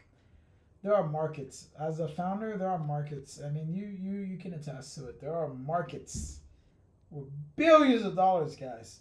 As a founder, there's billions of dollars towards what you want to accomplish. And if you're not the correct founder, doesn't matter if you are, you're just one. You personally are just one of probably 200, 300 who can do exactly what the market wants. Meaning $200, $300 million goes into this fund, and that fund has $200 million, and then they can allocate that fund to whatever companies they want, and you just participate in that funding. You're still nothing. So be cautious, be intelligent, recognize it. So as a founder, how should you pick your best team? Well, know who you are as a founder. I mean, are you a technical person or you're not? Are you technical? If you're technical, figure out where you're lacking and what you're missing. I mean, the only person you're missing if you're technical is the business person. Realistically speaking, never take on a more technical person than yourself. If you're not the most technical person, you should probably just keep staying in industry and figure out the problem better so that when you hire your non-technical person, you're in a better situation. But as a technical person, the worst thing you can do is hire a more technical person than yourself. Otherwise, you don't understand business. And if you reveal too much to your technical person, that's not smart. So when you like, how does someone impress you, right? Like, how does a founder impress you? Like, okay, like I'm the guy that do this. I'm the guy to do that, right? How does someone impress you? How does someone blow you away? Okay, when I first met my other co-founder, he was just. I knew I was the business guy. I knew it. I knew I was the business guy. I can't do anything other than business. And then I met him, and he was the technologist. He was just a genius. And so for me, if you know who you are, your business or technical, figure it out. But let's say you don't know any of it. Figure out your strength. Don't be stupid, because business people are very business people. Business people are very business people. So don't be stupid, Never be. That's messed up, but don't be stupid in life. That's messed up. But there are people who only love money. And there's people who don't love money as much, right? But the people who love money, if I'm a business person and I love money, I will never make my life easier for a technical person. Because I'm the one who's going to get closer to the money. It's a negotiation. And if I'm a business person and I don't love money and I'm an extremely technical person, the smartest thing I can do is make sure that non-technical person gets less access to equity, right? So always be smart. Always be smart. Always be smart. Always be smart. It doesn't mean you should be completely the worst person ever, right? Because there are technical people who are the company. Some technical people are the company. Some non-technical people are not the company. Figure it out for yourself.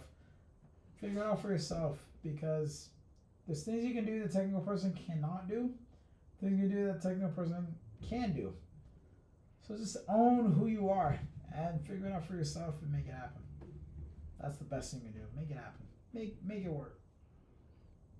So I think I said before, we're like, of all the countries out there, China, India, Russia, who do you think is our like a number one competitor? Most people say China. Yeah, I would say. And like competitor doesn't mean necessarily mean adversary, right? Yeah, I would say. I mean, the biggest competitor is whoever doesn't care. Blow out how we see the world. You know, we pride ourselves on democracy. We pride ourselves on our willingness and our ability to say, hey, let's protect this life, even if it doesn't even serve our own national security. We do. Other countries, who cares? So what are you doing? That I think it's DIU, right? Yeah, but then DIU. Do y'all do anything like with for the allies in NATO, England, France, things like that? Like they can like put stuff in, or is it only America? Nah, we one of the most recent challenges with Japan. Okay. We also work with AUKUS, the Australian Union, and Okay. the United Kingdom. Okay. So one of the biggest things we recognize is cooperation. Mm-hmm.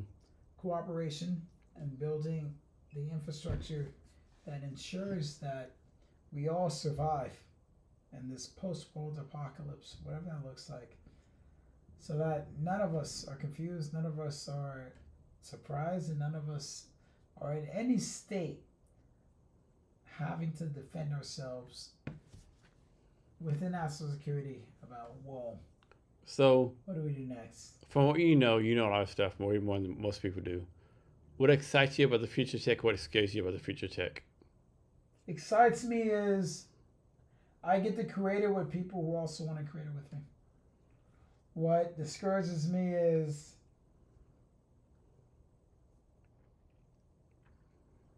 we won't be able to control what that looks like. Like you said, AI is that the fucking thing, right? It's like it's here, right? AI can control it beyond we can, and depending on who it is that so behind that, they can do a lot of damage. So how we? I don't say we gotta fix this, but how we like solve this, right? So like, there's communities like Seattle, San Francisco, right? A lot of tech stuff. From my point of view, like if you're like a poor person in Seattle, you have way more opportunities than yourself like in like fucking bumfuck Arkansas, right? Mm. Like you're in Seattle, Austin, San Antonio, big cities. There's Wi-Fi, way more opportunities like your fucking bumfuck rural country, right? How do you like fix that, like that divide between like big cities, big tech versus like bumfuck? And I want to say that word, like rural. Yeah, I got you. Yeah. Honestly, the best thing we can do is just we gotta educate our people, let them know. I think problem is too, like like it doesn't end in this moment, this instance. Yeah, I think problem too is like it makes like Sally Mae's on a farm. Hey, Daddy, I want to do this internet stuff. Sally Mae, you gotta fucking mix these cows. Fuck the internet shit, right? Yeah. And of course, you gotta milk the cows and do the farm shit, but like I don't know. Another thing too, like there's like this with the AI stuff, right? Like there's like all this AI stuff going on. My fear is like the haves gonna be more haves, have-nots more have-not, right?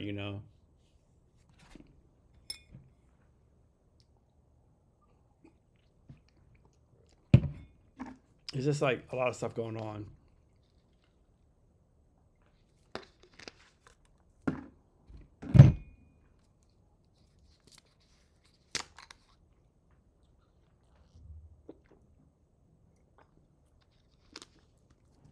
And then, like you said, like access to stuff, like in like tech cities, you have access to stuff. Small towns, you have access to stuff, like how you make it like equal, I don't know how you do that. I'm so sorry to figure that out. I was just gonna figure it all out to make sure we do it the right way. Yeah, I mean, like, I had some podcasts before. Like, you have a choice? Like, would you rather be like, like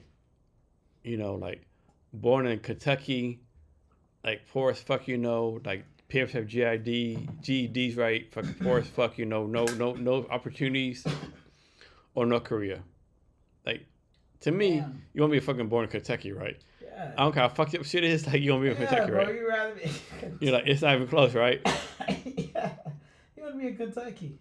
It kills me like all these people in America, like, oh, America sucks, fuck America. Like, are you serious? Like, America's amazing. America's amazing. Go to fucking North Korea, right? And another two, like being in the military, like, a lot of people think they know what poor is. No, you know what poor is, right? I've seen some destitute motherfuckers, right? Yeah. Like sleeping on floors. Like It's amazing. most people who are poor in America, like they have like. Don't get me wrong, you're not eating fucking like shrimp, scampi, or lobster every day, but you eat 3 meals, house True. overhead, your floors are not dirt, you know. It's like it's just crazy, right? You have a fucking cable TV. I don't know, right? It's like it's so fucking spoiled here, right? So That's spoiled. true, man. That's true. So is there anything I should have asked you that I didn't ask you? Anything else you want to talk about? Not that I know of. No. I love. Yeah, that was amazing. That was a great conversation. Cool. Is this your first in-person podcast? Huh? This is your first First in-person. in person. Thank Cool. you. Thanks for having me. Great times, great times. So next, can you give us your social media links or any ways people reach out to you? Yeah, honestly, I'm gonna tell everybody, reach me out only through Living Bread. So that's the platform I created. Living Okay. Bread. Living Bread. Funny enough, is Christ, the one who comes down from heaven, the bread of God, gives life to the world. So, Living Bread is everything to me. So what's your goal with that organization? For that Living organization, Bread. What's your goal? oh my gosh, that is life. I mean, there's no other purpose to exist. So what do y'all do with that organization? Like, It's just me. So it's just me. The whole purpose of the organization is to bring people together. Anyone who believes in the name of Christ, Jesus Christ, to come to know and love and serve His kingdom. Bring His kingdom on earth. That's really it. Bring all of His kingdom on earth. That's about it. And honestly, His kingdom is just love and serve those who believe in His name. That's about it. so you gave a lot of value, but like, can you give us anything like last minute wisdom or advice or anything you want to talk about? Yeah. All right. Last minute wisdom. Guys, everyone, even you, all people, Jason, whoever you are. The world is bigger than your perception of it. Your belief of life is not life. I'll be honest, your belief of life is not life. Because why would life give you that opportunity? That's boring. Come on, life wants more. Life demands more all the time. Life wants life to continue to persist. And if you're not that, you're not life. And if you're not life, you're not life. So why would life ever give you an excuse for anything? Never. Ran over. I would say this. If I can tell anybody who's listening, believe in yourself. You've all been called. Everyone's been called. Called in what way, you might be asking? Called in a way in which you might recognize that you're more than how you perceive yourself, more than how you exist now, more than this very rigid way of perceiving your identity of who you think you are. And so beyond that, right, beyond the self, beyond the soul even, you're more, you're a lot. And so within that, have fun. Guys, have fun. Have fun. Don't be boring. Come on. No one likes boring. No one likes boring. Come on. You are part of something deeper than boring. Have fun. Have fun. Have fun. That's all I got. My guy, thanks for your time Have fun today. in life. Really appreciate it. This is a great talk. Thank you. Thank you, Jason. Thank you, Jason. And to our listeners, thank you for your time as well. And remember to be great every day.